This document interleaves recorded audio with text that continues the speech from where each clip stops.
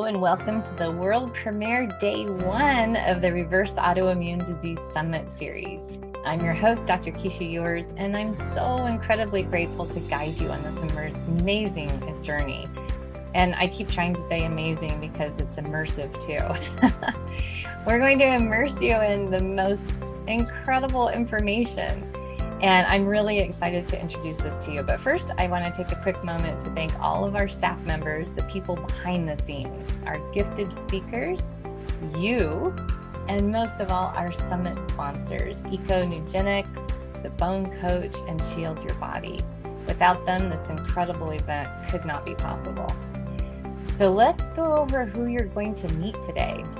You're going to meet Dr. Isaac Eliaz, who is talking about the role of toxins and the survival paradox in autoimmune disease, how to reset your alarm system.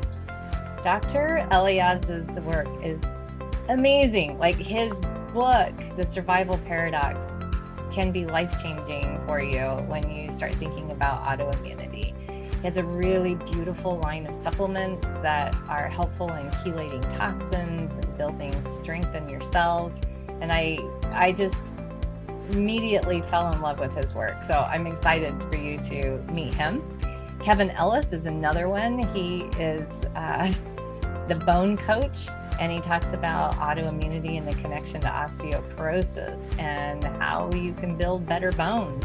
Oftentimes when people are told that they have osteopenia or osteoporosis, they're told they have to go on medications that actually have a lot of long-term deleterious effects, and Kevin gives you some options to that, some alternatives. And then Dr. Rollin McCraty, he talks about the science and practice of heart-brain coherence. He's the mastermind behind HeartMath. I have followed his research for a few decades now. And I'm really excited to bring the latest work that comes out of the HeartMath Institute to you and how that affects the energy body. Tom McCarthy, tapping into your superconscious healing ability. Tom is a powerhouse and he works a lot with great big corporations and individual people on mindset and how to really affect your energy body through the way that your patterns of thought go. And again, really happy for you to meet him. Tom O'Brien, Dr. Tom, where does the juice come from in healing your energy body?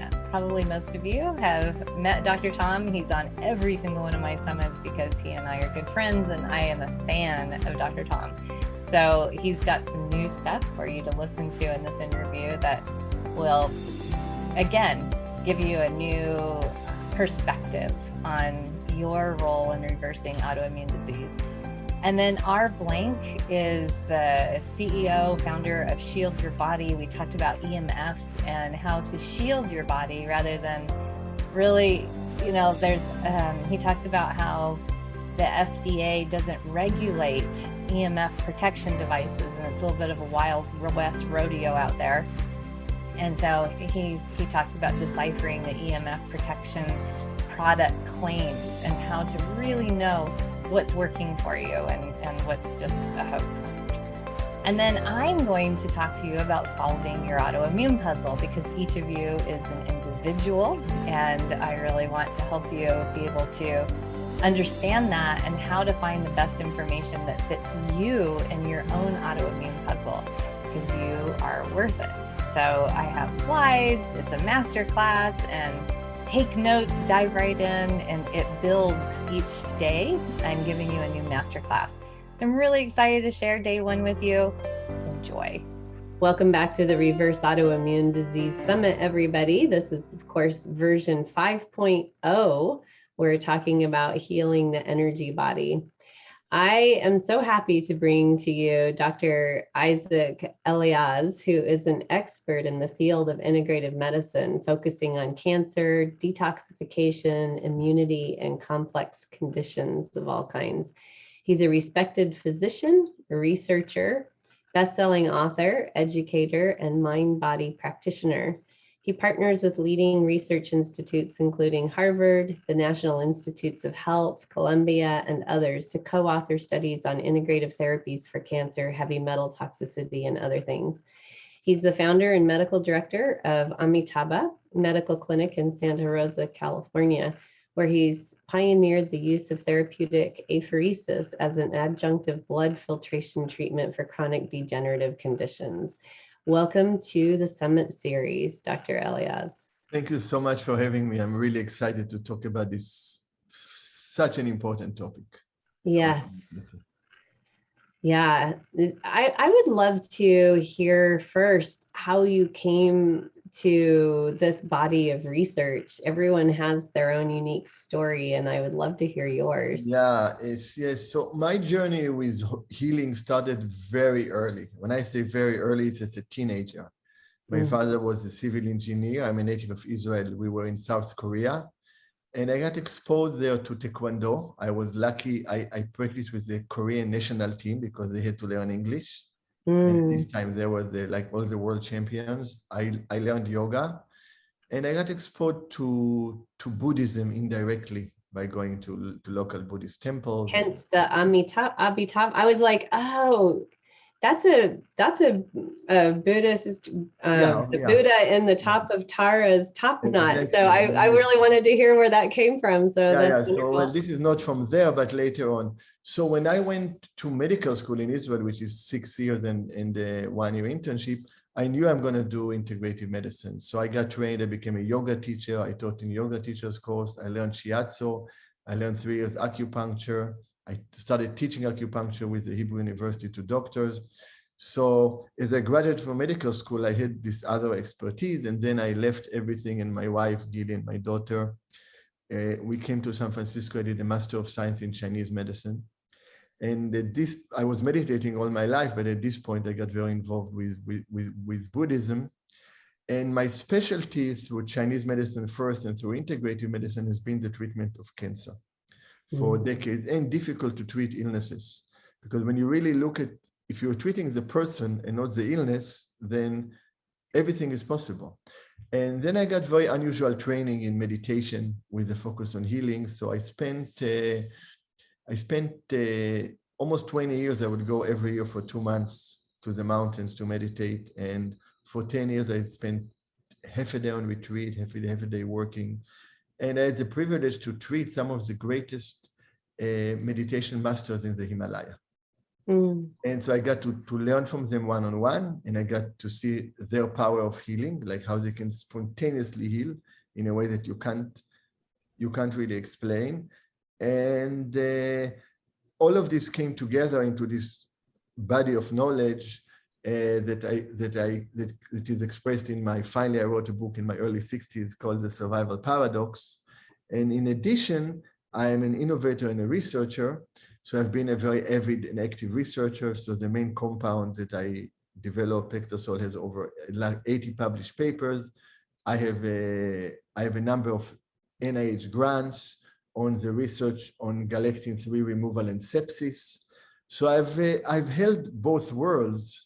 And interesting from a scientific point of view, got really involved with galectin-3 early on and discovered its role in inflammation and fibrosis. Only later on I understood it's the survival paradox protein and what drives, for example, autoimmunity as an upstream molecule.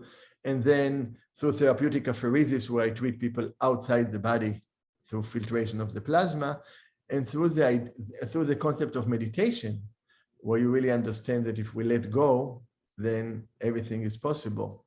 And all of this has great relevance for health in general, but specifically for autoimmunity. Let's back up a little bit about the survival paradox. Can you talk a little bit about this? Yes, I'll be happy to talk about it. So the survival paradox, as it sounds, is a paradox. Because we all want to survive, we are built to survive as people, as communities, as nations, and every organ in our body, every cell in our body. So because it's built within us, multi-generational, then it's an automated innate quality we have.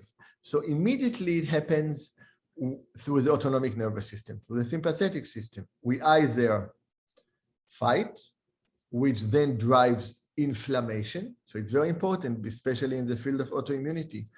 We know that inflammation relates to autoimmunity and to arthritis and to so many things. But inflammation is not the cause, actually. Inflammation is really a result. So what I'm offering in this concept is a new paradigm shift where we're looking at a deeper level of causality. So we either fight cause inflammation, and then it will drive all the cytokine storm. So, and we'll talk about it in a moment, or we flight, we run away, we hide, and we create fibrosis. Both are driven by our survival paradox. Both are driven by the survival paradox protein, galectin-3. So when we understand this, we suddenly have an upstream approach that can affect inflammation, regulate it. And one of the issues with the survival response is that we have this sympathetic response where we can just relax, take a deep breath, and the system can relax. But we have a biochemical response, and that's where galectin-3 comes in. And the biochemical response turns within minutes. And that's a lot of my current research that is supported by the NIH. I've shown that in sepsis models, that galectin-3 will rise before interleukin-6, before the cytokine storms. And it's well published that galectin-3 drives all the different cytokines. But when we block galectin-3 or we remove it, we attenuate IL-6, we attenuate kidney damage, and the animals in the model don't die. When people walk in the ICU with sepsis, their level without pre-existing conditions, which mean no kidney disease, no heart disease, no cancer, their level of galectin-3 at the time of admission will determine who will die from sepsis. So this violent inflammatory storm that is a result of an infection is very similar to what happened in autoimmunity. Why? Because autoimmunity is an inappropriate survival response. And in this sense, it has great relevance for our topic. So how is galectin-3 measured? So galectin-3 is a very simple assay. It's an ELISA assay. It's approved by every insurance, and it's done by every lab. It's underused. And for people who know about galectin-3, as somebody who probably has more clinical experience with it than anybody, the standards for galectin-3 were set in very early on, around 2010 to 11, when the test was manual, and it was done specifically for patients with congestive heart failure. In this patient, because often their kidneys have some damage, galectin-3 is much higher. So the standards for normal level of galectin-3 is much lower than people are aware of. If your galectin-3 is over 12, it's already a concern. And the levels change based on our genetics, based on our MMP9s, how we break different proteins. Because galectin-3 can come in a single protein molecule, or it can come in pentamers, 5 of them. But both of them are counted as one by the assay. So you really can't rely on the number. And galectin-3, the survival protein, it has an important role in the embryonal stage. It helps normal kidney development, normal organ development, mainly intranuclear. But then when we are living our life, it protects us by repairing our injuries. And it does it through inflammation and fibrosis. And this process is destructive in every field. So if we look at galectin-3 research, and just to get a sense, close to 10,000 published papers, 10,000, or we look at the MCP, modified citrus pectin, which is made from the peel of the citrus and modified and is able to block galectin-3, about 80 papers. We look at the benefits. We see cardiovascular disease, we see stroke, we see liver, we see lung, we see kidney, we see NASH, we see immunity, we see integrative care with cancer therapies. Why? If it's blocked? Yes. When it's blocked, you stop this damaging process that galectin-3 will cause. Because once it's turned on, it's like an alarm that doesn't turn off. So this is in general, and it's very, very specific when we look at it from the point of view of autoimmunity. And how do you block it? So you block it in a few ways. In the biochemical level, it's very simple. You use something called modified citrus pectin. The one research is called Pectosol.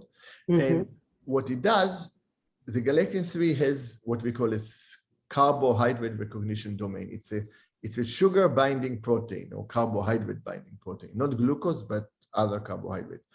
It delivers different ligands that causes hyperviscosity, inflammation, growth factors to the tissue that is injured. And that's how it causes its damage. So it hears that there is a damage, it drives to the tissue, it binds to the ligand, and it creates a pentamer. And then it creates a lattice formation, literally a coating. You know, the biofilm, for example, which we are so aware of. I'm going to slow you down. I want to slow you down because I want people to be able to follow this. So for galactin-3, because it's carbohydrate binding and it uses, I'm seeing if I've got this right, it uses carbohydrate then to create that matrix of damage, right? Right, but not, it binds to different ligands, and then then it creates a pentamer. It can also bind to the membranes, but then this pentamer, think about it, I mean, there are 5 of them, think about 5 of them, and another 5, and another 5. They create a coating around the cell.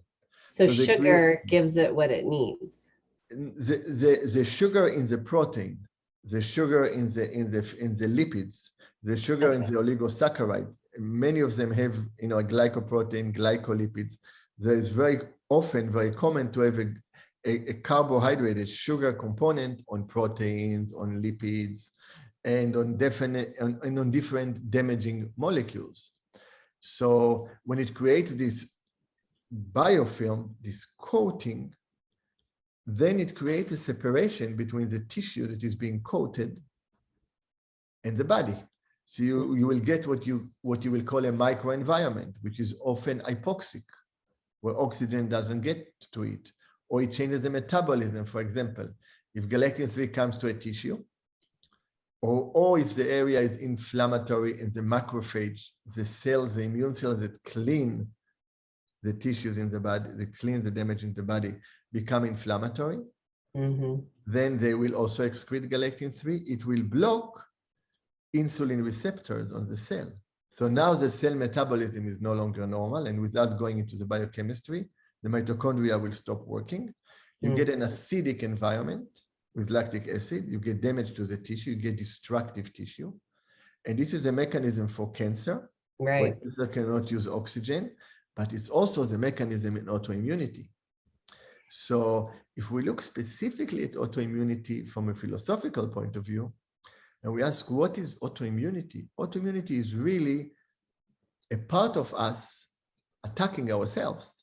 And you know, we actually don't recognize the interdependence and harmony between all the parts of our body, and a certain part goes into a survival mode and attacks out of a survival mode. And that's why in autoimmunity, across all autoimmunity diseases, you see very high levels of galactin-3 in the blood. It's interesting if you look, for example, at the effect of modified cytospectin on arthritis.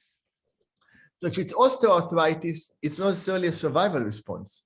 Somebody can have a great lifestyle and they jogged 50 miles a week altogether for 50 years. Their knees are going to give up. You know, it's called osteoarthritis. But if somebody has rheumatoid arthritis, then the benefits of modified cytospectin or blocking galactin-3 in relationship to the baseline, if they didn't do it, becomes much more dramatic. So until now, we focused on the biochemical. The other parts of really changing it is by switching the way we live our life from a survival mode to a harmony mode. And we are built to do this. And this is why, as you know so well, lifestyle plays such a big role in autoimmunity. Like autoimmunity is one category where diets are so important because you are changing the metabolism. So you got your dietary changes, you got your lifestyle changes, you got hydration. And the starting point is you got to address galactin-3. And that's why addressing galactin-3, in my opinion, it's the most important supplement one can use because it drives, if you look at the data, it drives practically every chronic disease. So outside of diet, is there anything else that increases galactin-3? Yeah, galectin-3 will increase with stress. Yeah, that's what I was. Any stress. Yeah. For example, you look at patient post-heart attack, MI, Mm-hmm. the galectin-3 goes up. If you play music to them in the ICU, their galectin-3 levels will go down. And as a result, the damage to the tissue will go down. Oh, fascinating. Right. So this is what the other part of what I do, what I teach, is called open heart medicine. If we can move from our head, from our concept, from our reactivity to our heart, then this is the biggest shift that can really heal us. And not surprisingly, galectin-3 is especially damaging for fibrotic type heart failure. Because when galectin-3 creates a lattice formation, when it creates this separation, it creates separation, it creates divisiveness. So right now, we live in a society where we are so, it's so easy to get self-absorbed with so much tension and so much in the speed of media and information and political separation and yes vaccine, no vaccine, and yes mask and no mask. We lost the ability to hear the other side. Mm-hmm. So the heart doesn't function in this way. The heart in this sense, and if we have time, we'll talk about it a little bit in detail. The heart functions different than any organ in the body. And in this sense, on one hand, you have a very simple supplement. And the other hand, you have really a paradigm shift in the way we live our life and we experience reality. And both of them will end up with benefiting similar conditions. It's interesting. I spent a couple of months in India years ago. I was getting my master's degree in Ayurvedic medicine. And one of the experiments I chose to engage in was at lunchtime every day, I would take my music and I had a little scholastic notebook, and I would do my pulse diagnosis and measure where I was before I listened to a certain kind of music, during the music, and after the music. And I recorded my pulse response. And so in Ayurvedic medicine, the pulse has many, many different layers, and it's more than just your heart rate.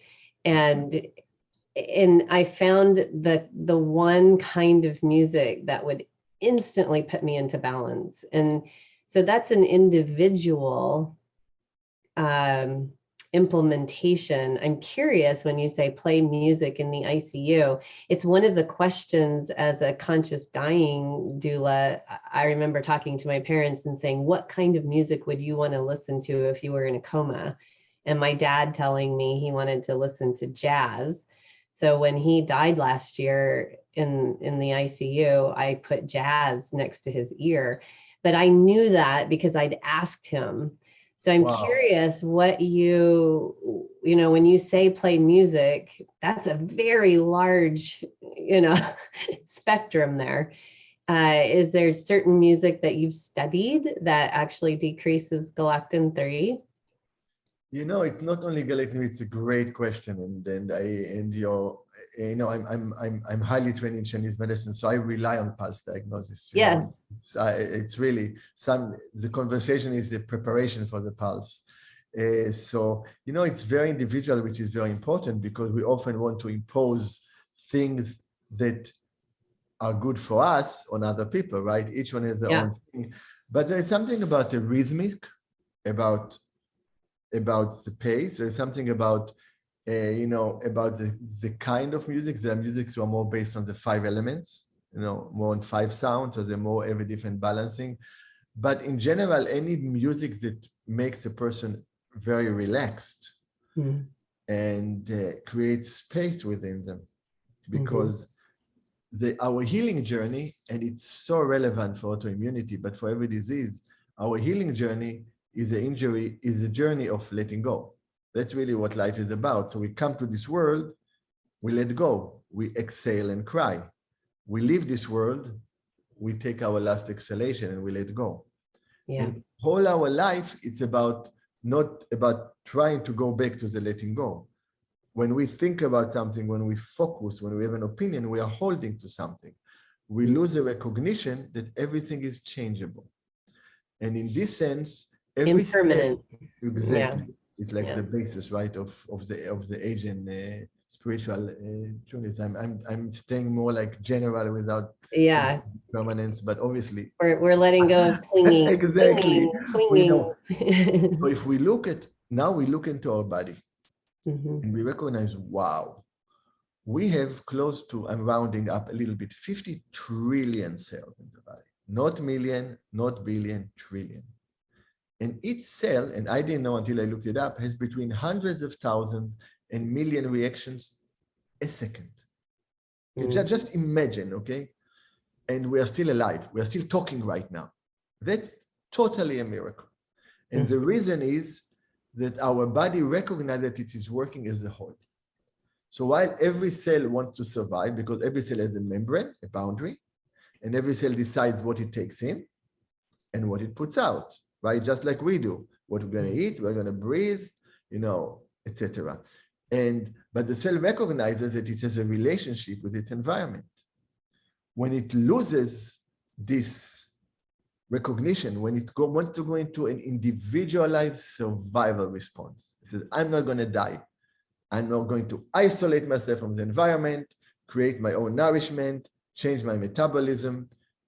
When this happens, this is what you call a cancer cell, and this is also what you call an autoimmune cell that decides to be independent, becomes inflammatory, and starts attacking people in a different way than cancer does, because it can quicker have a systemic effect, doesn't have necessarily to expand itself locally, but it's a very similar approach. The only organ that functions differently, that takes all the toxins from the perspective of the cells, everything that comes to it from the past, because when it gets to the heart, it's already been released by the cells with our heart. And our heart, instead of creating a membrane and deciding what comes in, connects with the universe through our lungs. And we can see some autoimmune diseases that are lung, kidney related, like good posture and other diseases. We connect with the universe. Our drama for the universe is insignificant. Yes. It takes it in, and that's why we have to respect our universe. When the universe becomes toxic, it doesn't heal us anymore. And then what does the heart do? It gives blood without discrimination, because the aorta is a stiff artery. And it's an image that I discovered, and I share it because it wow for me every time. The first organ the heart nourishes is itself. So they call it my artery. So the heart nourishes itself in order to nourish others and as part of nourishing others. And that's why there is such profound healing in connecting with it, because as you said, we connect with the impermanence because the heart doesn't stop thinking. The moment the heart stops, it stops the flow, that everything is changeable, we are dead. Yeah. And in this sense, we know that like in meditation and healing retreats, the autoimmune patients are the ones which will have a very dramatic response because they move out of the survival response. So this survival response is basic. We all fall into it. I fall into it. Everybody that's listening falls into it. It's part of our existence. So transforming it and freeing it is the deepest, deepest healing that is not so easy to come by. But prior to it, we have to say, how do we reduce the survival situation? And that's what you mentioned, right? Diet, good hydration, lifestyle, and we have to be aware what is driving us into survival. So one of the biggest areas is toxins and pesticides and heavy metals and mycotoxins. And feelings of not feeling safe. I've noticed that in all my autoimmune patients. Completely, because safety allows survival to melt. When we feel safe, we don't need to survive. So for example, if you look at Hawaii, in Hawaii, there is great harmony. It's called paradise. So in Hawaii, the plants are very friendly. They are not aggressive plants. They don't need to. For example, I raise bees as a hobby. I used to raise many years, and I see it as a great image of selflessness because the specific bee is part of a bigger community. It's beautiful. It's really what we talked about. But I had some queens who came from Hawaii, and they didn't survive in Sonoma County in California because they were used to this very harmonious environment, you know? So our survival, so the more we can shift to this harmonious response, the more our body will heal and become at peace. And it's not only the diseases go away, our quality of life improves. Yeah. And so we see it through aging. For example, centenarians have a lower level of galectin-3 compared to people in their 70s and 80s, despite the fact that the 70, 80 includes some people who are going to become centenarians. So that's another example. So yeah, so understanding this not only from a conceptual, but in my book, The Survival Paradox, I explain it. And then I go through galectin-3, and then I go what it does metabolically, inflammation, circulation, and then how the heart can change it. And then, which is really the survival of the heart, is to keep nourishing us without discrimination. That's why it's such a big healer in every tradition, you know? Yes. And when we realize it, and then I go through every group of diseases, including autoimmunity, when I explain, and then what to do. So we really need to address the issue of detoxification both on a constant level and in more periodical focus. And Ayurveda is one of the ultimate detox system because it's much more than a one-way cookie cutter. You know, it takes into consideration constitution and environment and weather and time of the year and age that are often not taken in straightforward, formulaic detoxification. And in my book, in the chapter on detoxification, which I will offer also to the summit people, this chapter, it's important to understand the detox process is magical and it's happening all the time. Every time we exhale, we detox. Every time we inhale, we nourish. And our exhalation is twice as long as our inhalation. So we detox more than we nourish. And then the transformation happens in between. So when we look at it from a poetic point of view or a physiological point of view, we can bring it all the way to the cellular level, to the membrane, all the way to the mitochondria. Because in the mitochondria, if the cell inside feels threatened in survival, then hypoxia-inducing factor jumps up, mTOR1 goes up, pyruvate kinase, PDK, gets activated. No pyruvate can't get into the mitochondria. You don't produce energy through aerobic metabolism, and you go into a very inefficient, disease-driving metabolism.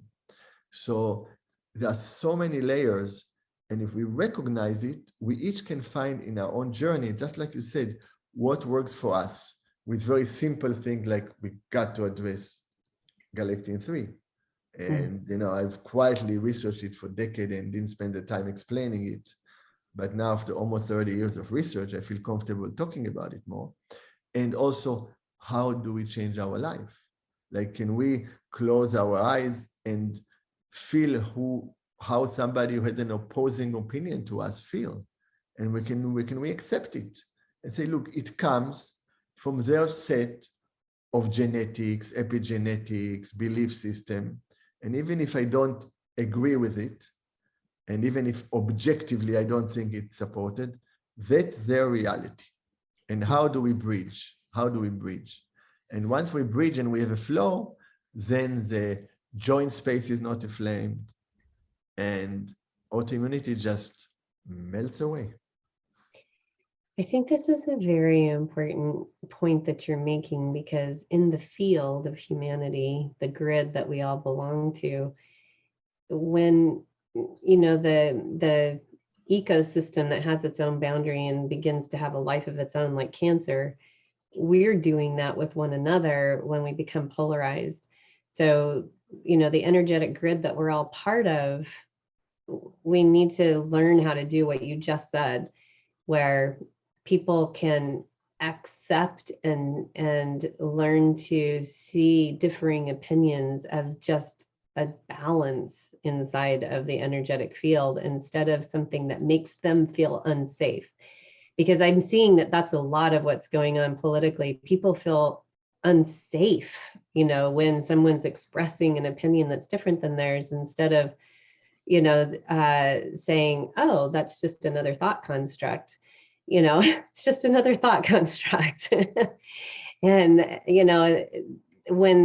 when that feeling of not being safe because other people think differently than you do, that just makes you sick, and it makes our society sick.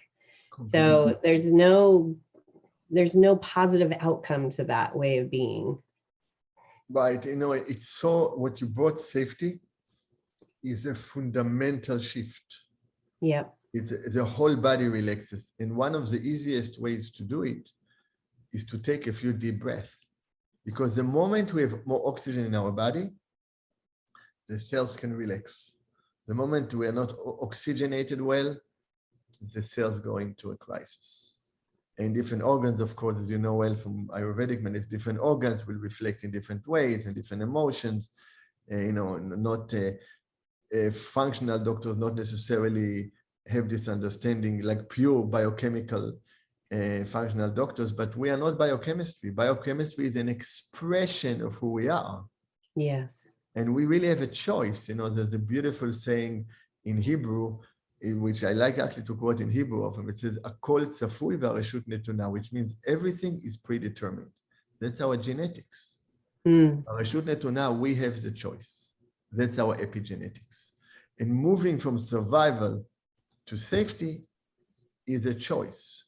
It's a choice that sometimes is easier to do when you're in a very peaceful place, and it's more challenging to do when in difficult times. But we internally always have a choice. And sometimes we are successful, sometimes we are not. Everything is impermanent. But the good news, we can change our response in the next breath. Yes. The next thought. And if we do it long enough, suddenly the inflammatory markers start coming down, because the driving force is going down. When I say driving force of galectin-3, if you look at my research in sepsis, you will see in the animal sepsis model that galectin-3 goes up only doubles. Interleukin-6 will go up 1,000-fold. 1,000-fold. Because you need a very small change at the top to create a whole waterfall of cascades of cytokine. And that's why trying to chase the cytokine at the bottom is a losing proposition. It's like putting a bucket in a waterfall and trying to make sure it doesn't get the flow wet. Yeah, if you can shut it at the top, no water is going to come down, And your term of safety is one doorway, which is a big way. Part of safety is acceptance. If we accept things we usually don't accept, we feel more safe because we're not threatened. And if we can change reactivity to responsiveness by understanding, like you said, where people come from, and instead of getting upset about it, we open our love, our heart. That's like the heart nourishes. The heart gets all the junk, and it doesn't say, oh my God. No, it just nourishes and nourishes. Suddenly, we have a responsiveness of love and compassion. It transforms that. And I see it in retreats in a few days. I see it in myself when I'm in the right space. It's amazing how my health will transform itself, I can tell you it's what helped me get through COVID quicker. I'm on day 8 of COVID right now. And in the first 3 days, I was pretty sick. And just seeing the virus as an act of love that is there to teach me about impermanence, and having compassion for impermanence itself and the human condition, it transformed everything. Rather than contracting around fear and anxiety and all of those things. It was just a constant bringing back to recognition that everything that I label not love is actually not true. Everything is love, bringing it to the heart, and pulling that through with every single thought, which is a choice with every breath. And, letting go of any clinging to things being different. And that I got better pretty quickly. So yeah, I think that's a really powerful way of getting better. And now I can see what was going on. No, it's remarkable because what happened when you did it, you moved away from the survival, fear Yeah. drives survival. Well, the spike protein of the virus is practically identical, guess to what? To galectin-3. But the virus also wants to survive. The highest density of galectin-3 receptors is in the lungs. So if we look at COVID, the level of galectin-3 at time of admission in the emergency room, regardless of the extent of the disease in the lungs or the severity of the illness, will determine who will end up in the ICU and who will die. Very good, large study from Mexico City, done already in 2020. So when you look at something that blocks galectin-3, you both have the attenuation of the cytokine storm and you have the blockage of galectin-3. Now, what you did, you had the capacity in the training. You know, it's one thing to think like this. You know, catch-22, I write it in my book. You know, it's the flow of catch-22. We can think like this, but inside we don't feel like this. You were able to feel like this. So your process came from the inside out. Yes. And as it went through all your cells, you created space within your cells. You know, I told you my story about getting sick 45 minutes before teaching a 7-day retreat to 150 people who are in the big hall, and after 2.5 years in Israel, and I just let go. And 2 days later, I was antigen negative, and I was quite sick, my gosh, because I taught the day before to a few hundred people in one day.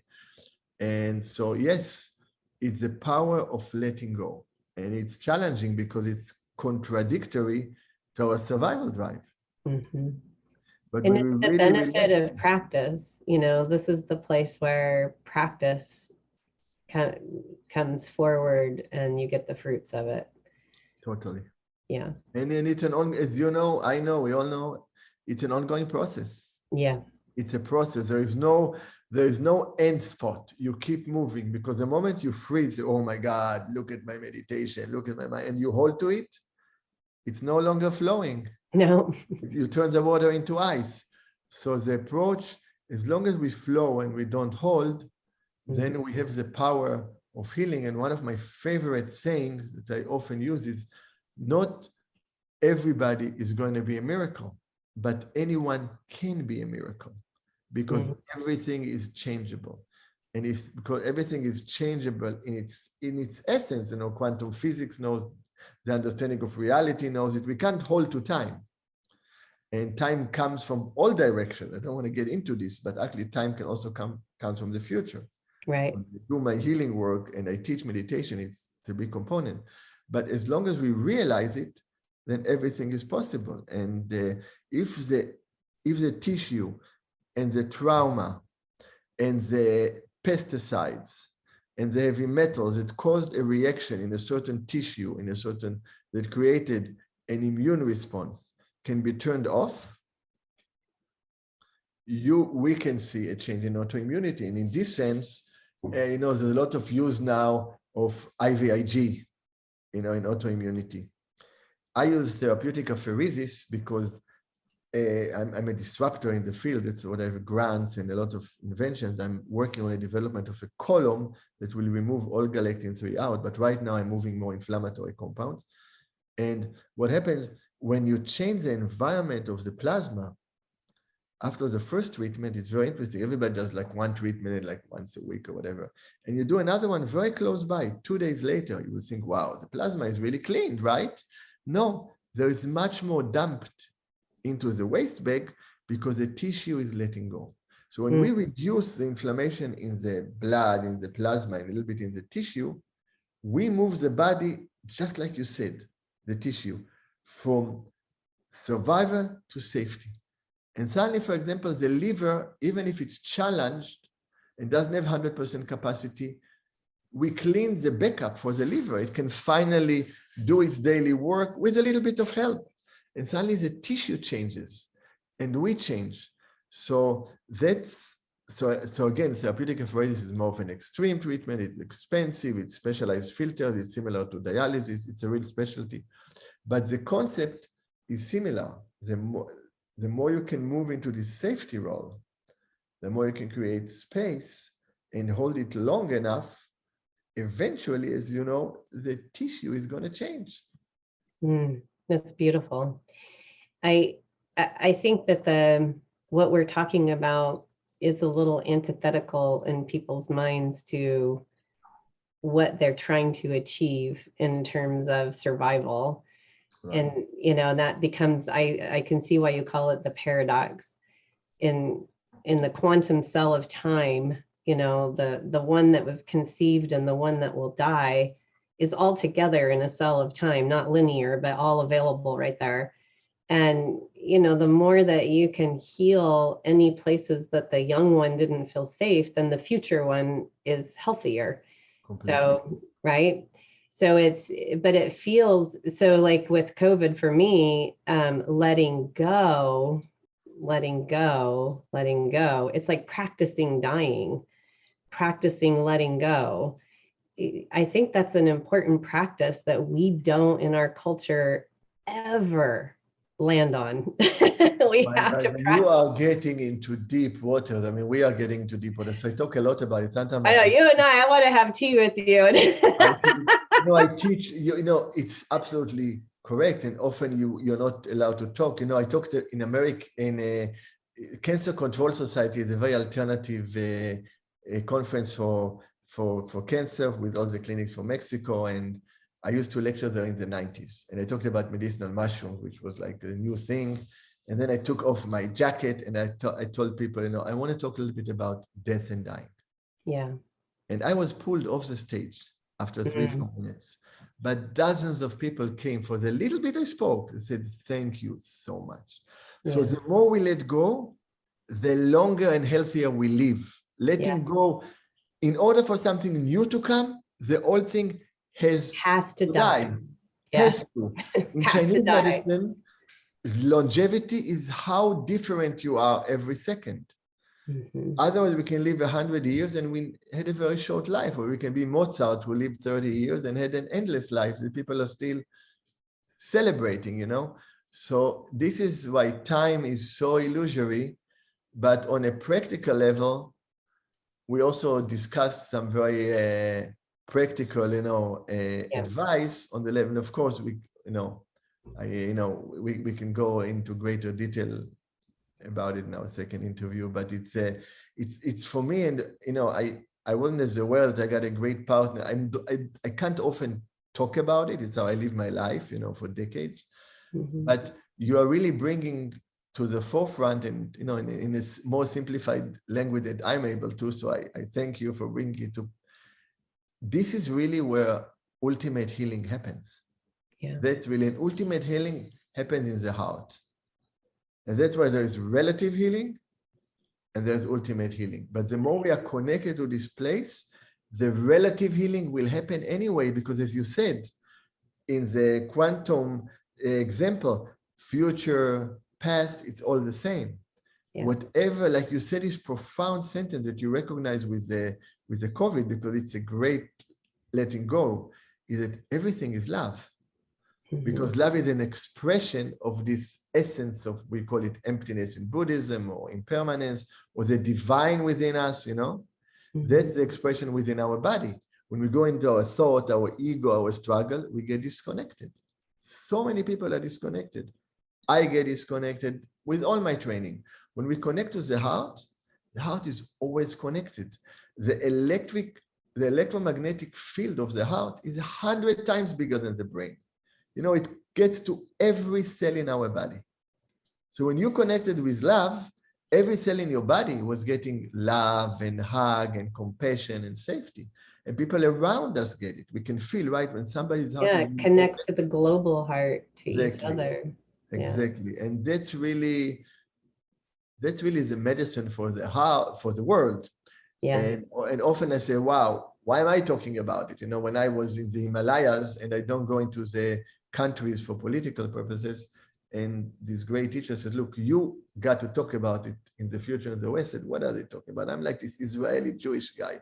But when it's very dark, every small light, it really shines, you know? So I think within this time of divisiveness, just like the yin and yang, there is always always an option. But if we push the rubber band too much, it is going to get cut, you know? Yeah. And we can see it right there with the environment, with the inflammation in the environment. What is global warming? It's inflammation on a global scale, right? And it's a reflection of our own inner processes. And so these are quite some times for the world. It's worrisome on one level and exciting in the other level because we can make such a difference, you know? I agree. Dr. Eliaz, it's been a very big pleasure, and I appreciate the honor of being able to talk to you. And we have another interview coming, and I'm very much looking forward to it. So thank you. Thank you so much. All right, everybody. Until next time, be well. Welcome back to the Reverse Autoimmune Disease Summit series. If you're enjoying these presentations so far, consider taking home lifetime VIP access to the whole summit at a special discount right now. You're not only getting on-demand access to all 40 plus interviews and bonuses, but you're also helping support our mission in getting this wonderful health information out to as many people as possible. Remember, it's life-changing. Welcome back to the Reverse Autoimmune Disease Summit series, everybody. We're talking about healing the energy body this time, which is, of course, everything. So we're talking about energy and how it pertains to cellular reproduction of the cells that are needed for every aspect of living. And then we're also talking about the energy body that lies next to the physical body that has the emotional body after it. And that's influencing how your genetics are expressing, it's influencing your lifestyle choices. And in this talk, which you're going to discover, it's also influencing your bone health. So my guest today is Kevin Ellis, better known as Bone Coach. He's a Forbes featured certified integrative nutrition health coach, a podcaster, a YouTuber, a bone health advocate, and he's the founder of bonecoach.com. After an osteoporosis diagnosis in his early 30s, he realized just how challenging it can be for the average person to make sense of what needs to be done to improve and how to move forward confidently with stronger bones. Today, not only has he transformed his own health and made continued progress on his own journey, he's now dedicated his life to helping women with osteopenia and osteoporosis gain clarity and confidence that improving is possible. And when we were just off air, I was talking about how the levels, incidence of osteoporosis in men is really growing. And we'll talk about why that is. Through a unique 3-step process and a world-class coaching program called Stronger Bones Solution, Kevin and his team of credentialed experts have helped people in over 1,500 plus cities around the world get confident in their Stronger Bones plan. His mission is to not just help over 1 million plus people around the globe build stronger bones, but it's to help our children and grandchildren have the education, resources, and nourishment needed to prevent osteoporosis and other diseases in the future so that they can lead long, active lives. Welcome to this series, Kevin. Thanks so much for having me. It's great to be here. I'm excited for this. You know, this is such a great topic because it's so common and so many people aren't getting tested for it. So I'd like to start off, if you don't mind, maybe first defining the difference between osteopenia and osteoporosis. Let's get some foundational definitions. And then if we can move to your personal story, because it's so compelling. Yeah, no, and that's, so osteoporosis literally means porous bone, right? And it's a condition that's characterized by either not enough bone formation, you've got excessive bone loss, or it's a combination of the two of those things. And in osteoporosis, both your bone density and your bone quality are reduced. And the way you find out you have osteoporosis is through what's called a DEXA scan or bone density scan. And it's a painless test, kind of like an x-ray, very low levels of radiation though. You lay down on the machine, it does a scan, and then it tells you your bone mineral density, the actual mineral content of your bone. And then what it does is it generates this score. And that score is called a T-score. And the T-score is telling you how much your bone mass differs from the bone mass of a healthy, approximately 30-year-old adult. If you're +1 or -1 or somewhere in there, that's considered normal and healthy. If you're -1 to -2.5, that's considered osteopenia, which is like a precursor to osteoporosis. And then if you're minus 2.5 or lower, so minus 2.6, 2.7, so on and so forth, that's considered osteoporosis. Now, the greater that negative number becomes, the more severe the osteoporosis. Now, most people, and we were talking about this, like you said, most people that are getting this they're women, 50, 60 sometimes, maybe not even getting them at that point, but they're getting them as a check in the box. Their doctors are ordering them. But in my opinion, that's too late, right? So if you're listening to this and you haven't had a bone density scan yet, we're going to talk about the reasons why this would be important, but you're going to want to get a bone density scan because number one, you don't want to avoid doing something just because you don't want to get the answer to it. And then also you can't address something until you're aware of it. So, this is really important because a lot of times people won't do scanning, checking, testing if their insurance won't pay for it. And sometimes your insurance won't reimburse for a DEXA scan unless you are at a certain age or you're on certain meds or you have a comorbid diagnosis that can cause it.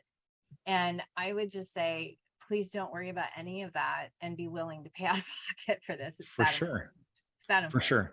And like you were just saying, it'll usually be at a certain age, 65, 70 is when you're going to be getting those scans, unless you've got a doctor that is, on the cutting edge and they're like, let's do it earlier.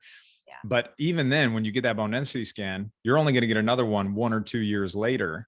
So sometimes it is best to go to an external radiology group. And sometimes you can get these bone density scans for $75, $100, $125 out of pocket sometimes, right. Which that might be the way to go.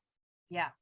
And I do it if I've done, because most of my population has autoimmunity. And, I always talk about the 4 corner pieces of the puzzle. We're each unique puzzles. And one of the corner pieces of the puzzle I look at is toxic burden. And so sometimes, people with autoimmunity have got things like heavy metal toxicity.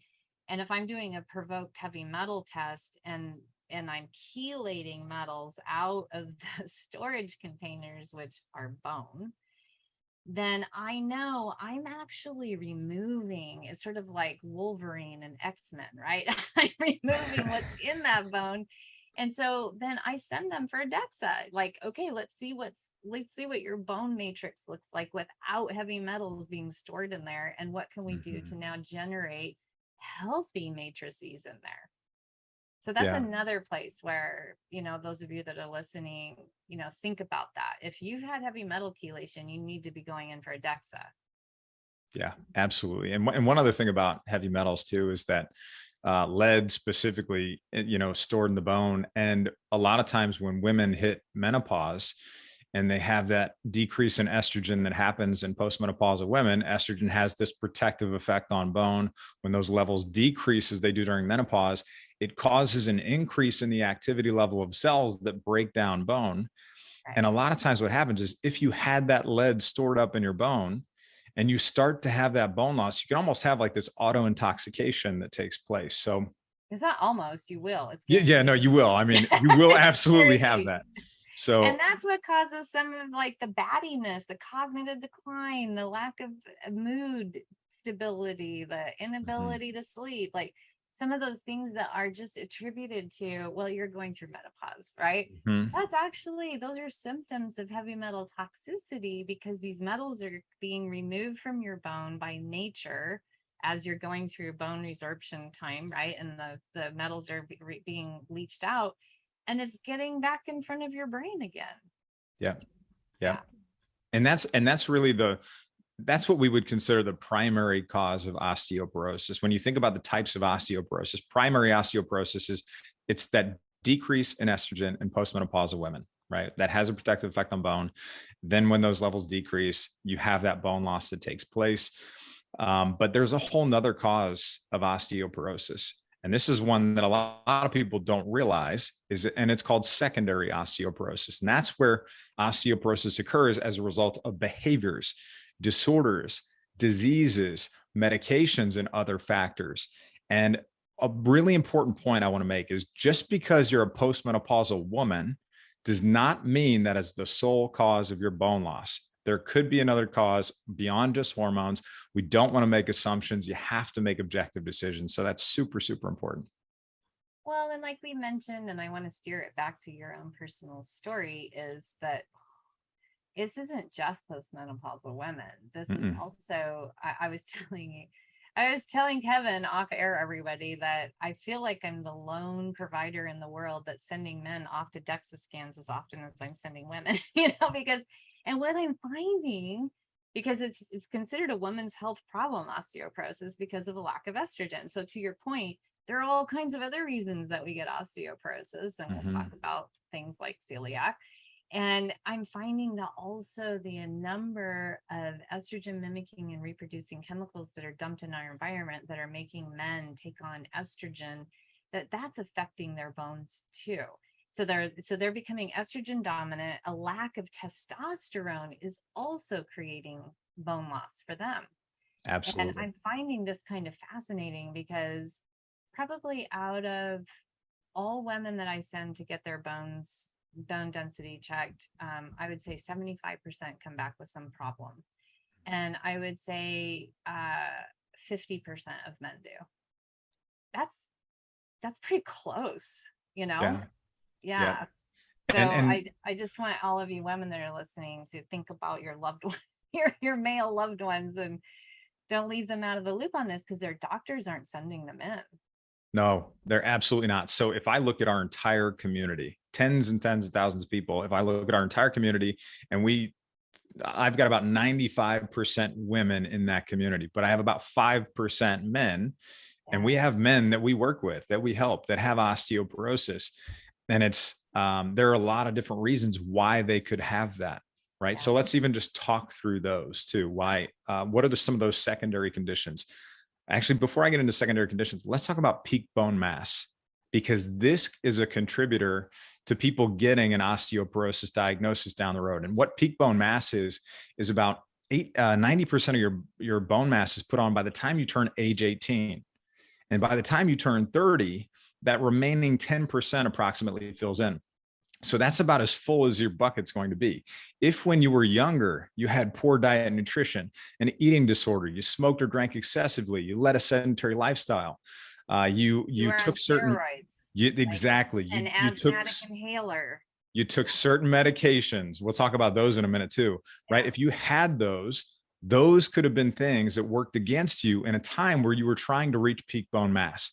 So if you did not have a bone density scan early, like I always encourage people to get them in their 30s or 40s. So if you're listening, you have daughters or children or something like that, get a foundational baseline early on.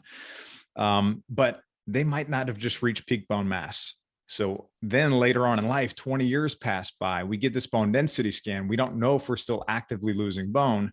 And you get your first baseline and you're shocked. You're like, oh my gosh, I have this visceral reaction. What do I do right this second? And you may not actually be losing bone right then. This was my experience, by the way. I didn't have my first bone density scan until I turned 50. I'm 57 right now. And I was osteopenic. Yep. And I was like, oh, I can't say, yeah. I was really upset, right? Oh my gosh, I actually am so healthy. But I was diagnosed with rheumatoid arthritis when I was 30. I had 4 children. And in the course of throwing up with hyperemesis with all 4 of those children, I have had a recollection. I never had a cavity until pregnancies. And then after each kid, I had cavities. My bones were also suffering during my pregnancies. Yeah. So, and there's that whole part of the picture too, right? So we've got the whole peak bone mass part. And then let's talk about some of the other things that can contribute. Because it's both men and women that are affected by this. You brought up a really great point, which are medications, glucocorticoids specifically. So glucocorticoids, these steroid medications are designed to suppress inflammation. They mimic natural steroid hormones in the body. They're used for things like rheumatoid arthritis and prednisone, cortisone. Those are your big ones, right? The reason why that contributes to bone loss is because it reduces your gastrointestinal absorption of calcium. It increases your urinary excretion of calcium. And then glucocorticoids, and this is the biggest part of this, they act directly on the cells that break down bone to increase their lifespan. And that's going to reduce your bone density, right? So just know, if you're on these medications, if you're on prednisone, you're going to have bone loss, and that bone loss is at its highest point within those first couple of months that you're on it too. That's the steepest, amount of bone loss that you're going to have. Another type of drugs, immunosuppressive drugs, selective serotonin reuptake inhibitors. This is a big one a lot of people don't know about. Antidepressants, everybody. Antidepressants, right? There's one review of about 19 studies looked at the effect of SSRIs on bone that showed they're going to reduce your bone mineral density and increase your fracture risk long-term. And then another big one are antacids. So a lot of times the reason people take antacids are why? Because they have, reflux and heartburn and things like that. They think they have too much stomach acid, when in reality, a lot of people actually have too little stomach acid, and they're actually suppressing what little stomach acid they do have. And the reason that's a problem is because you need stomach acid to properly break down and absorb nutrients from your food, like amino acids. Amino acids, your bones are 50% protein by volume. So they need amino acids. Calcium, magnesium, iron, B12. If you don't have enough stomach acid, your body and your bones are going to be starved of those nutrients. So long-term, being on these medications, and I see people that are 10, 20, 30 years sometimes on these medications. And you're not supposed to be. They were designed to be short-term. These very short-term. Yeah. Proton pump inhibitors are some of the biggest offenders. Yeah. So those are big ones. And then we could even talk about, let's talk about some of the autoimmune conditions and other digestive disorders that can contribute to this. So for me personally, my own story was, I had all these health issues in my late 20s. I had gotten out of the Marine Corps, probably in my early 20s, I got out of the Marine Corps, and I started having all these different health issues. I couldn't figure out exactly why, but I had, poor stress, poor sleep. Some days I could barely even get out of bed. I had all kinds of different issues that I couldn't put my finger on. I couldn't figure out. And I also had digestive issues. And then I was diagnosed with celiac disease. So I had been malabsorbing nutrients for many, many years. And, when you have celiac disease, it's obviously an autoimmune condition where you ingest gluten. You've got these tiny little nutrient absorption centers in your small intestine called villi. And when you ingest gluten, those villi become blunted. And over time, they can't do their job. So my nutrients, my roots were effectively damaged, and I couldn't absorb those nutrients. And as I was still going about my day, my body still needs those nutrients to execute its daily functions, right? So it's pulling from its largest mineral reserves, which are my bones. Yeah. So then I was diagnosed with osteoporosis. And then the only reason I was told I had osteoporosis, even being a young male, is not because of the doctors that I was working with. It was actually a physician's assistant that said, "You have celiac disease. Has anybody checked your bone density?" And I was like, "No." And I wasn't thinking, this tough Marine, was going to, I wasn't thinking that at all. So I thought it was going to come back as just a check in the box. And it came back, and it wasn't even a phone call or anything like that. It was a letter in the mail. They said, "Hey, you've got osteoporosis. Go on a gluten-free diet." And I was like, there's more to, there's got to be more to it than that. And thank goodness you said that. I know I had to get, when I got the letter, I was really shocked. Actually, I could remember the blood just kind of rushed out of my face. And I was like, what does this even mean for my future? And I looked it up, and I started reading about fractures and medication dependence and all these things. And I was scared. And I went and I confirmed with another doctor, I in fact had osteoporosis. And at that point in my life, I had a young daughter, son on the way. My father, he passed away at a really young age. And my fear as I was growing up was I was going to fall down this path to an early grave and not be there for my kids. And I felt like I was just living this nightmare.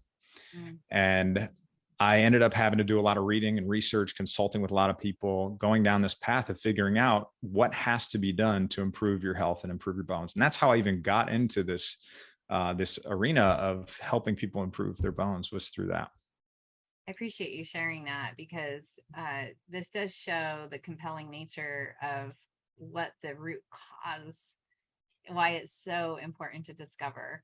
And had you just followed the physician assistant's advice and just done a gluten-free diet, that would have helped a number of things, in terms of the inflammatory nature of what was going on inside your body, would not have rebuilt your bone matrix. Absolutely not. You would have just stayed where you were. Yeah. Right? At best, Which best. is Yeah. not okay, right? And so, yeah, especially when you're so young, because that's the at best, right? And Yeah. so, yeah. So And thank so, goodness you decided to get curious. yeah. And so if you've got gastrointestinal conditions, if you've got IBD, you have ulcerative colitis, you have Crohn's disease, you have celiac disease, any of these things that are contributing to you not absorbing nutrients properly, get a bone density scan. Autoimmune conditions, right? This would be a great example of if we've got anything that's contributing to long-term inflammation in the body, it's going to contribute to bone loss or fuel bone loss if long-term. So you have to be kind of getting ahead of some of these things, be on the side of prevention, don't be on the side of reaction. Yeah. Some of the other autoimmune conditions, ankylosing spondylitis, that's one that is important. Rheumatoid arthritis is another one. Lupus, these are all, different autoimmune conditions that I would go get a bone density scan and get that checked out. And like we were saying earlier, if any of your autoimmune conditions, including eczema, that using a topical steroid cream, like any steroid, if you've used a steroid orally, intrarespiratorily, topically, you've got to go get a bone density scan. Especially for long-term use. And if you're doing cortisone injections, it may not have this systemic effect, but it could lead to localized osteoporosis. It could lead to porous bone in a specific area that you continue to get those injections over time. So just be aware of that too. And I'm not a big believer of non-systemic effect. It's not like it just stays there. Yeah, no, I know. One of the things about cells, which makes up every part of the body, everybody, is that it has a semi-permeable membrane. There's no such thing as having it contained in one spot. So sure. It's definitely different than oral administration, but you're still getting it everywhere. So absolutely. Yeah. Well, so I think this is another thing where we're going to deviate from the standard medical model. Like I was told when I was diagnosed with RA, here's a prescription for methotrexate. Here's another one for a non-steroidal anti-inflammatory drug, which also can cause osteoporosis, by the way. Everyone's taking those. Come back when you get worse, not if. And we'll monitor. Let's monitor it. Yeah. Right? Yeah. Come back when you're worse. And I remember going, well, hang on, I'm really, really disciplined. I run marathons, I'm like, I make my own food. Is there anything else I can do? And I remember her saying, no, this is, I told her my grandfather had RA when she asked, and this is genetic. That's it. And so there's no hope. And so I remember on my way home coming from this, like opening up the door and peeking out from my Western medical training and going, I wonder if there's anything outside this door. I actually had never explored outside of that paradigm. And so we're going to venture outside that door right now, because the same thing happens with osteoporosis, that people are told you cannot regrow your bones. You cannot regrow that. Yeah. So let's talk about that. But that's not true, right? You have cells that are IRA. I never took the meds, you absolutely can. So I wanted to see if you can address that for people. Take them outside the door. So you've got cells inside your body that are specifically designed to help you rebuild your bones, right? And you've got these cells called osteoclasts. These are cells that they break down and resorb bone. You've got these cells called osteoblasts that build bone. They help you form new bone. And then you have these cells called osteocytes. And 95% of your bone cells are osteocytes. And these are really important and fascinating cells because they are orchestrators of this whole bone remodeling process. So your bone's being broken down and new bone being formed. And a major part of their role is sensing mechanical loading and micro cracks and micro damage. And they transmit this signal and communicate to these other bone cells, the osteoclasts, the osteoblasts, hey, we need to become stronger to adapt to this new load that is being placed on us. So it could be exercise or loading or anything like that. So in the context of mechanical loading and understanding the role of our bone cells, and that's pretty well understood. I do want to tie this to autoimmunity, also in inflammation. What's really interesting about these osteocytes is that there's recent data that shows that inflammatory conditions, so those digestive conditions, autoimmune conditions, osteocytes will express multiple pro-inflammatory cytokines, and that's going to be associated with an increase in bone breakdown and a decline in bone formation too. So we do want to make sure we're reducing that inflammation, but also providing the stimulus needed to grow new, stronger, healthier bone. So how do you do that? Exercise is one of the most important elements of rebuilding stronger, healthier bones. And for your bones, you need two different types of stimuli. You need muscle pulling on bone, and you need impact. And the most effective interventions are going to use one or both in combination, right? So muscle pulling on bone is going to send, it's a mechanical signal that's sending a chemical signal to tell those bones to become stronger. But then you've also got the impact that you've got to work into there as well. What are the different types of exercise? Most people, when they're told they have low bone density, they say, hey, go do some weight-bearing exercise, go for a walk. I can tell you right now, that's not going to be enough, right? Walking is great for our health, definitely something to continue if you're already incorporating it into your plan. But at the same time, you have to do more than that. So when we're talking about weight-bearing exercise, I'm talking about any exercise where your bones and your muscles have to work against gravity to keep you upright. And that's placing a good kind of stress. You're on your feet, it's placing a good kind of stress on your bones.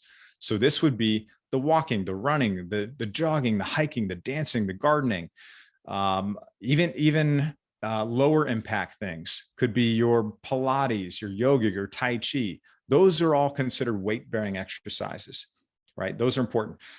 Non-weight-bearing exercises are not putting that stress on the bones. So this would be exercises like cycling, seated rowing, swimming.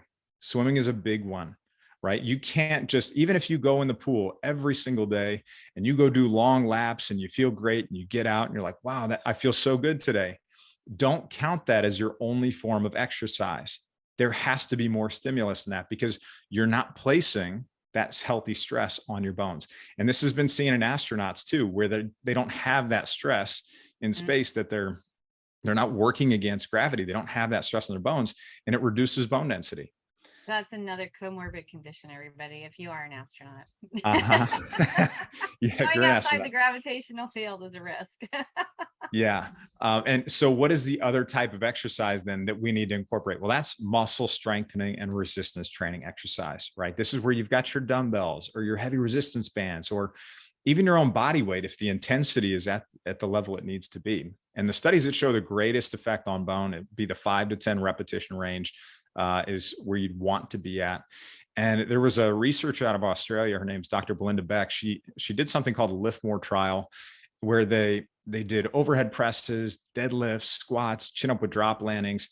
That showed that was safe and effective for helping improve bone strength. So there is research out there that shows you can improve your bone strength. It's absolutely possible. I've seen plenty of examples of that. I know how to read bone density scans and things like that. So I know when it's an actual improvement versus an error in positioning interpretation. So I know it's possible to do that. And just for scientific validity here, get your DEXA done, your follow-up DEXA at the same place and preferably by the same practitioner. Yeah. Because you will have a variance in different machines that you use too. Right. And there's another reason why bone density scans are only done every 1 or 2 years is because if the amount of change that's physiologically possible that can take place in a year for most people, if you have a 3 to 5% improvement in a year, that's really good, right? If you have a 10% improvement, that's very rare, almost unheard of, because in most situations, the only time that's going to come back with 10%. Usually the only time that's going to happen is when somebody goes from being relatively sedentary or not very active to then ramping it up. But even then that has diminishing returns. So we just want to keep in mind make sure I have people come to me all the time and they talk about reversing osteoporosis with, really low bone density numbers. And we just have to understand what's actually possible in a given time period too. For her, it was going from sedentary to active, but also, and then proper supplementation, but also she was very estrogen deficient and had recently gone through menopause and hadn't gotten like the rhythm of where to land with that. And so we did that for her. And so then that's why she had such a great improvement. That's great. Yeah. I'm going to do something unique that you haven't had done. I'm going to turn on a light real quick while I'm going to pop my head down real quick. Okay. It was getting a little dark here. So, it was kind of cool, the contrast of the top of the head coming out of the dark. So I was like, cool effect, even. Yeah. So exercise, really, really important. Has to be part of your plan, right? Yeah. You're not going to rebuild bone strength if you're not doing your exercise too. So when you're working with people, I'm pretty sure you're also working with their diet, because I think a lot of people don't realize how involved the gut is with everything, right? But also, as you were saying, when we were talking about celiac disease and not absorbing what we need to absorb, then it affects bone. So when we're talking about gut health and diet and rebuilding bone, how does that all work in? Yeah, I mean, gut health, kind of like I was talking about earlier, right? You have a lot of people focus so much on eating the salads, the smoothies, the supplements, trying to, I almost say, think of your body and your bones as being like plants, right? In order to grow, they need the right conditions and the right nutrients, right? So many people focus so much on the salads, the smoothies, the supplements that they're not considering that soil. And your gut is like the soil. That's where you're absorbing everything. So you have roots in your soil. Those roots are those villi. If those villi are damaged or something's preventing you from absorbing those nutrients, you're going to have a really hard time getting the proper inputs you need to build stronger outputs, whether that's healing a cut on your hand, growing your hair or fingernails, or rebuilding stronger bones. So your gut plays a massive role in your health, but also if you have digestive issues, as I was talking about earlier, that can also contribute to bone loss as well. It can create inflammation that's going to contribute to bone loss as well. So that's a really important piece. And then in terms of diet and nutrition, it's not like, a lot of people ask me, is there a perfect diet for osteoporosis and for bone health? And they hate my response because, we're all biochemically. I'm going to love your response because it's the one I give. We're all biochemically and genetically unique individuals. We're going to respond to different foods and supplements and dietary approaches differently, which is why there is no single dietary approach that is going to be perfect for every single person. Now, let's say if a lot of people have autoimmune conditions, right? If you're listening, this is the Autoimmune Summit. You're going to be starting out most likely having a little bit more restrictions than somebody that maybe doesn't have an autoimmune condition, right? You may be on that paleo AIP or something like that. Well, you have to take that into consideration, and you'll eventually build in and add in more foods as your gut health improves, as symptoms improve. That's okay to do. One of the biggest challenges I see for people that have autoimmune conditions is, how do I get enough calcium in my diet too? One of my favorite foods that's really good for a lot of different people, and it's great for if you're on paleo AIP or whatever, is fish, but not just any fish, canned salmon and mackerel and sardines that have the bones in them. Okay. Why do I like the bones in them? Well, number one, fish have protein.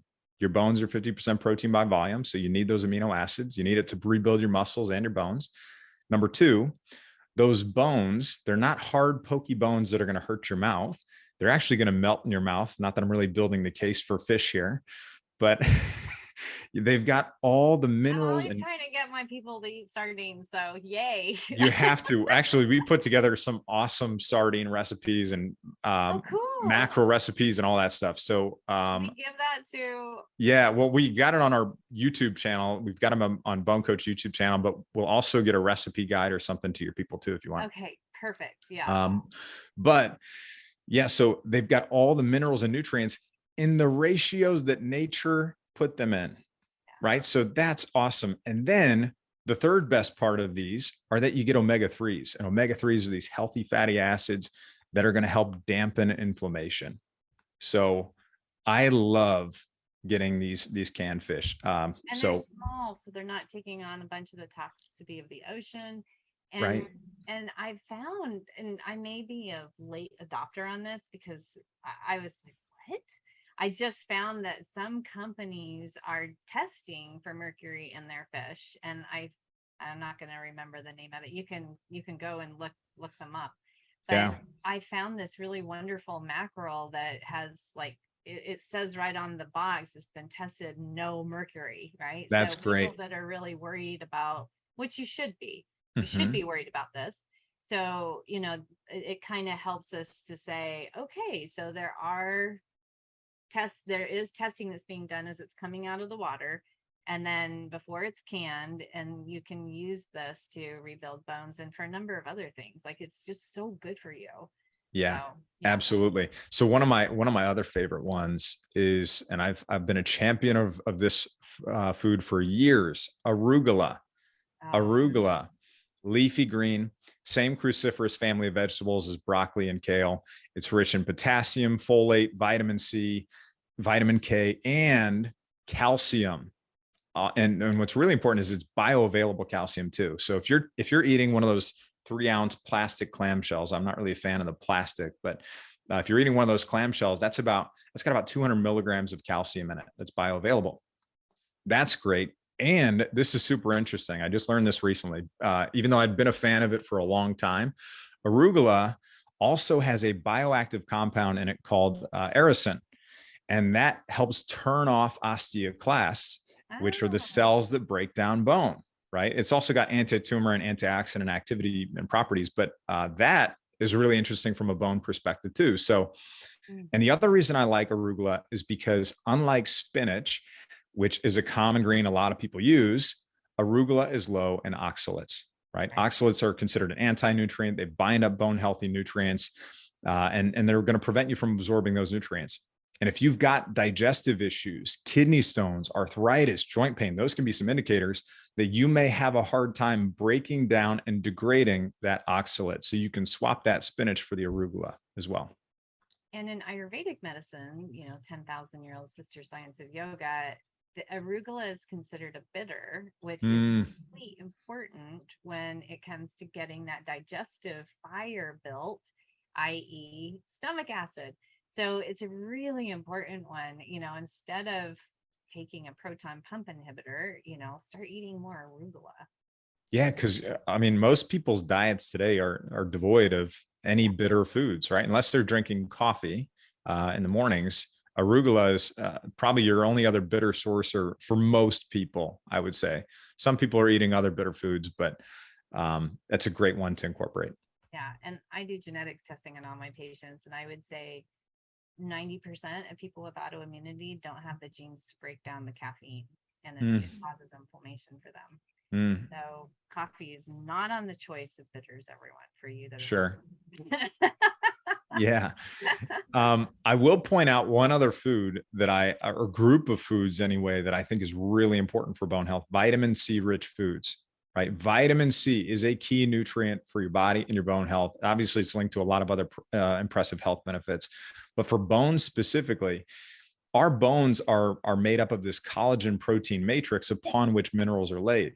And what vitamin C does is it stimulates procollagen, it enhances collagen synthesis, and it stimulates alkaline phosphatase activity, which is this marker for osteoblast bone building cell formation. That's pretty cool, right? And the great thing is you can get some of this stuff in your diet too. So berries, citrus fruits, kakadu plums, acerola cherries, those are some sources. There are some vegetable sources too. The highest sources of vitamin C for vegetables, those would be your red and yellow bell peppers. But if you're autoimmune, right, and you're avoiding the nightshades, probably not going to incorporate those. So you would look to dino kale or lacinato kale. That's one. Lightly steamed broccoli, Brussels sprouts, red cabbage, those kinds of things. That's how you can start to build in those vitamin C rich foods to your diet. Beautiful. On calcium, one of the little known ones that's one of my favorites is sesame seeds. So I love having a snack with raw tahini, Yeah. and like apple slices or baby carrots, it's a really nice one and it gives you a lot of calcium. Yep. Yeah. You can absolutely incorporate that. Yeah. So, is there, like, how would you work with people on a bone building program? I mean, this is your jam. This is what you do. So how do you work with people? Yeah. So we have, it's not actually not just me sitting here turning the lights on in the middle of an interview. I've got a team of about 15 people. We have a whole customer support division and things like that. And we have online programs that we walk people through step by step called the Stronger Bone Solution. But in that, our process is really simple.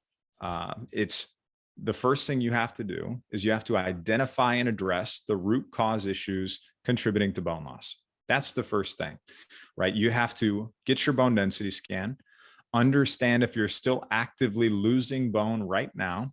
There are some tests that can help you with that. One of them is called the CTX, serum CT-low peptide test. There's another called the urine NTX.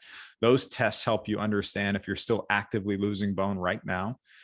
But then once you get your lab results back, what do those results actually mean? And then starting to address those issues. And that's usually in conjunction with a healthcare practitioner that you're already working with. Could be a functional medicine practitioner, naturopathic doctor, or your team of MDs or whoever you're working with, right? That's kind of the first part. The second part is the nutrition part. So diet, digestion, absorption. You have to get those things lined up. And a lot of times I remember you specifically said this earlier when you were told you had osteopenia and I hear this a lot, probably 50% of the time is I exercise, I eat right. What happened? Like, how is this possible? How did I get here? And a lot of times, even if people are eating healthy, you might not be getting the right nutrients in the right amount. You might not be absorbing those nutrients, and those nutrients might not be making it to the cell level. All three of those things have to line up. That's kind of the second part. And then the last part is you have to build stronger bones in a way that prevents fracture and injury. So you got to get the right exercise plan in place, reduce your stress. And I'm not talking about the physical threat of a lion. I'm talking about psychological stress, fear, worry, emotionally charged thoughts, financial challenges, family conflict. All those things can contribute to your stress. So you have to address that.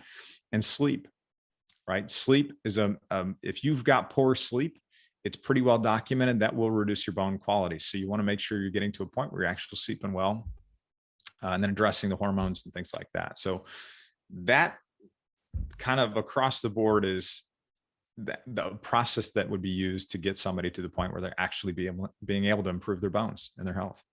Beautiful.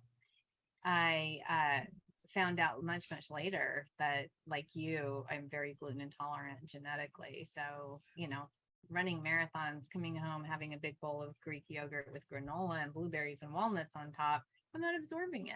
I was bloated within 3 hours, like I was 9 months pregnant. And I thought that was normal. Like everybody bloated after they ate, Yeah. So these are the kinds of cues that your body will give you. And, that kind of stuff's not normal. No, it's not. It's definitely not. But there are some really talented people out there, whether it's us, whether it's, your team and you and all the other people that you've interviewed on the summit. There are ways to get help for the things that you need to get addressed. So seek out those people and don't try to figure these things out on your own, because it's a long journey to do that. Well, I want to encourage everybody to see Kevin and his team. This bone health piece is an often missed part of the whole puzzle. And it's so important. I mean, this is your structure. This is the thing everything else lies on, and hangs on. And it's one of the things that women die the most from when they're old, right? Yep. It's broken hips, fractured bones. And, that's the thing that will deteriorate your health faster than almost anything. So yeah, this is really important investments. This is a 401k right here, right? Yeah. I mean, there's usually, we work with people that have anywhere from no fractures to 5 to 10 or more fractures. And I can tell you, the people that have 5 to 10 or more fractures, there is not a single person that we've worked with that has not said, I wish I knew sooner. Yeah. So if you're listening to this, take this as your sign, become educated, become empowered, and start making progress. And So. Fosamax is not the answer, please. No, and It's not Fosamax, the answer. let's, if we've got a second, let's just touch We on that. do. Okay. So let's talk about the Public conventional, service announcement. yes, let's talk about the conventional options that will be Yeah. presented, right? If you are told you have osteopenia or osteoporosis, you will be presented with a medication in 90% of the cases, right? Or it's going to say calcium, vitamin D, walking, take a bone drug. The different types of bone drugs. Now, I want to point out, this is not like taking an aspirin. These drugs have a dramatic effect on bone physiology. And there are two different classes or categories of drugs that we're looking at. There are anti-resorptives. So this would be your bisphosphonates and your rank ligand inhibitors. And these are designed to slow down the activity level of cells that break down bone. And Fosamax is in the bisphosphonate category, right? There are a lot of side effects and short and long-term implications of use. But one of the biggest things with Fosamax is that the safety and efficacy of Fosamax is not really known beyond 5 years. So that's important. And then what happens is when you're taking bisphosphonates for extended periods of time, you can actually get to the point where every single one of us on a daily basis, we're doing activities, we're moving about, we're placing this stress on our bones. And we're starting to get these tiny little stressors, micro cracks, fractures in our bones, tiny ones. That's normal for every single person. And those cells in the bone sense that damage, and they send the other cells to the site to scoop out the damaged bone and fill it in with stronger, healthier bone. You can actually slow down the activity level of those cells so much that you start to accumulate that old, worn, damaged, weakened bone. And over time, that can lead to more brittle bones, right? So a really important thing that a lot of people aren't aware of at that point of being presented the medication.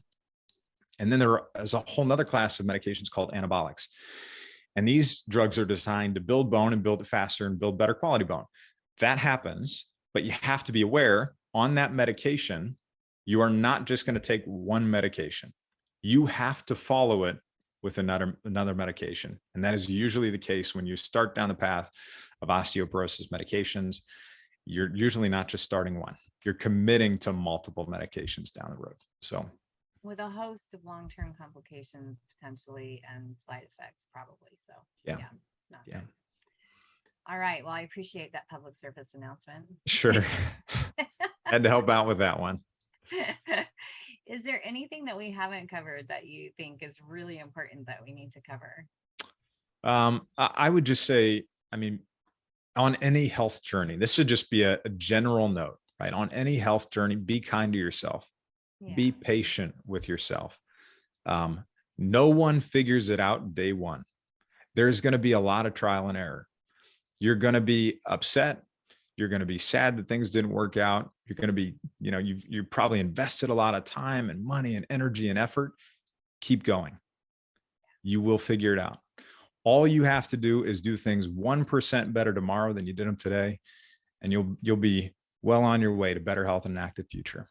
And I'm speaking from the heart there because I've been in that situation. So. Yes. And I would say 95% of my patients that find me are angry. They're really mad by the time they get to me because they have spent a lot of money on different things that they feel like haven't worked.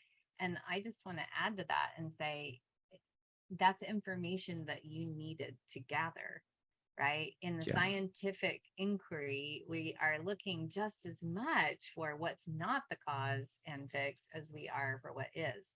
And so anything that you've tried, it's not that it didn't work, it's that that's the thing that now you can add to the list of, okay, so now we know that. It's this is all information that's important to flesh out your puzzle, which has thousands of pieces in it. Exactly. So yeah, I think that's important because that anger and that feeling of I'm doing everything right, that perfectionism, that's a driver inside that actually makes you sick. And so yes, it does. It does. It really does. Causes of autoimmunity that I find is a perfectionist person. Type A's. I'm a type A. Like, Same. Yeah. Yeah. And it is that like seeking the formula instead of recognition that, the road to success is not a straight line. It goes like this, right? And there are all kinds of graphics and memes that indicate that, and you can laugh when you see it, but it's actually, breathe into it. That is actually accurate. And that's what your bone matrix looks like too, by the way. Yeah, absolutely. So I appreciate your time and your wisdom and your expertise. Thank you so much for sharing it with us. Yeah, this was great. Great chat. Topic. Great chat. Glad I could be here. All right, everybody. Again, this is Kevin Ellis, the bone coach, and his team. Really reach out and let's get your bone structure healthy. Until next time. See ya. Take care. Bye, everybody. Before we start the next interview, who do you know who needs this information? By sharing this summit with others, you literally can change someone's life for the better. So please click the share buttons below the video and help us spread the word to empower your friends, your loved ones, and yourself with this information. It could change somebody's life like it's changing yours and like it changed mine.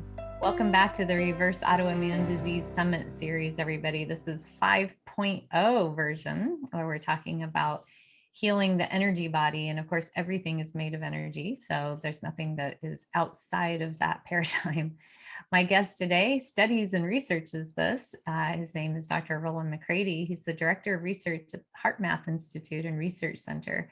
As a psychophysiologist, Dr. McCraty's research interests include the physiology of emotion, heart-brain communication, and the global interconnectivity between people and the Earth's energetic systems. Findings from this research have been applied to the development of tools and technology to optimize individuals' and organizational health, performance, and quality of life. Dr. McCraty has acted as principal investigator in numerous studies examining the effects of emotions on heart-brain interactions and on autonomic, cardiovascular, hormonal, and immune system function, and outcome studies to determine the benefits of positive emotion-focused interventions and heart rhythm coherence feedback in diverse organizational, educational, and various clinical populations. He's been featured in many documentary films such as I Am the Truth, The Joy of Socks Movie, The Power of the Heart, Solar Revolution, and The Living Matrix, among many others. Welcome to the summit, Dr. McCarthy. Thank you, Keesha.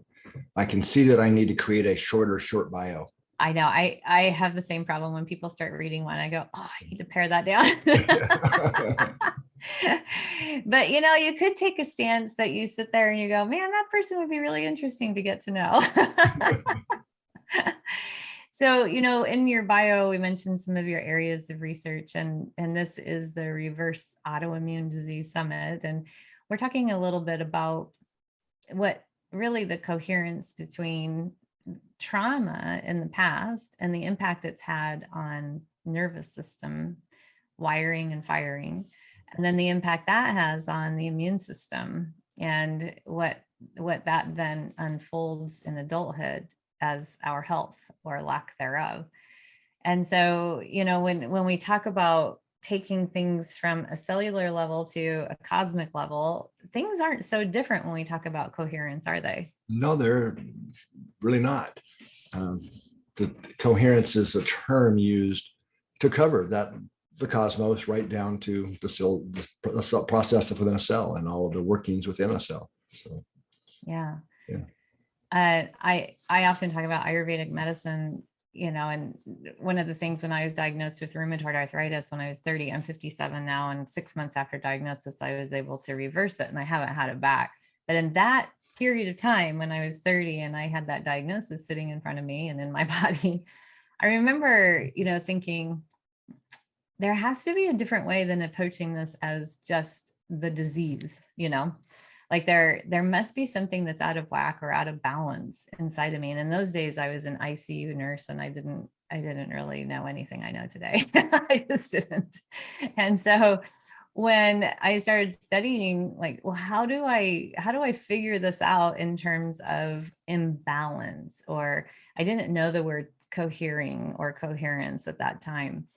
And I remember, you know, looking into PubMed and looking for the research and Ayurvedic medicine popping up. And, you know, 10,000 years ago, they said that we are a microcosm of the macrocosm of everything that is. And that, oh, by the way, autoimmune disease is undigested anger. And I just remember like sitting back in my seat going, huh. What am I mad at? Or just even digesting emotions was a revolutionary concept to this brain, like, oh, digesting the emotions and your experiences that you have, like you would digest an apple, that's also necessary, and so as I started diving deeply into some of these things and learning them, and my autoimmunity reversed as I applied it. But one of the things I ran across was heart math, and became a certified, instructor. And I listened to you talk about for every 5 minutes you're upset, it takes your body 8 hours to recover.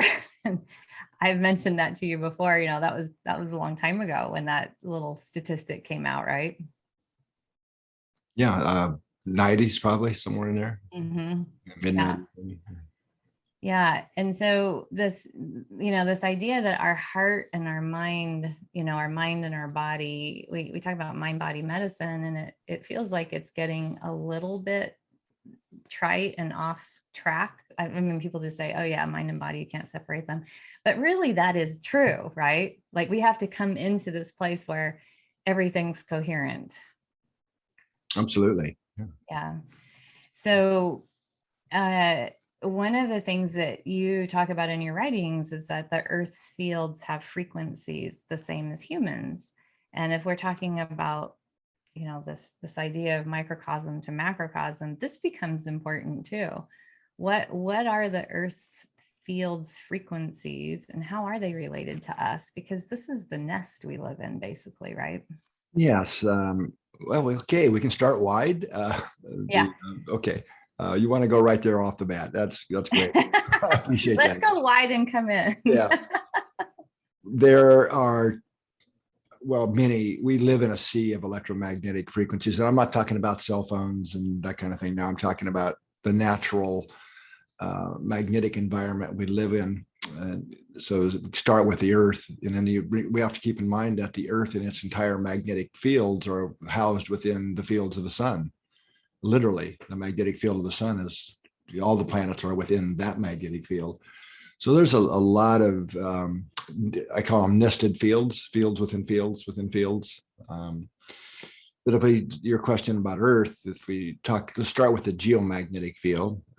Hopefully most people know what that is. It's the north to south pole, a thing our compasses align with, tell us which way we're going.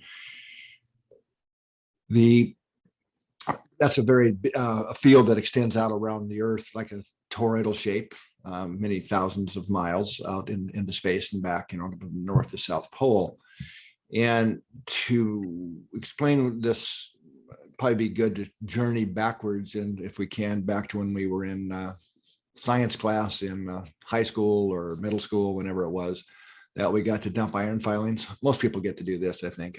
You dump your iron filings on a glass plate and you put a magnet under it, whether it's a horseshoe or a bar or a ball, whatever, and you see the iron filings kind of magically dance around and line up in a way that shows you the shape of the field of the magnet, right? This invisible field. But remember more specifically that this is where a picture is worth a lot of words, that those iron filings lined up in lines. Yes, it shows you the shape of the field, but they're lines. So there are also, that simple little experiment lets us visualize what are called magnetic field lines. Mm-hmm. Okay, so they're very real things. Now, what they didn't, at least I didn't learn back then, that took me a long time to learn, was that you can pluck magnetic field lines and they vibrate just like a guitar string or any stringed instrument that will use guitars. And just like in our guitar, if you change the tension or the length, you change its resonant frequency. In other words, the note, are we playing C or A or whatever the frequency is when we pluck the string. So the magnetic field lines of Earth work the same way. Are these what are called ley lines? No, these are called actually magnetic field lines. This is the actual measurable geomagnetic field that we live in. Okay. Ley lines, not that they don't exist, but you can't take a magnetometer and measure them. They're not a measurable magnetic field like what we're talking about here. And it's also important to keep in mind that we really need to appreciate the Earth's magnetic field, because without it, Earth would be turned into Mars very quickly. No atmosphere, no water, because it's what protects the Earth from the solar wind, which would blow away the atmosphere and the water and so on very quickly. But it's the solar wind that we're talking about that's plucking the strings of the Earth, because the Earth is turning, so is the sun, right? And then the solar wind rushing by is plucking the field lines, and they're vibrating. Well, it turns out that one of the primary resonant frequencies of the field lines vibrating, which are called field line resonances, that's actually the technical name for these, is in frequency language 0.1 hertz. Okay, now that's important because that's the same frequency as our human heart rhythms when we're in a coherent state. Same, not close to the same, it's the same, right, for the majority of people. So basically, then the second, let's go ahead and mention this set of magnetic waves that are relevant to human and animal physiology, because animals have the same basic physiological rhythms we do, pretty much across species, are called Schumann resonances. And these are not to be confused with the vibrating field line resonances. These are magnetic waves that are traveling around the Earth, that are kind of trapped between the surface of the Earth and the bottom of the ionosphere. And for those not familiar with the ionosphere, think of it as a soap bubble around the planet that starts out about 50 miles up from the surface of the Earth, and it's this layer of highly ionized, highly charged particles. It's called plasma, which is a fourth state of matter in physics, by the way. Plasmas have some pretty special properties. And one of those is that they are like a mirror to magnetic waves. They bounce off of it. In fact, this is how ham radio operators work, or amateur radio. A lot of people know, who those guys are. You send your radio wave up, it hits the ionosphere and bounces off. And that's how people here in the United States are talking to people in England or China. And if you get a second bounce, then you're talking to people in Australia and South Africa and places like that. They kind of live for that. So the Schumann resonances, though, are these magnetic waves that get created in this cavity between the Earth and the ionosphere.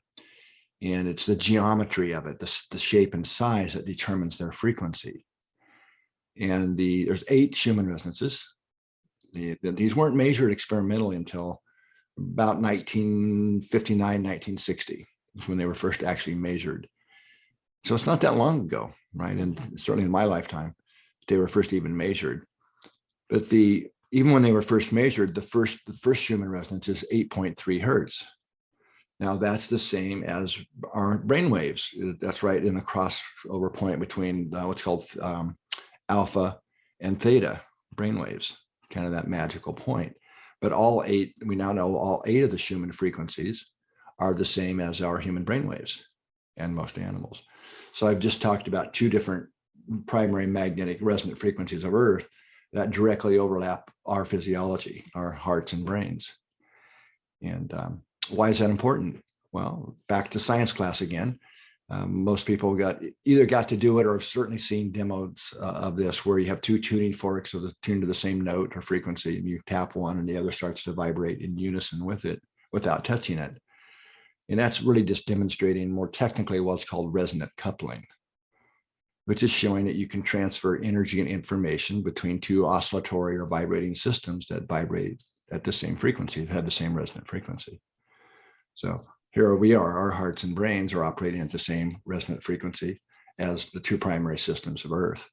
So we have the basic physics to understand how we are transferring energy and information between us and the fields of the Earth in a 2-way scenario. They affect us and we affect them. We're feeding information into. In fact, I think of it as a global information field that we all contribute to. It sounds like you're describing consciousness. Well, aspects of consciousness. Yes. Yeah. Co-creating, co-creative, right? Mm-hmm. Yeah. So what does that have to do with our health? What happens when that gets coherent? Interesting. So, boy, there's several ways I could go with that one, but let me start at the bigger picture. Over here to my right, I've got a stack of research papers, probably about almost 2 feet high. That particular stack is just on studies that have looked at effects on human health of the Earth's magnetic environment. So there's actually a lot of research on this. And it's very well established that when the field of Earth, the things we just been talking about, are disturbed, and that's usually we get hit with the solar flare. There's a lot of solar activity, and the plasma wave from the sun hits the Earth's magnetic field, and it gets all disturbed, right? And they're called magnetic storms. In fact, that's not good for human health and behavior. So hospital admissions go up quite a lot. This is not a subtle effect, a lot of cases, but especially mental and emotional processes get affected. So we get triggered easier, right? We're adding significance to things that typically, kind of roll off like water off the duck backs, those examples of things that usually, that's so-and-so, they're just that way. Well, now we're starting to get all upset about it and adding emotional significance and so on. More car accidents. I mean, it correlates with so many things. Financial markets get more crazy and so on, volatile and so on. So the studies we've been conducting, I think we published 8 studies just last year on the interaction between the magnetic field environment and a lot of different aspects of human health, arrhythmias and heart failure, just a bunch of different studies that came out. But there's a new story starting to emerge. I think it's worth mentioning. Historically, to give this perspective, the majority of that stack of papers is looking at magnetic field disturbances and hospital admissions. And primarily because the only marker or measure of geomagnetic activity that's been really available is a thing called KP index, which is actually a measure of magnetic field disturbance. Okay, so that's a measure that scientists had fairly easy access to. And hospital records are pretty easy to get access to. So that's been the focus. So it's given this perception that the field's bad for us, right? And if you think about it, hospital admissions are primarily in older populations of people who already have some type of a chronic disease. So when the field gets disturbed, it's kind of the straw that broke the camel's back analogy, Yeah. So I call it critical mass. Yeah, so that triggers and off we go, with the issue. But most of the days of the year, we're not in magnetically disturbed times. So we have a couple of advantages in that I wish we didn't have to do this ourselves because it's very expensive and time consuming. We've actually created what's called a global coherence monitoring system. So this is a network of calibrated time synchronized magnetometer sites around the world. So we have sites in, one here where I am in California, in Central California, Northern Canada, Saudi Arabia, Lithuania, South Africa, New Zealand. I'm probably forgetting one, but so we have a pretty good measurement system for really looking at the actual resonant frequencies of what's going on, which KP has nothing to do with and that doesn't measure. In fact, it's the only network like this in the world that I'm aware of that actually continuously measuring the frequencies of Earth. So that allows us to do other kinds of studies. For example, we've had people wearing recorders that record your heart rate variability or heart rhythms continuously 24 hours a day, one study for 5 months, other studies, a month and so on. So we're able to look at what's happening in normal times when the field's not disturbed in our normal day-to-day life. And a very different pictures emerged. And more and more studies are starting to see this. I think we kind of maybe started the process a little bit. But what has appeared, what is the new picture that's emerging, Keesha, is that it's good to be in sync with the field of the Earth. It's actually an energy source. Right? So we feel better, we sleep better, we have better cognitive functioning. These are all kind of indicators that have come out of these studies. I'll give you just one example of a couple that we could, depends how much time you want to spend here. But one of the things that kind of kickstarted in a way, even before we were doing the long-term measures of heart rate variability, one of our collaboration partners is in the University of Lithuania. We have a couple different groups we work with, and one's with a cardiology group in the medical school. And so they were doing the standard, kind of thing of looking at medical hospital admissions, but not just with field disturbance, over the whole year, looking at admissions for different various diseases. And an interesting pattern showed up, and that is when the power or the strength, the vibration of the resonant frequencies is lower, they saw increased hospital admissions in elderly populations with chronic disease. Okay. When it was higher, they saw less hospital admissions. Okay. Now, in the younger population, it was exactly reversed. Now, before you go further, I want to clarify something. So when there's a solar flare, is the resonant frequency higher or lower? Well, it gets disturbed. The resonant frequencies aren't as resonant because it's more chaotic. It's a more chaotic. The lower coherence, or just the disturbance, is when it's lower. Yeah, so the field's bouncing all over. It's like an incoherent, discordant. Okay. It's not as resonant, would be a way of thinking of it. And that's when the elderly are getting hospitalized. Well, no. Well, yes, in terms of the majority of studies that have looked at the correlation between magnetic field disturbance and hospital admissions. Mm-hmm. So where I just went in this other example was looking long term, not just during disturbances, but across the year, week to week, day to day, week to week. And then with our system, being able to look at what's the resonant frequencies looking like. Lower resonant frequency, more elderly admissions. Higher resonant frequency power, less admissions for the elderly. But here's the kicker: the young population was exactly the opposite. When the magnetic field resonant frequencies are higher, there were more admissions, but not for disease, for accidents.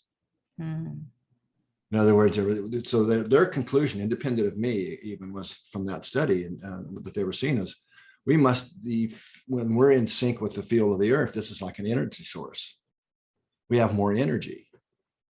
Right, so when you have less energy, more admissions in the elderly people because they have less energy for biological function, and the kids are doing more stupid things, right? Getting hurt. Yeah. Right. Pretty good hypothesis, actually. Now, just in this last few months, actually, two different papers got published looking similarly across the population of close to 500 people over a 5-year period, where what they were measuring, this is the same Lithuanian cardiology group, where they were measuring what's called resting metabolic rate. Okay, and I know you know what that is, but for the listeners, that's a measure of how much energy the body requires for just basic life functions when we're at rest. And the interesting thing that this study showed was that when the resonant frequencies of the earth are higher, our resting metabolic rate goes down. In other words, that right down to the cellular level, the body is using energy more efficiently and coherently. So we require less utilization of energy for basic functions when when the magnetic field environment, it has higher resonant frequencies. So what affects the magnetic field environment's resonant frequencies? Say that again. I didn't quite. What affects those resonant frequencies? So in the field itself, that makes them lower or higher? Okay. Good question. Mostly solar activity. And so how often, when you're tracking this, is this something that, are you a storm watcher? I'm not particularly, but yeah. How often are we seeing these things come through that are affecting? Well, there are seasonal rhythms based on the tilt of the earth, right? They're certainly in the so there's in what's called space weather. There's a lot of stuff that goes on that doesn't really rise to the level of a magnetic storm, right? That are still subtle effects. So that's what we're seeing. That would be one answer. I mean, one part of the answer to your question. I'm wondering if there's anything that's human driven Well, okay, now in terms of the actual raw power of the resonances, maybe. Mm. A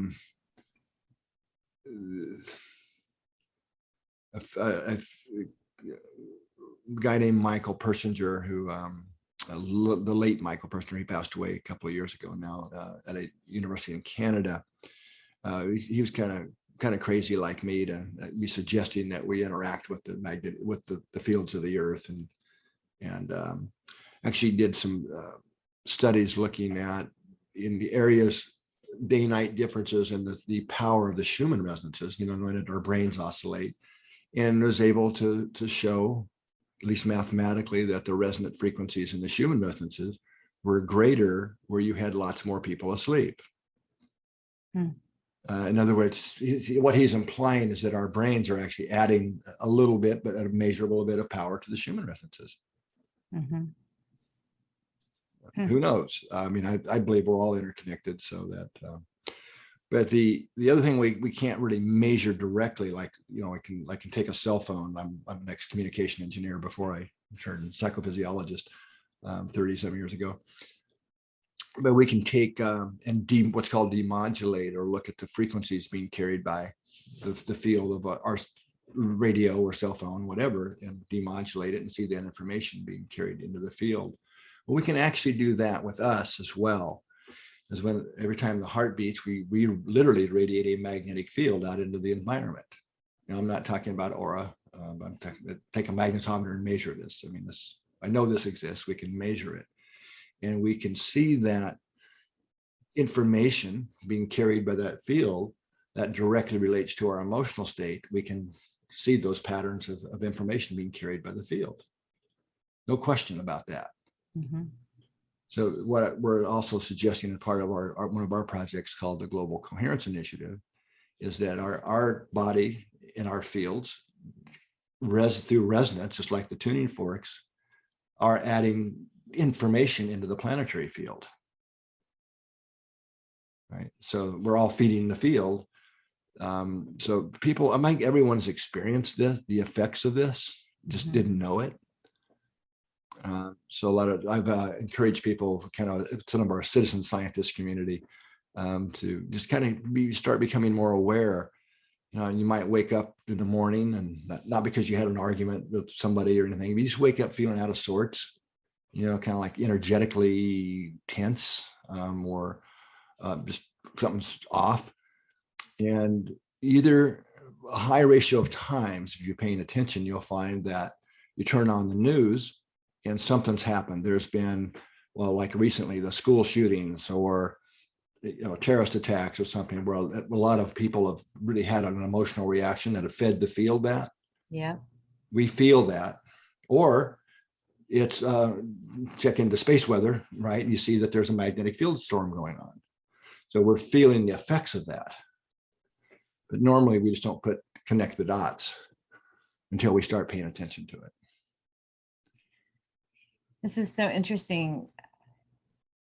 I had a near-death experience many years ago, and NDE people will often come back and have tales of different experiences. And the one that I had was that there was a grid surrounding our planet and little bars of light. We each represented one of those, and that actually it wasn't even optional that we needed to be showing up in order to contribute to this power grid, is the way that I thought about it, if thinking is a thing in that space. But the way I just ascertained it, and brought it back when I came back was, like each human life is really important in feeding that. Yeah.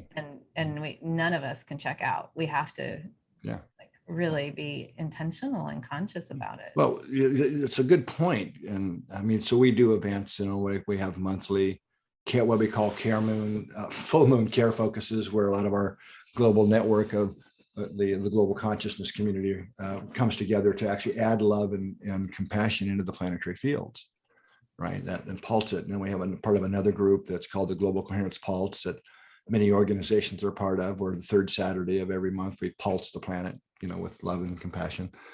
And there's many, many other groups doing similar things. And those are great. And in fact, there's an amplification effect when we do it together, and especially if we're coherent. And the research is actually starting to prove that out, that statement. But the point I make is that, hey, look, we're always connected to and feeding the field, not just when we come together for these events where we're really are playing our best game, right? We're getting coherent and, what about the other 27 days of the year? Yeah. How much of that time are we feeding the field with frustration or impatience, worry, excessive worry, judgments, right? Yeah. Versus really being kind, feeding the field kindness and compassion. And well, these practices that have been around for hundreds, if not thousands of years, they speak to this, right? Yeah. And they come from a place of understanding that all of this is really important. And one of the things that I've come to talk about and teach is this life thing is not a passive observer kind of experience. It's a don't take your eye off the ball, like be actively engaged in what you're putting into the field, right? Because that's what you're going to get back. Right. Yeah. Well, it's yes, we get back the totality, like the field environment. It's really that this, you could kind of think of it as averaged out in a way, but I would actually suggest that it's calculated to a very fine-tuned degree in a higher dimensional context. So one of the sayings I talk a lot about when I do presentations and things, yes, ask yourself, be conscious of what you're feeding the field. But part two is what we feed the field matters. And it matters more than we might believe or imagine. A lot of people, I think in today's world, that's just little old me. Yes. In this big isolated world. Behind your computer and your but it does matter, and every individual's contributions matter. And it's really a time in the evolution of consciousness, from my perspective, where we do become more responsible, self-responsible for our own energetic body and systems and what we're feeding the field, certainly for our own health.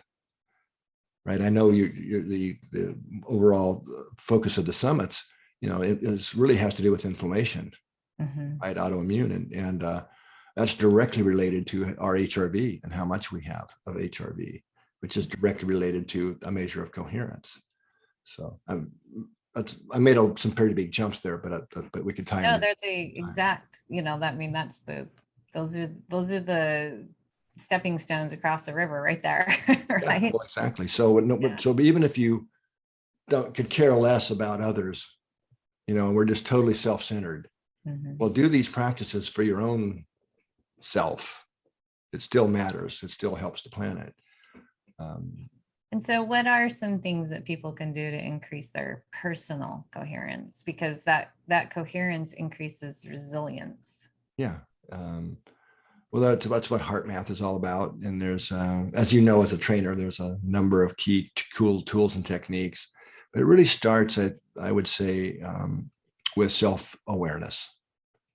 Starting to have the courage to look under the radar, right? Under that, what we deny, what are we really feeling at a little bit deeper level, and start being responsible for those two.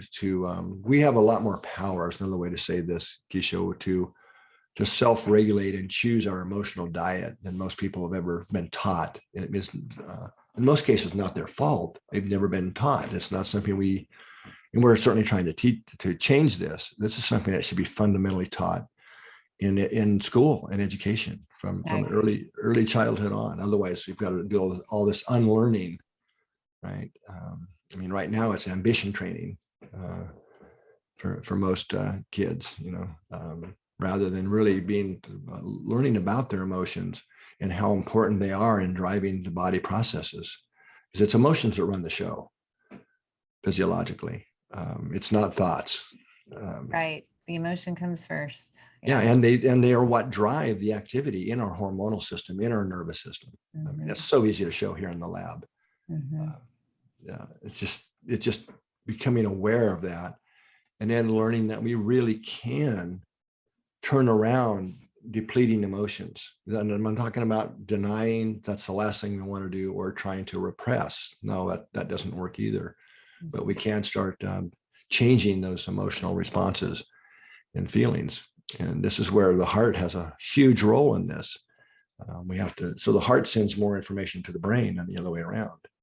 And the information from the heart goes right to the amygdalas. I mean, in fact, the core nucleus in the amygdalas are literally synchronized to the heartbeat. So whatever the heart's rhythmic pattern is the amygdala is directly monitoring that. And that has a lot to do with creating our emotional experience. In other words, how we actually feel. It's kind of, common examples. Most people, when they fall in love with each other or stuff, what do we say? We don't say, I love you with all my brain. Right. Right. Because we know instinctively that there's something else here so the heart really is a major player in creating our experience of emotions, more the higher positive emotions. But the brain's also involved here. It's interpreting, but it's also creating a lot of the interpretations of things we react to and stuff that, like anxiety and fear, that's all brain. We could say our brain is what causes us to fall out of love. Yeah. Yeah. I mean, it's the brain and mind, it's, I want one and I want it to work really well. Right. I mean, we need the brain to live in this level of density and navigate the world. It's really when a lot of what we talk about here is it's not about the brain as a bad guy. Of course not. Right. But it's really getting the heart and brain in sync. And that, I mean that literally. We can actually measure the synchronization between the heart and brain activity. But that as we do that physiologically, which is a measure of what we mean by physiological coherence, then we start opening the heart to accessing our heart, or more of our intuition from that higher place of who we really are. And our own self. Mm-hmm. And once we can do that, we can recognize that every person we share the planet with has a higher self also. Yeah, we all do. And everyone is, I would say for the most part, pretty much anyone and everyone is doing the best they can from the level of awareness they've evolved to. Yeah. And that's kind of humbling when I think of my own path. We can call it old souls or whatever. We've also been that person we're judging at somewhere along our path. Absolutely. So I think when you get to a certain point in your evolution and growth, when you land there, there's a letting go of that desire to other people and judge them and blame, right? Brings your locus of control firmly internally. Yeah, and a term we use along these lines is that it actually helped me a lot. It's like compassionate latitude.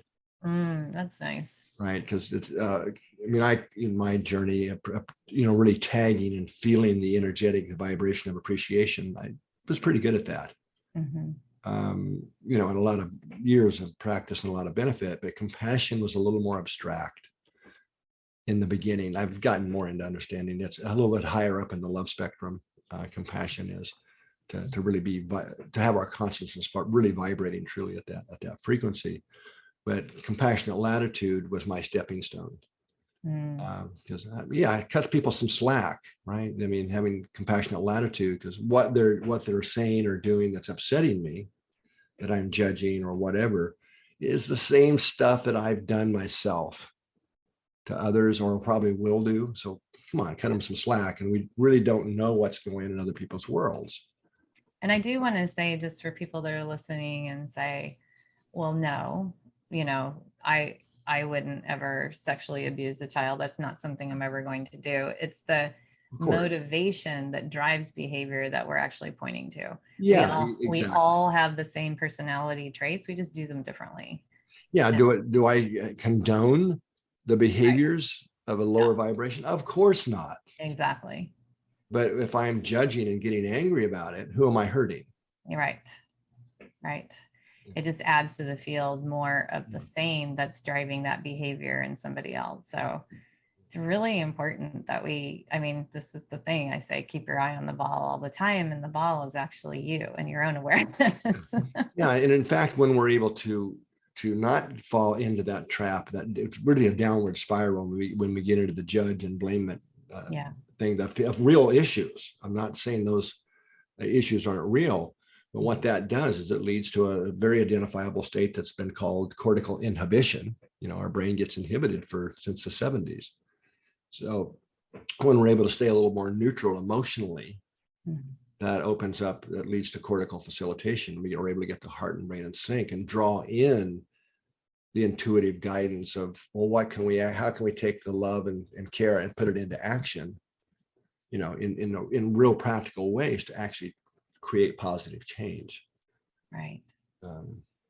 Yeah. And this is, I think a lot of the religious traditions have places here that this is spoken of. And I really think we need to get the compassion and action piece and the heart rate variability and cohering into preschools.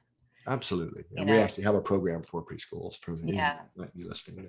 Yeah, that's so important. And, there's a Buddhist movement for seeds of compassion in preschools, but just any of these kinds of programs that are being developed, whatever calls to you, this is a place where we can make a big difference in our children. I mean, Absolutely. To me, any research I do, anything I talk about, it's keeping in mind, like, what are we leaving for our children here?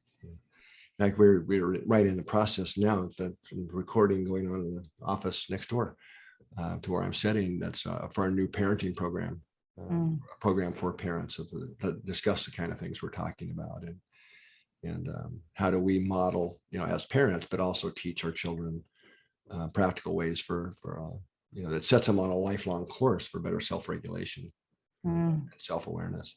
I'm so happy to hear that. And then, for people with autoimmune disease, a lot of the work that I do is helping them reparent their own little selves from trauma. And so learning those skills, even if you're not a parent and not a grandparent, this is also, again, as Dr. McCarthy was talking about, this has very personal significance and relevance. So, yeah, helps heal attachment trauma within you. Yeah. Means you said that. I'll do another plug for HeartMath here. We actually, hopefully you've already taken it, Keesha, our program for trauma-informed approaches. It's called the trauma. What is it called? Resilient Heart, I think is the name of it. It's a great program. It's if you're a healthcare professional, people can get actually certified and all that in it. But it's really for anybody. It could be if you're a guidance counselor or just a parent working with kids, or school teachers, first responders. It's really open to anybody to take. And I've heard nothing but just rave reviews from it. A lot of people who've taken a lot of trauma courses say this is by far the best thing I've ever seen. So, well, there's I don't want to open up a huge can of worms here, but there's since the last school shooting, there's a lot of trauma held inside of the energetic bubble that we are in. Yeah. And people that are, very frustrated with what can I do? And, some are calling for teachers to become armed in the school system and things like that, and crazy. Right? This is a way to arm yourselves, your teachers, and your children, right? Is that internal tool, right? To be able to use because inevitably challenges happen that we think we can't overcome. It's part of the human experience. And so we need to have these tools within us. Yeah. So Absolutely. this is a really wonderful solution for where to put your frustration and grief. I mean, from my perspective, none of this is going to change until consciousness evolves to its next notch up. I mean, great. We should be doing policy changes and things that are appropriate, but that's not going to solve the problem. I agree with you. This is an evolutionary need, and it's just pointing to it, right? We have to evolve already in our consciousness, which is why I took our questioning to the very there. This is conscious, like we're talking about that. This is what we need. I'll give you. I used to say. Well, I've got a couple of stories here of my journey of really understanding this bit about this consciousness, the evolution of consciousness. But I'll keep it short. I used to say, I'd read somewhere that with 10% of the world's military budget, every person on Earth could have clean water, be fed, housed, and educated. Okay, I could never quite find the source. I'd heard it, but it sounded like, hey, this is pretty cool. Until a couple of years ago when I met the person who's actually been nominated for 3 Nobel Peace Prizes. I've actually got her book over here. Celia Ellsworthy, a book called The Business Plan for Peace, who's done the math. And I discovered I was wrong. It's far less than 10% of the world's military budget. Now, which would then solve a lot of the problems. If we did that, Right. we wouldn't have to have all the military stuff we have because, right. This is healing the energy bodies Yeah. of everything. But Yeah. so it's not a problem of technology. Right. This has existed for years, the ability and the capacity to do this. So We just have to each it's a problem of greed. responsibly step forward and Yeah. take those steps ourselves. I mean, that's each of us has to do it. This is the, I mean, you know, and there's study after study, you could sink a ship with it, with people that, you know, the TM movement showed that crime in Washington, D.C. decreased when for 30 days they gathered and meditated, you know, rivers cleanup here in Washington state, the Duwamish, when people gather and provide Reiki and meditate, you know, to the river. Like this, we have this inside of us. Yeah. Yeah. So this isn't new. I think we are in a new place though. We are, and being able to actually measure and right and report on it. And it's the consciousness, global. I'm talking about global human consciousness evolution. I really do believe we are at a point in that evolutionary trajectory that we're in the middle actually of the next tipping point to the next notch up as a global species. I mean, that's what the shift's all about that people talk about. Right. And that has to do with heart-brain alignment. Ultimately, that's underneath that shift from. I always say it's the most exciting time to be in medicine. Like it's a delightful time to be here. Yeah. If you understand that's what's going on and a part of that mission, it's a really adventuresome time to be here. And it is. You know, it really helps us from getting oversympathetic, being compassionate, but not kind of drugged down into the, oh my God, you know. Right. Compassion fatigue. Yeah. Right. Yeah. Well, this is probably quibbling, but I think that's a word that we need to stamp out of it's even in the scientific literature, because true compassion does not cause fatigue. No, it's not that. It's not caregiver fatigue. I'm talking about when the scale that it's been talked about in a different way, where if there's too much going on in terms of tragedy, then people will sometimes turn in and become more narcissistic and lack empathy. I understand. I don't want to quibble. Oh, I know. I teach about it so that it's not the compassion that leads to the fatigue. And right. It's what we call overcare. Yeah. It's when our care and compassion starts turning into overcare that's the problem. Yeah. So we get on that downward spiral instead of the upward. I put it in my boundaries class, how to be able, I always say leaky boundaries leads to leaky gut, which leads to autoimmunity, right? So it's being able to have a strong field, and then that's not a thing, right? Yeah. All right. Well, Dr. McCraty, thank you. Is there anything we haven't touched on? I mean, there's a million things, but I was going to say, anything that we haven't touched on that you would like to leave before we go? Where would I even go with that? I mean, there's so much. We started wide and kind of stayed there. I would just encourage, the listeners here to maybe check out our website. There's a lot of free resources. A very inexpensive investment that I think I'm hearing a lot from we just did a revision of the book Heart Intelligence. That's the very practical, user-friendly tools, techniques that I don't know what the book is, $14 or something. I don't know. It's a very small investment for that can really help, I think, a lot of people move forward. And, beautiful. A lot of usable tools there. So thank you so much. Well, likewise, and thank you for the invitation and the chance to chat some. All right, everybody. Until next time, be well. Are you enjoying the Reverse Autoimmune Disease Summit series so far? Oh, we'd love to hear about it. We really want to hear from you. So please let us know in this comment section below about what you're inspired by, what's moved you, or what's helped change your perspective or see things in a new light.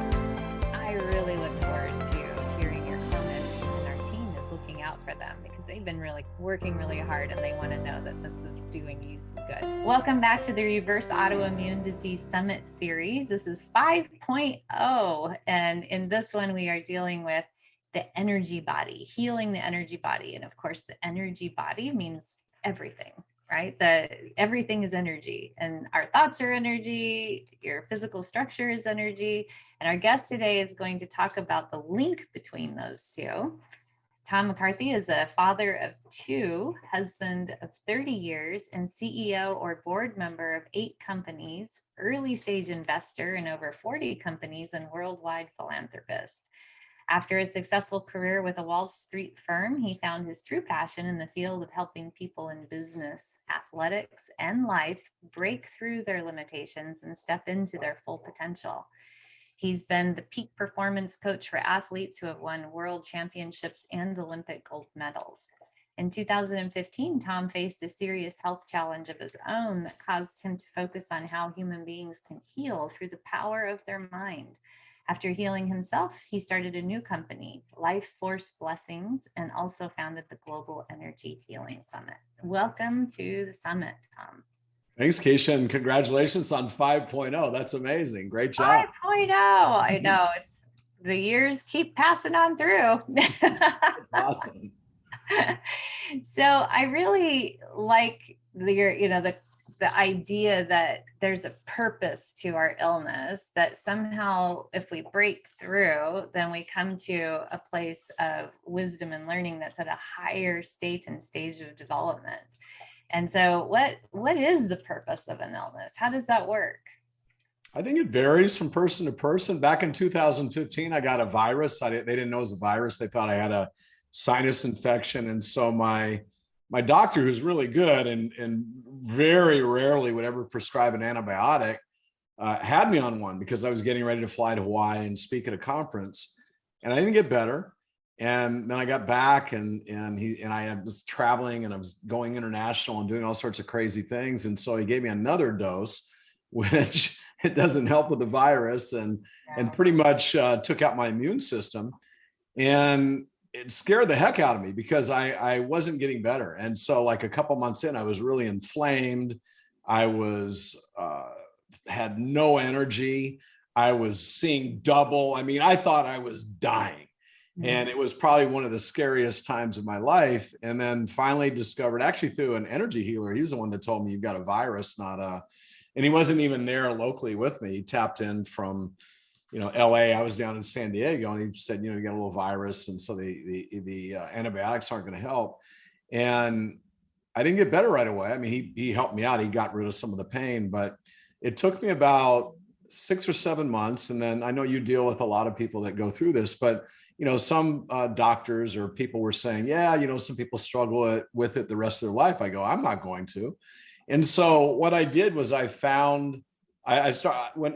I ever have something come up, I don't go to the internet and look, okay, what are the symptoms? What's the average person do? I find somebody that had it and got better. And so I did. But it took I had to reprogram my mind. It took about 7 or 8 months. And it was almost like life was holding me down. I could barely get up and walk to the bathroom. And I think for me, the lesson of it was I was going too fast. And as much as I believed in, I do believe in meditation, I talk about it. I was doing, some Qigong. I was going way too fast. I was traveling way too much, not sleep. I was different time zones, not sleeping. And I think life gave me a wake-up call and said, hey, if you don't get this squared away now, you're going to have more serious things. So for me, it was an amazing learning experience. And once I got over a little bit of the fear of thinking, oh my God, what's wrong with me? I'm going to die. I learned a ton. And it was one of the most valuable experiences of my life, even though it was super painful. I had no energy. I could hardly function. It's one of the really most beautiful experiences of my life. And it's made me so much better 7 years later. I'm so happy for that outcome. I'm so happy to see you standing there and being able to tell this story. Yeah. So what is this part of the mind that we have to access to, quantum physics, Robert Lanza's work in like biocentric design, he talks about the studies that show that we literally have thousands, maybe even millions of probabilities. And the second the observer puts their focus on one of those possibilities or probabilities, the rest of them disappear, right? So what is this part of the mind that we need to use to observe the outcome that, we want to have happen? Yeah, I call it the superconscious, but you're absolutely right. I love your description you just gave. One of the examples I use in current times is what's happening over in the Ukraine, right? You had the Russian military invade Ukraine, far superior in terms of numbers and firepower and planes, but you had a guy that literally was an alchemist, President Zelensky, because as you said, every day we wake up and there's probabilities, right? And some are more likely and some are less likely. And probably one of the least likely probabilities is that Ukraine could rebuff this very, very powerful military for as long as they have and actually defeat them, to a certain extent, not completely. But he made that real. And not only that, he changed because of his energy and the way he communicated, but the way he lived his energy. He shifted the world. There's so many conflicts going on in the world right now that you and I don't even know about, right? Or care about because we don't know. But that one we do because one human being stepped up and said, hey, we're going to win this thing, but we need some help. And he shifted reality. He made a possibility of, think about all these sanctions that are going on. That's never happened before. Never. He shifted that along with his countrymen and their braveness. But we can do that. And the superconscious, I think, is, and people call it the subconscious. I call it the superconscious because I think it's just badass, right? When we really tap into it, 95% of what we do in our day is dictated by what resides down below our conscious level of thinking.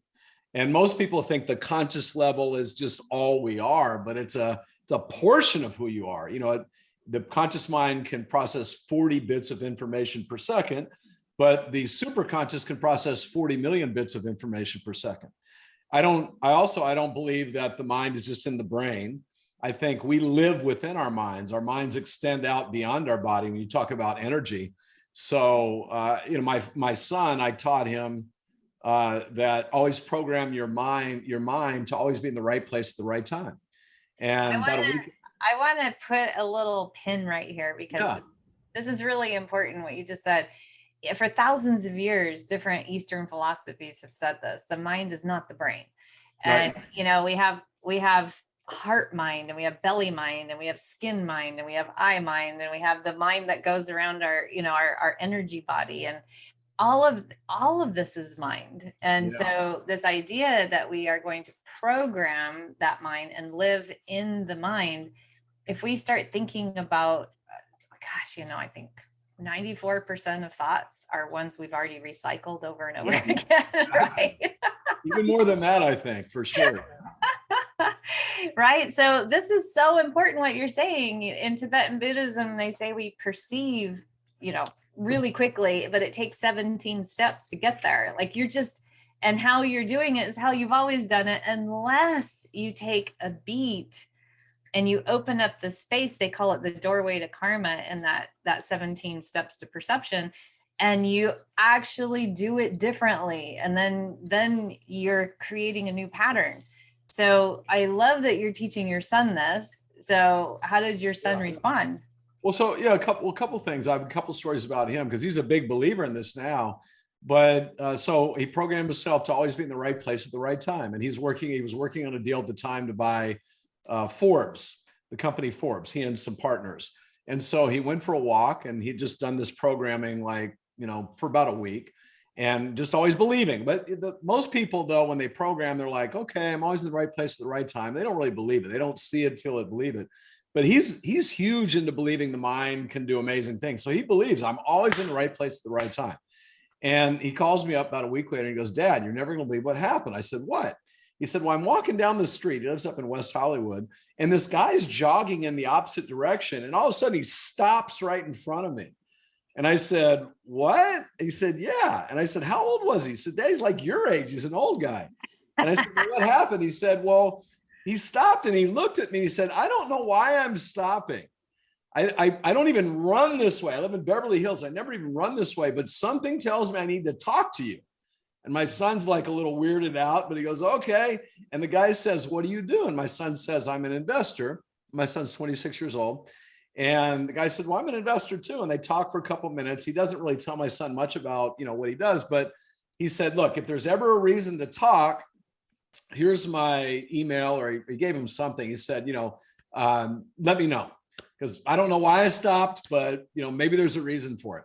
And so my son goes back and looks him up. This guy's a billionaire and he runs a $4 billion private equity fund. So my son calls him up and he said, hey, I think I might have a reason to talk. We're trying to buy Forbes, and would you be interested in taking a look at it? And so the guy says, yeah, I'll take a look at it. And so 2 days later, they have lunch. He goes, I like it, but I want to have another guy look at it. So they had dinner 2 days later. Those two guys that my son met literally from what most people say, a coincidental meeting on a sidewalk. You're right. Yeah. Both committed $100 million each to that deal. Wow. And now, but my son in 2019, he was a basketball player at Harvard, and he had a bad concussion. So he sat out a year. He had a year left to play.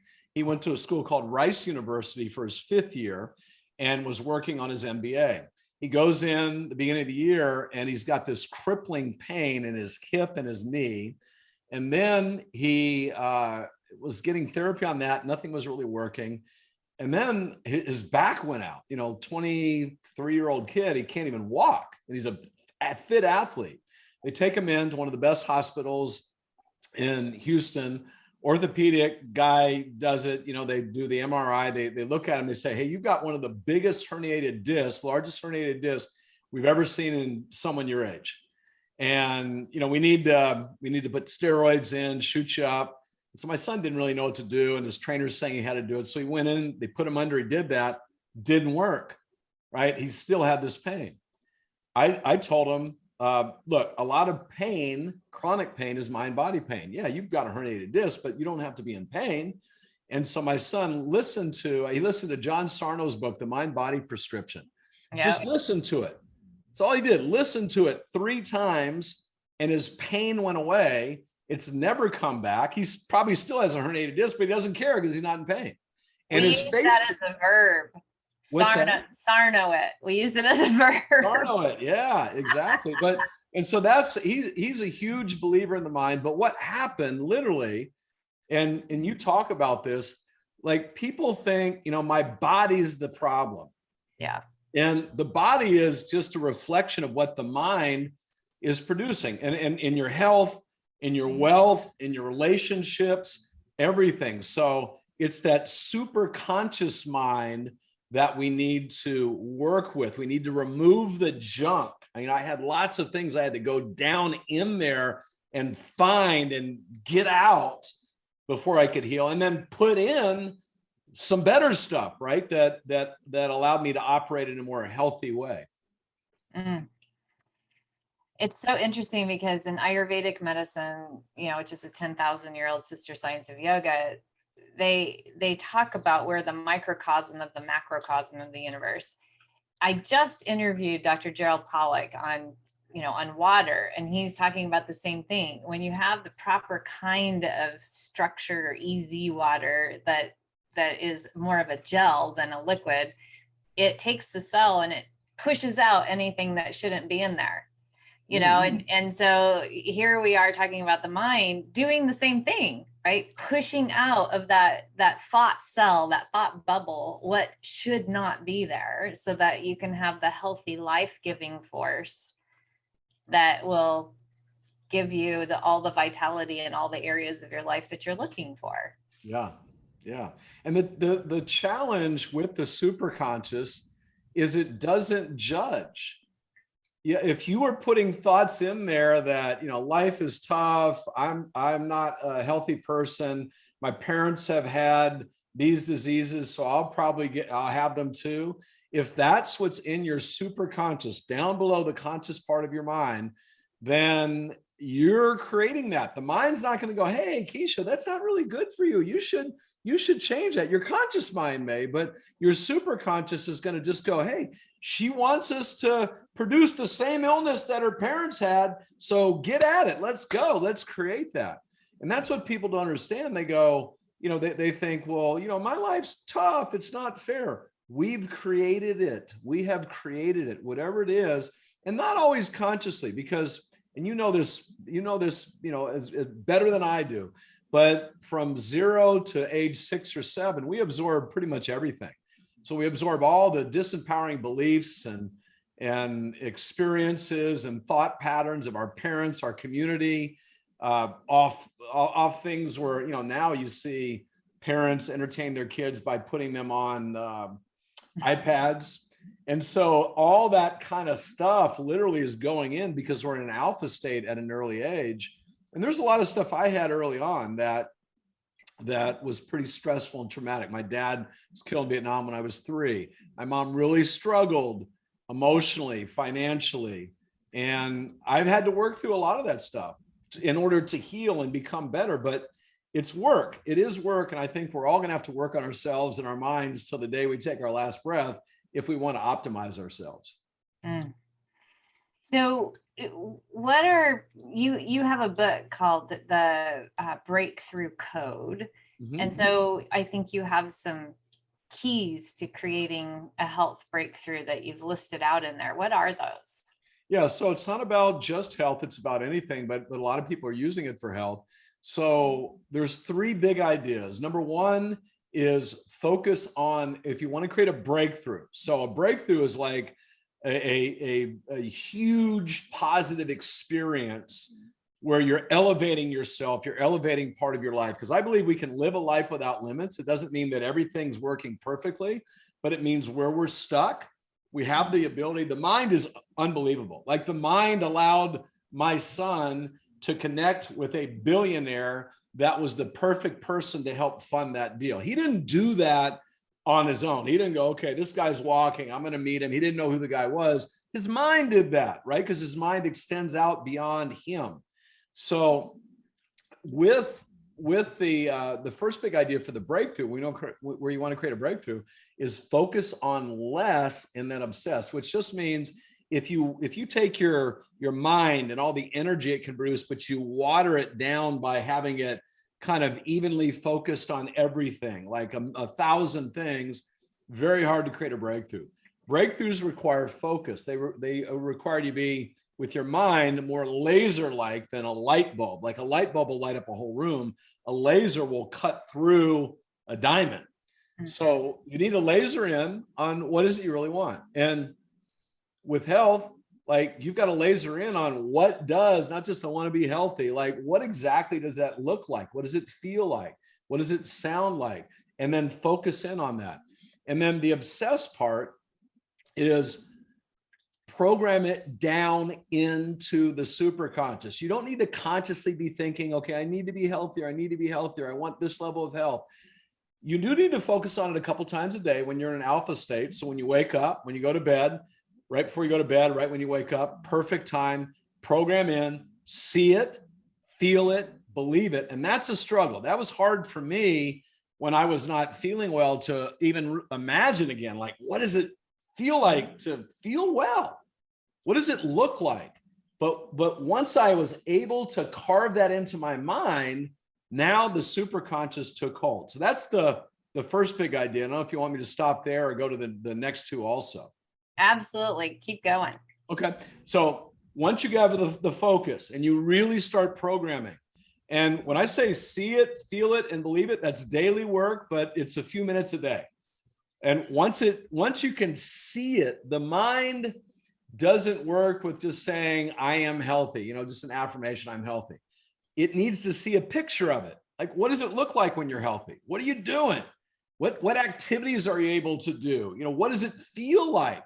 Really feel in your mind, carve into your mind that feeling of what it feels like to feel really, really great. And everything's created twice, which you know, first inside, then outside. We're working on the creation on the inside of us. And then belief is just a feeling of certainty. Create a level of certainty. This is the hardest part for people because they go, how can I believe in it when I'm sick and I've got this disease and I'm diagnosed with this?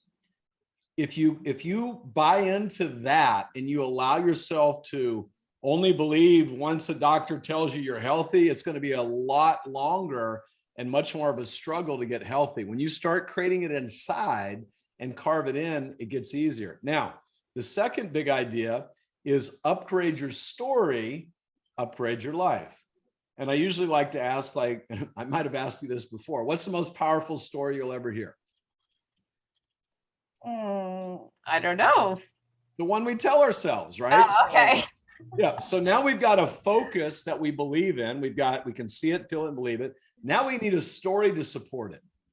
And there's two things. Like if you just tried put in, you know, a powerful, uplifting story of who you are, what you're capable of, what your immune system can do, whatever it is, but it's on a foundation of limiting beliefs and old stories that don't serve you. It's on a weak foundation. So I think there's two things we need to do with our story. We need to identify what part of our story do we have to part with, do we have to let go of, and not have down in our superconscious in order for us to heal.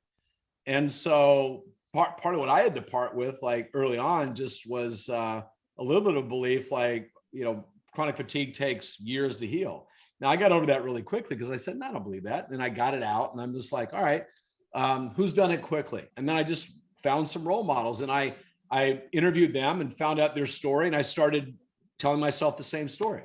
So your story is pretty much everything because it causes you to view the world in a certain way. And it also feeds into your superconscious. Then the third thing you've got to do. So number one, focus on less, like really focus in on a few things. Doesn't mean you can't do other things, but put some energy and effort into what you really want. And then create an obsession down below in the superconscious, upgrade your story, upgrade your life.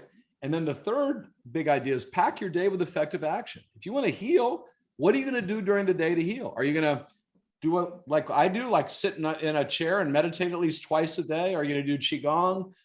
Effective action. I'm not saying you've got to like, you know, grind. Effective action, I believe, is the way to go. It's effort times effectiveness equals results. And that's where people like you and your summit, you give people the effective actions, the things that will really move the needle. And then that creates faster results and way better results. It's not just working hard and grinding and sweating all the details. I mean, you got to put some effort into it, but it's effectiveness that actually increases your results. I think this is such an important point that you're making because after movies like The Secret came out, I think sometimes people in Eastern philosophy, they'll call some of these principles the near enemy to truth, right? That you can visualize and you can manifest, but it's not sitting on a meditation cushion and imagining it. You actually have to get up then and take some action, right? Yeah. And I think that part got left behind a little bit, you know, that you have to take some time and bring it into the receptivity channels, which you could think of as on the left side, and then on the right side, you take action, you know, so that there's always this flow going in your energy field with the rest of, you know, the universe. So here's what I believe that happens though, is if you've got the right level of focus in the superconscious and you've got the right story, your actions will be guided. You literally will intuitively know what to do. Even That's the in, part about bringing it in. Like you have to be quiet to receive, yeah, right? You have to take that time because some people are so activity oriented. They're on a hamster wheel doing a million things, just like what you said. And they're not being quiet to get that inspiration first. that's right. They're yeah, they're kind of like a bull in a china shop. You know, people who take massive action. And when you're not feeling well and you're ill, massive action is probably destructive. Like you're taking way too many supplements, you're seeing 58 different doctors. Yep. You know, by the way, things that I've done in the past, right? That's part of what I was doing when I first got chronic fatigue. I'm like, okay, Reed, I take this supplement, this supplement, this supplement. Well, this doctor didn't help me yet, so I'm going to go to that doctor. And I was taking massive action. It wasn't the right action. And then I'd like for people to hear this because this is one of the patterns. Another one is just to sit still and hope it changes because you're visualizing it. So these are two opposite ends that are imbalanced, right? And a lot of people that are more drivers in the world will do exactly what you said. When I got diagnosed with rheumatoid arthritis when I was 30, I did the same thing. I was doing everything that I could lay my hands on. And of course, that doesn't work. Yeah. Doesn't work. Yeah, you can overload your system. And of course, there's also the idea that if I do all of these things, then I'm going to get this very specific outcome instead of really listening and asking the body what's the feedback you're trying to give me? What is it? How can I support you? Right? How can I support you? Yeah. And then the other thing too, I think is expectations. You know, that concept has gotten beat up recently. Like, you know, don't expect. I think you should expect the final result. That's what you want to see, feel, and believe. But don't get too caught up in how it's going to happen. Yeah. Don't say, okay, well, I did this, so now I better see something in the outside world right now because 5 minutes ago I worked really hard on my mind, and it's probably not going to happen like that. As a matter of fact, if you think it's going to happen like that, it certainly won't happen like that. It'll be more surprising. It'll be much more, I think, magical usually, you know, and sometimes it comes with setbacks. I think as we start to work on changing our mind, and when I say mind, I'm talking about the superconscious mind, not just changing your mind on a topic or something.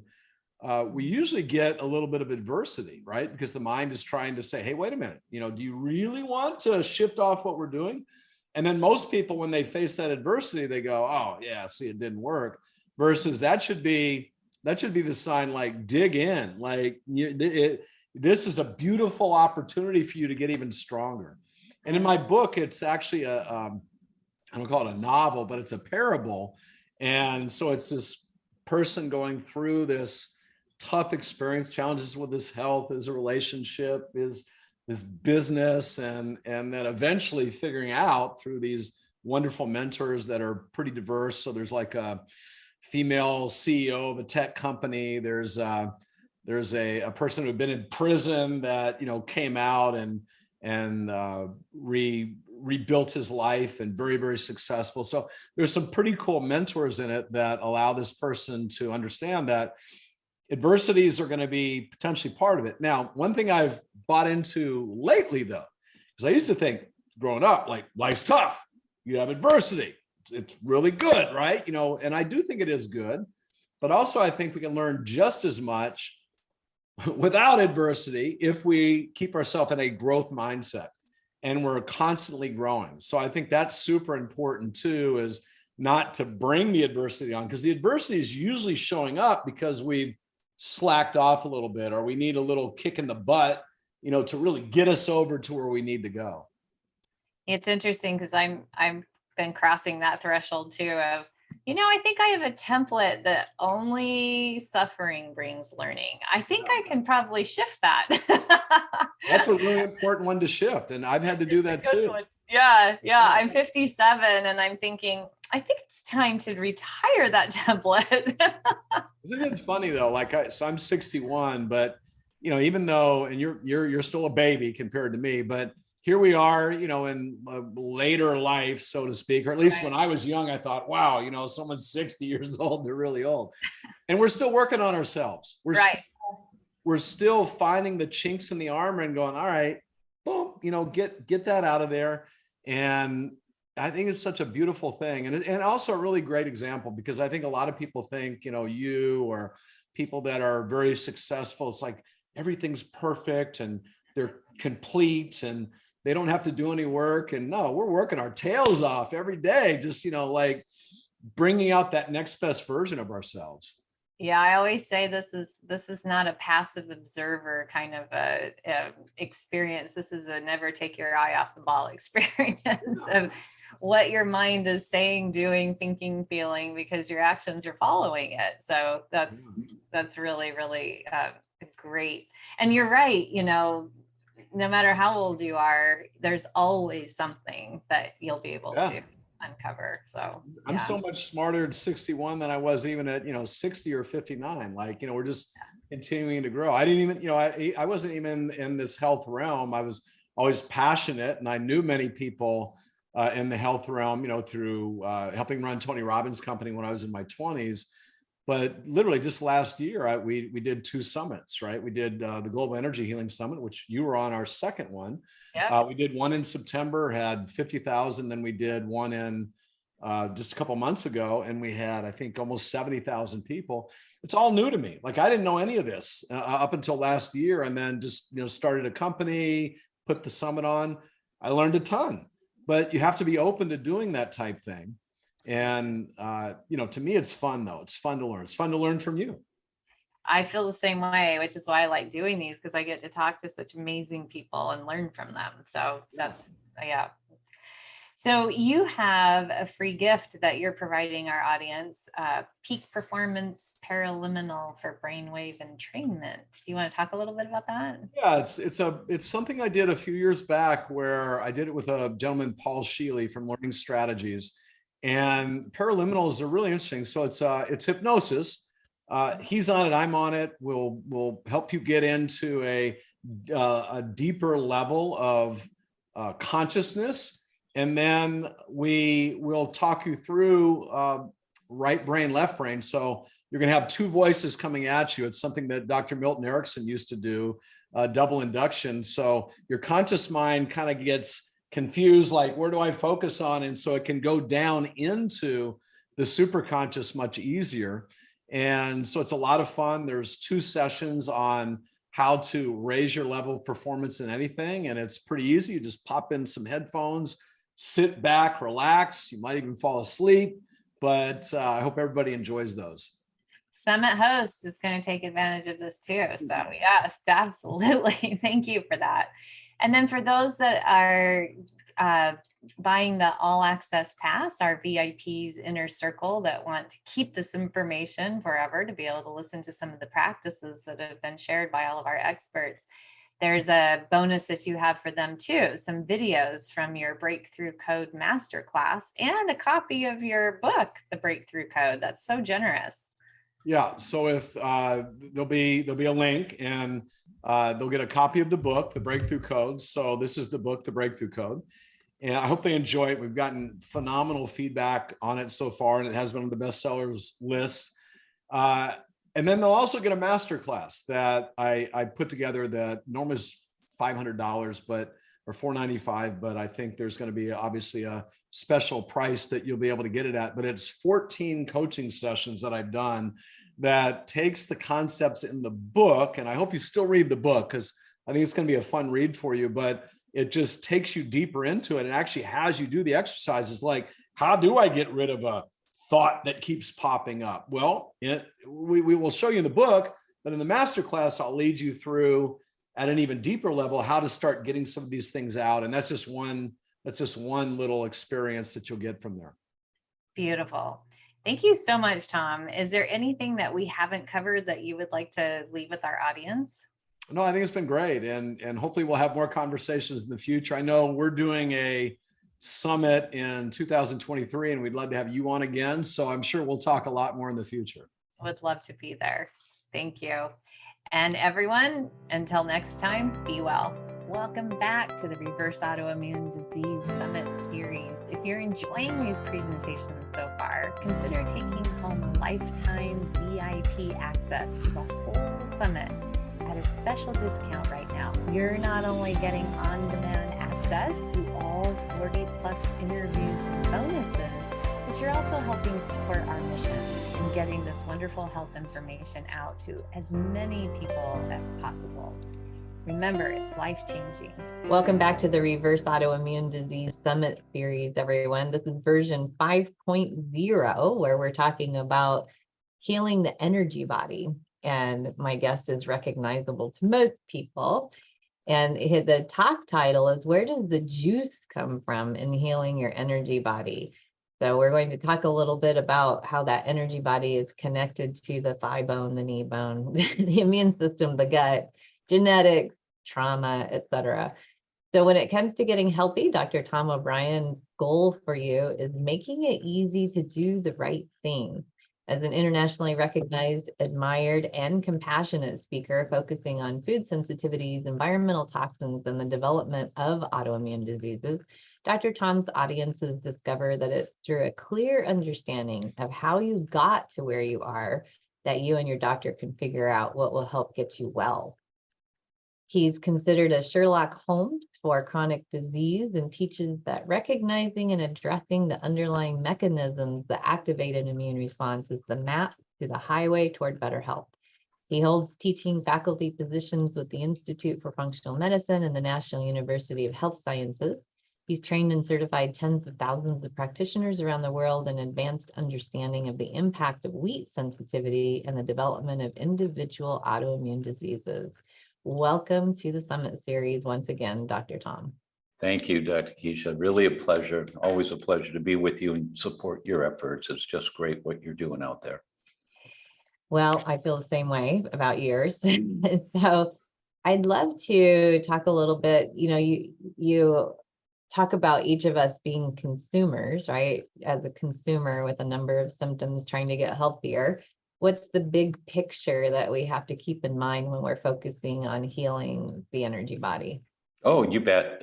Just in healing in general, whether it's the physical body, the energy body, the chemical body, just healing. We have to know, where is the drive? Where's the powertrain that's pushing disease?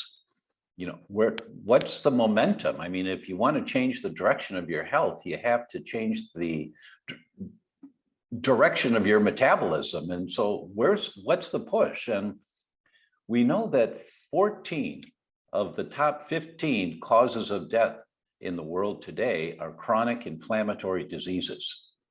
14 out of 15. The only one that's not is unintentional injuries.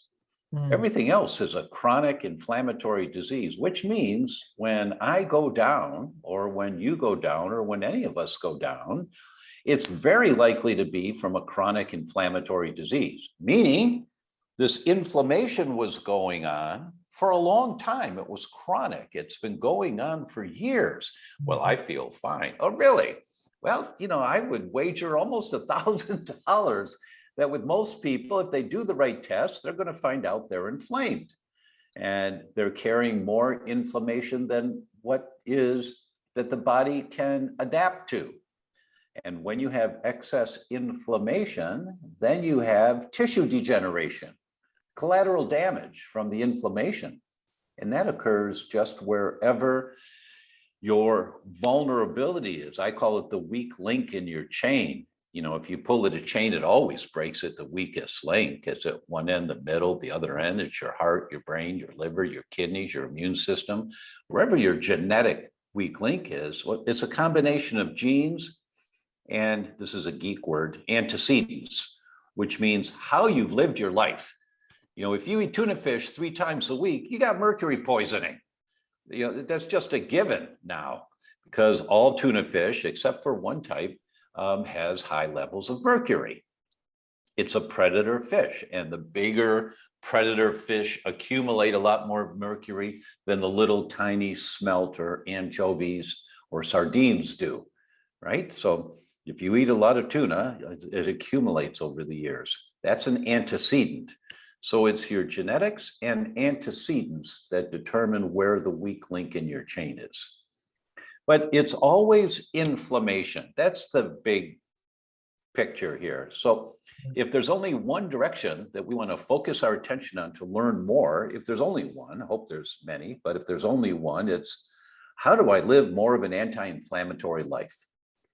That's the big kahuna, you know, and when you've got that one, then you look at what I break down into 4 categories. Some may have different breakdowns of these various components of health, but I call it the pyramid of health. You know, when you look at a pyramid, there's 3 sides to a pyramid. No, there's 4. There's also a base, right? And that's your structure. And that's the home of chiropractic and massage and exercise and your bones and your muscles and your ligaments and posture and all of that. And that can change any health direction if that's the primary area that's out of balance. I've seen so many miracles with just straight chiropractic care, mechanical care over the years, that if that's the primary imbalance, that's what you have to fix. So that's the base of the pyramid. Then one side is the biochemistry, and that's where most of us spend all of our time trying to get healthy with what we eat, what we drink, the medications we take, the supplements we take, the air that we breathe. Really important to address that, but it's only one of the 4 sides. The next side is the mental or spiritual side, and that's what we're looking at here today. And the last side is the electromagnetic, that in the last 30 years now, that's become as big a player as structure or biochemistry or emotions that we have. That's why my cell phone has got a Pong case on it, P-O-N-G, because it just minimizes the amount of radiation that comes to the phone. Now, and I know it works because the car that I drove for many years is an Acura. And when I walk up to the car, the lights turn on that shine down by your feet, and the inside lights turn on before I get to the car. So my key sends a message, says, we're here, and the lights turn on. So you can see, you know, the inside of the car, you can see by the door handle and all that. But if I'm holding my keys in the same hand as my phone, and I walk up to the car, the lights don't turn on. But what's wrong? Oh, yeah, of course. And then I change hands, and then the lights turn on right away before I touch the car. So that tells me this thing is doing something. You know, I'm no expert on EMFs, but I've recommended Pong to people for years because I know it works. And there are others also on the EMF side of it. So I want to say something that you said about the pyramid and where we're focusing most of our time and energy is on that mental, spiritual, but actually we're not. The biochemical is where we spend most of our time. But you were saying on the summit that the energy body is mostly over there, but actually it's all 4 of those, right? Yes. Yes. EMS affect it, biochemistry affects it, your structure affects it. It's all, right? Yes, exactly. They're all interconnected. Yes. And that's the next concept I wanted to address. And for some, it'll be introduce them to it. And that is the concept of network medicine. It was jaw-dropping. And, you know, we conveniently forget about stuff that is outside our paradigm. You know, the world that we live in, if there's something that we're not quite, it doesn't fit, then we just conveniently forget about it. And I'm writing a paper right now, and the title of the paper is The Enigma of the Gluten-Free Diet, Reduce Symptomatology and Increase Mortality.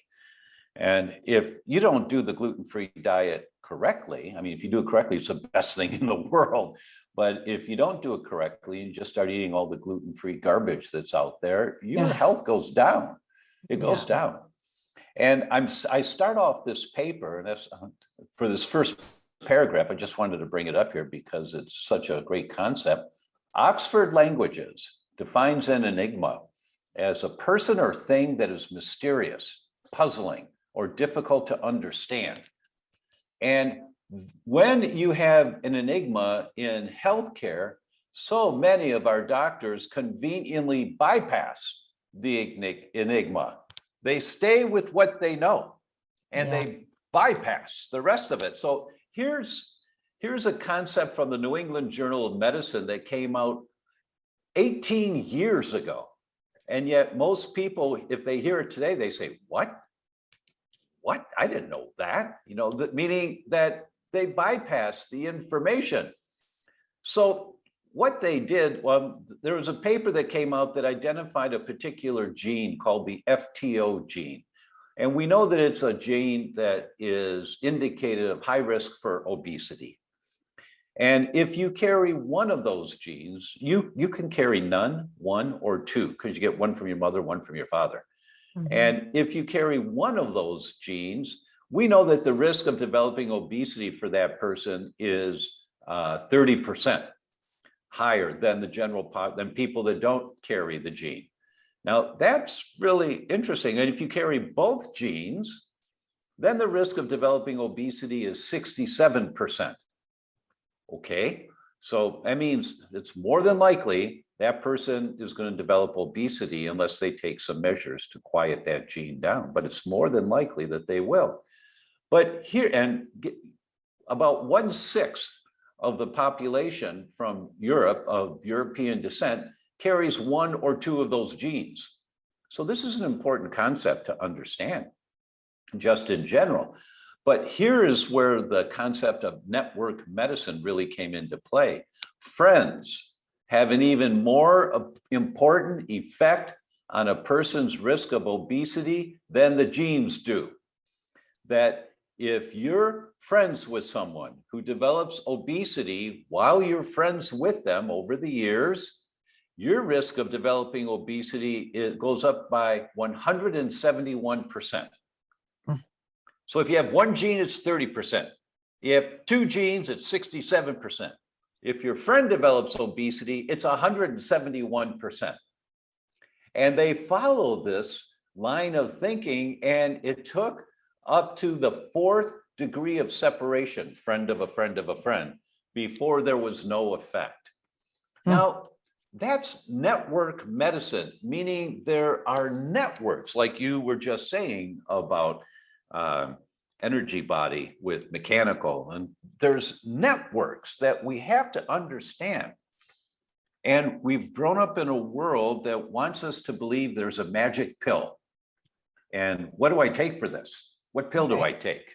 And that's not the case. You know, when you're dealing with network medicine, and all of it is network medicine because you work on the structure and you're affecting the energy body, and you're affecting the biochemistry, and you're affecting the emotions. I mean, there are so many studies that tie all of this together that network medicine should be the prerequisite for every physician before they implement any protocols, to understand, well, if we do this, it could affect this, this, this, and this. You know, we don't think like that, and our doctors don't think like that. It's critically important that we all understand that it's not a single shot to address your blood sugar imbalance, or address your high cholesterol, or address your back pain, or address your brain fog, or your long COVID. There is not a direct way of doing it. You have to deal with the whole picture, the whole network. And that's why events like this are so important, because you learn one more piece of the puzzle, and then one more piece of the puzzle, and then one more piece. That's, oh my God. And then you finally realize you're going to be learning pieces of the puzzle probably for many years to come. And how they fit with you, because each of That's us right. is different. Yeah, That's the right. individualization. I would say if one theme has percolated to the top of this particular summit, it's been the thing that you just pointed to, that it's not one thing, it's critical mass, and it's not one thing that will get you better, and it's not an instant thing either. It's a journey, and it's a process, and it's learning how to really clue in with compassionate curiosity in a collaborative way with all of your systems, instead of a tyrannical, you know, I want you to be this way, therefore we're, you know. So The Right. body doesn't really respond very well, just like small children don't. It's a really good point, really good point. And for some people, it's hard to embrace this concept as the scaffolding that you stand on as you're climbing up to better health. This is the platform, is that it's all connected. And if you change your diet, but you still have stinking thinking, it's unlikely that you're going to get the results you want, right? Yep. So it's a long journey when you've crossed that line of tolerance, and now you're manifesting wherever the weak link in your chain is. It's a long journey, and if you can embrace and settle down for the ride, and know that your goal is to roll across the hills a little bit at a time, with you're going to have some ups, you're going to have some little downs, as opposed to a roller coaster where you're going, oh, you feel great, and all of a sudden next week you crash, right? So the goal is, it's called the Zen wave. It just is a slow rise, a slow drop, a slow rise, but there's a consistency across the scale. That's the goal when you're trying to reverse the direction of one's health. And you can get it pretty quickly. Usually in a month to 2 months, you can see some excellent biomarkers that things are changing in the right direction, but it'll take 1 year to 2 years to really settle in to your body having a different way of integrating all of the things that you're learning. Just takes a while. I really appreciate you pointing to the wave, because everything comes in waveforms: light, sound, energy of all kinds, the tides, the cycles of the seasons, everything comes in these. And it seems like humans expect straight lines. Once I've reached this bar, then I'm going to stay there until I go to this bar. And having dips is not something, it's like, oh no, I'm getting bad again, instead of realizing that everything happens this way. I noticed that people are a little intolerant to having their mood dip if they've had a history of deep dips, without having some anxiety around that, until I show this is the waveform, this is the way it goes. It's the only thing that is straight line is human invention. When we look outside at Mother Nature, there are no straight lines, none. That's a really good point, and I'm reminded back in 1970, probably the 76 or 77, I had done a weekend experience called EST, back in 75. And anytime the trainers came into town to do their courses, I would treat them. I was called to their rooms, their hotel rooms, and happy to do that. I was a young stud, not just opening my practice. And one day I had a nice conversation with one of these trainers, and he explained to me the path to consciousness. And it just made so much sense. He said, have you ever done something and you look back 3 days later and say, why did I say that to that person? That was strange. That's not what I meant at all. And, you say, well, I don't know. I just did.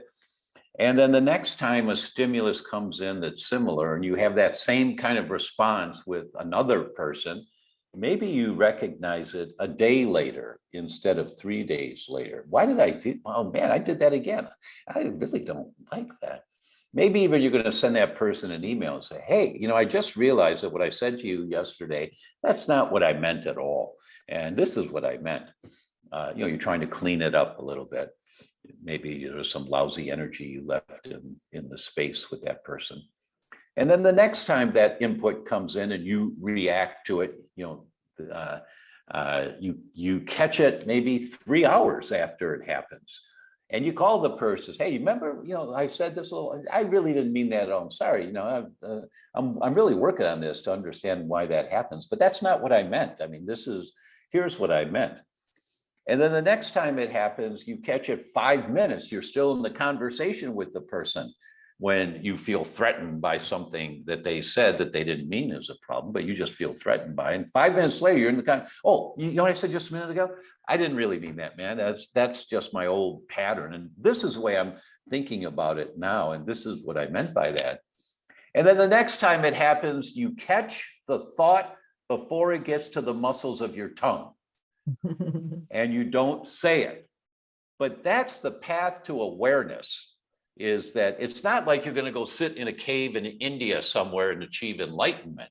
You know, it's just pounding the pavement every day and trying to clean up the mess that you create in your life and the world around you so that your energy body can be refreshed, you know, and your psyche gets refreshed. You just keep cleaning up the mess that you've made. And you say, well, what mess? I don't make any messes. Well, you are a blind one. Deluded. I posted a meme the other day that one of my patients responded to and said, this helped so much. And the meme was, if you stop listening through your wounds, you might really be able to hear what people are saying to you. No, exactly. Yeah. And you know, and this process, when you recognize it, it may be 2 months after something happened. Right. But if you put the energy into cleaning up whatever it is that you've just realized was not what you meant at all, you put the energy into it. It might be an email, it might be a phone call. It reinforces your desire for a more authentic, balanced response the next time that energy comes in. But if you say to yourself, oh, that was 4 months ago, I'm not, and you just kind of write it off, then it sits in there. It's like dirt in the space, or I'm being polite in my language now, but it's dirt in there, right? If it's in your awareness, you need to clean it up. Yeah, this is a really good, I was talking to a patient yesterday and she said, when am I going to be over this or overcome this part of myself? And I said, well, that's the wrong language. It's when can I have compassion for that part that has that response and meet them with something stronger that's loving, you know, and then that part gets integrated and brought into wholeness. You're not trying to kill the part of you or overcome it or overpower it. That's actually what autoimmunity is, you know. So yeah, it's very true. Yeah, it's just like bringing the anger that you might have, like you're a mother with a baby and you're bringing the baby close to you and the baby soothes, because just the presence of that loving energy allows the baby to then co-regulate. You're co-regulating yourself. Yes. And yeah, you're replacing the anger with something stronger, you know, loving, compassionate energy. Yes. Yes. And it doesn't matter how long ago the incident occurred. If it comes up in your consciousness, clean it up as best you can. Clean it up. Every moment is an opportunity. That's right. That's right. And you'll find at the time, it may feel kind of awkward and stumbling, but it will make you lighter. And so that every time you do that in life, you get a little lighter, a little lighter, a little lighter, and then you catch the thought before it goes to the muscles of your tongue. Yeah. Right. That's the goal. And that's when you're going to get over something. You're never going to get over something. You've got these programmed responses. We call it PTSD, right? And that's the extreme, but it's just a programmed response to a noise or a comment or a look from someone. For our survival, it get all these stress hormones going, and that's how we learn to survive. What we need to do is reprogram. And to reprogram is exactly what I just said. You know, all the things that come up for you that, boy, I wish I hadn't said that to that person last month. All right, dear Kathy, I was just thinking about our conversation a month ago, and I realized that I wasn't speaking my entire truth. And here's what I really felt. Whatever. Here's one of my favorite ways of saying that. I realized I wasn't very skillful in my communication. Oh, that's good. Yeah, that's good. Yeah. But it's embracing this concept that is the formula to bringing more balance to your psyche.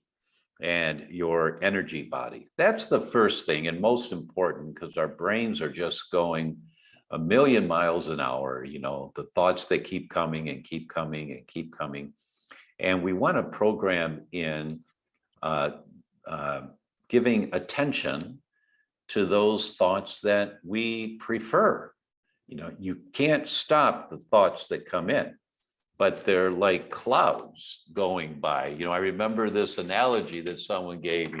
Every thought is like a cloud, just going by. Oh, blah, blah, blah, blah, blah, blah, blah, blah. But what we do is, and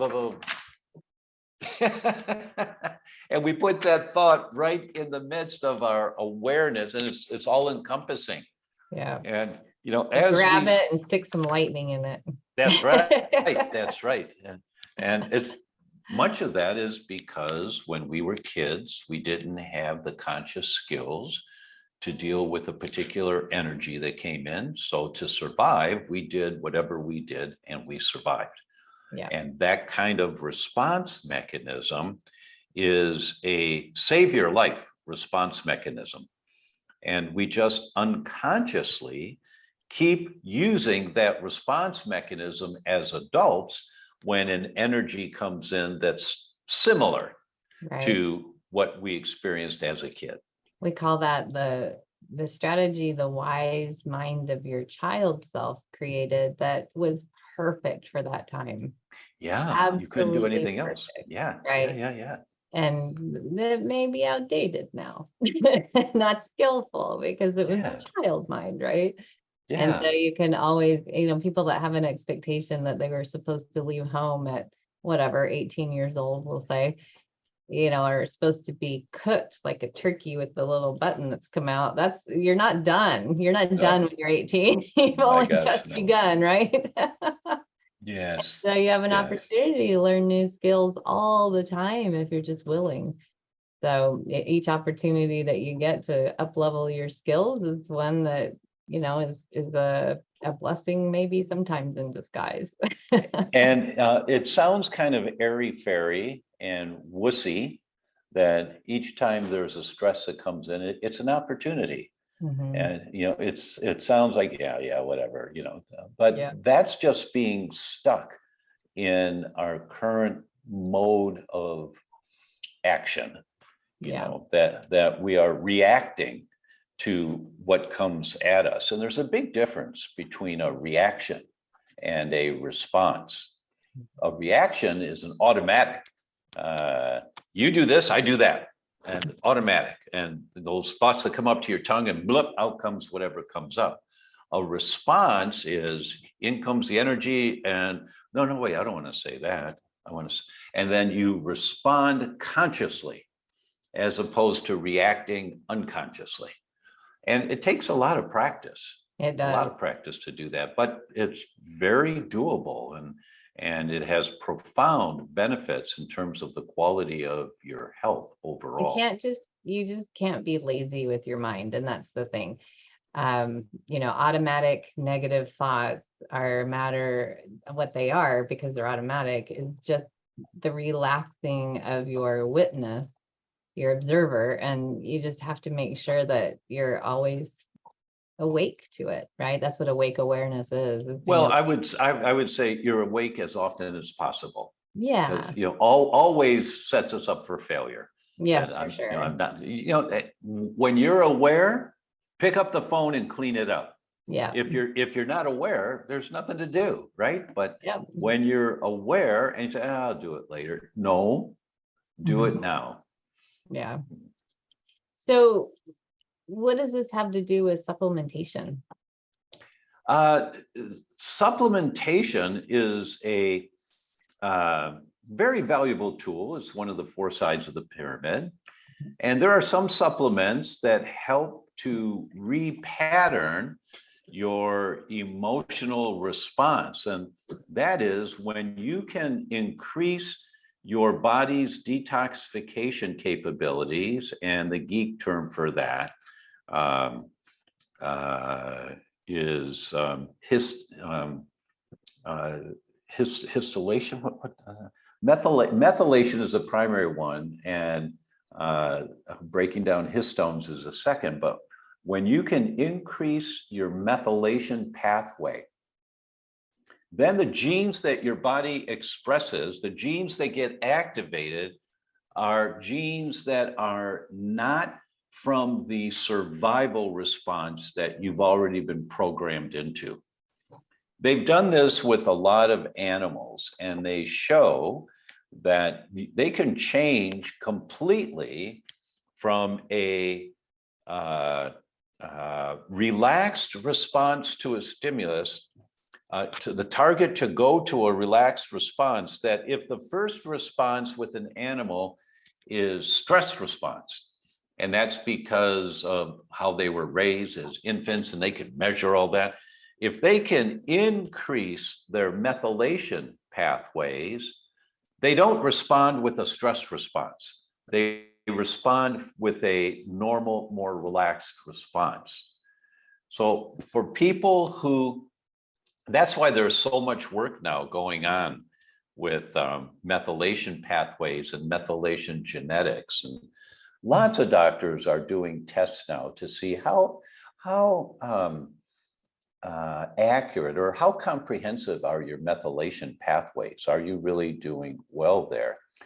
And it's a simple. It goes beyond MTHFR 677 and 1298, everybody. We have a lot more information now on methylation. Right.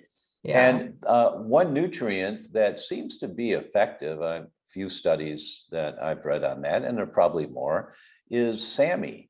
Because SAMe just helps your body methylate better. So when you methylate better, your brain response is different. It's not a react, or it's less likely to be a reaction. It's more of a response. And with animals, they've shown that to be the case. So that's one answer to the question, what about supplements? The second answer is where we started, is that you must have an anti-inflammatory lifestyle, because if you're inflamed, you're much more vulnerable to reacting to the stimuli in your life as opposed to responding to that stimuli, because inflammation affects the brain hormones called neurotransmitters. And so your brains can be very easily out of balance, and you're more likely to react as opposed to respond. So SAMe always looked really good on paper to me, and I thought, oh, I should try this. And I remember when I was very first learning about genetics years ago, I went to somebody that I'd been training with and said, why do I feel like I want to become a serial killer on SAMe? I mean, I was just so overstimulated. And he mentioned that if you have a lot of COMT activity, that it might be a bit much, and bring up some of that manic kind of feeling. So just be aware that, and the dosing on SAMe goes from 400 to 1600 a day. It's pretty wide range for joints versus mood. So just being aware that you are always the guru of your own body, and start low, go slow. Yeah. I'd like to look at some markers of methylation to see where they're at. I always look at homocysteine. Yep. There's two ways of looking at homocysteine. The analogy I give is, if you're pregnant and you're checking your blood sugar, many obstetricians will just do a fasting blood sugar draw. But some, especially if there's a history of diabetes or problems in pregnancy for women in the family, they might do a little more aggressive test, and they do a glucose tolerance test where you drink a bottle of sugar and then you do the blood draw over a couple of hours to see how does your body handle a little extra sugar stress. How does your body handle it? Or if you're checking the electrical conductivity of the heart, you can do an EKG, and it measures how the heart is working. But if you really want to know, you put them on a treadmill and you do a stress EKG. You push them a little bit harder. The same with homocysteine, that you can do a fasting blood draw for homocysteine, but you miss a lot of them. And if you really want to know, then you give them some methionine to take, And it's a fair amount. Methionine is an amino acid. And depending on your body weight, it's usually somewhere between 18 and 25 capsules of methionine. And you take them within about 5 minutes. And then 4 hours later, you check the homocysteine again. And it's because the methionine is supposed to be metabolized and it'll produce homocysteine that's then supposed to go somewhere else. And it's called a provocative challenge. And now you see the hidden ones, the ones that are missed. So a regular homocysteine, irrespective of what the lab says, according to Kilmer McCully, the godfather of all this research, he said, anytime your homocysteine is above 8, your blood vessels are inflamed. And with a provocative challenge, it's anything above 25. Your blood vessels are inflamed. So you push that a little bit. So that's the first test that we'll do kind of to look at methylation. And the next one is we'll do a organic acids profile and look at, it's called FIGLU. It stands for forminoglutamic acid. And if you're not methylating very well, your body's not using folate very well, your FIGLU level goes up.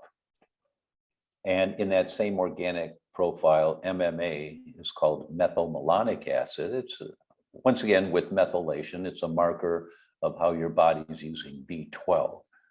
So we're looking at B12, folate, and homocysteine as just a couple general inexpensive indicators of how well are we methylating right now. So, because you can over-methylate.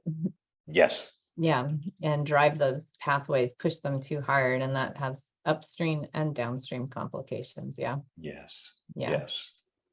So what about the environment that we live in today that has so many toxins? And when we start talking about detoxification, building our not just our energy body, but our physical Yeah, structure it's a topic that in the last 20 years has gained a whole lot of traction, and it's at the point now to where it needs to be basic 101 understanding for everyone.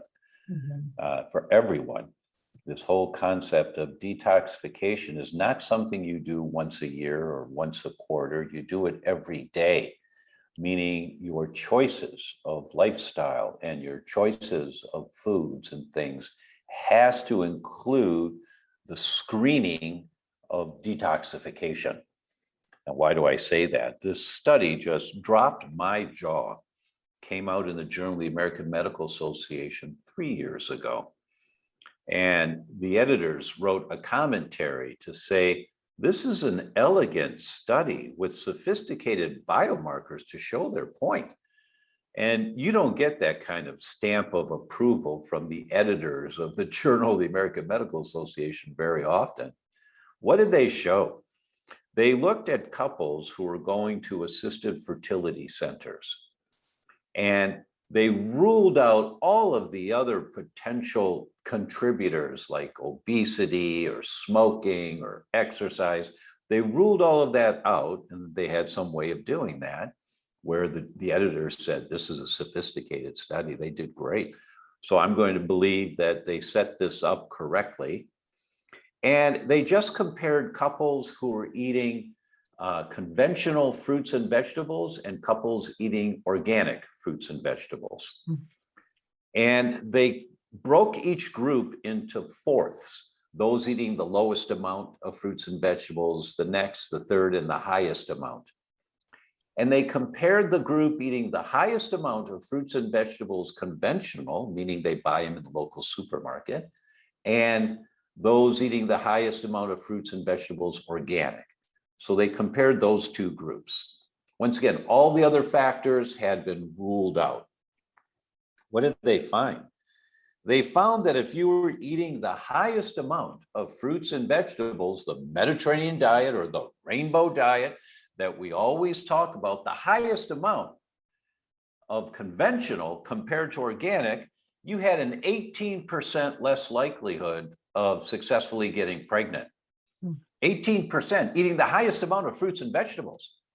And this was the kicker. If you did get pregnant, you had a 26% less likelihood of a live birth compared to the couples eating the same amount of fruits and vegetables organic.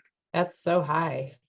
26% Yeah. of those people eating as best as they know how to eat, trying to be healthy, they were losing their babies. 26% more than those eating organic. What does that mean? It means that the amount of chemicals that we are exposed to now that are inside our body, see, there's two types of toxins. There's toxins that you're exposed to in the air and on the end of your fork and what you're drinking. But then there's also toxins that have accumulated that are inside your body.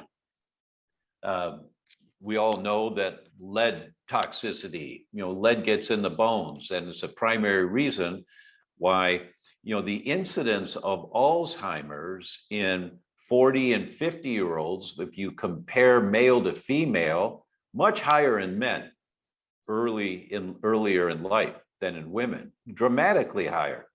But when women go through a change of life, all of a sudden, within a couple of years, their percentages are just as high as the men. Well, why is that? Well, it's because as they go through a change of life and the ovaries stop producing their hormones, it's the job of the adrenal glands to pick up the slack and make about 1/10 of the estrogen that the ovaries used to make. But most people, their adrenal glands are so worn out, they can't do it. And so they have hormone insufficiencies. And when you have hormone insufficiencies and you go through a change of life, when you don't have enough estrogen, you increase osteoporosis. The bone cells break down. And the bones are where the lead's been stored for so many years in the minor amounts that we're exposed to on a regular basis, but it accumulates in the bones. Now it's in the bloodstream and it gets up to the brain, causing more inflammation in the brain, accelerating the collateral damage of inflammation in the brain. So within a couple of years after menopause, the percentage of women getting Alzheimer's is right up there neck and neck with men. But it's the lead that was stored in the bones. That's why I did that whole analogy. And we store mercury in the brain and organophosphates, the chemicals used on our fruits and vegetables, in our fat cells and in our livers and in our lymph nodes. And we, if you really test comprehensively, many of us are walking cesspools of toxic chemicals and toxic debris that we've been exposed to over decades. And, it's a topic that people don't like to hear, right? Because you have to begin the detoxification process, and that just takes time.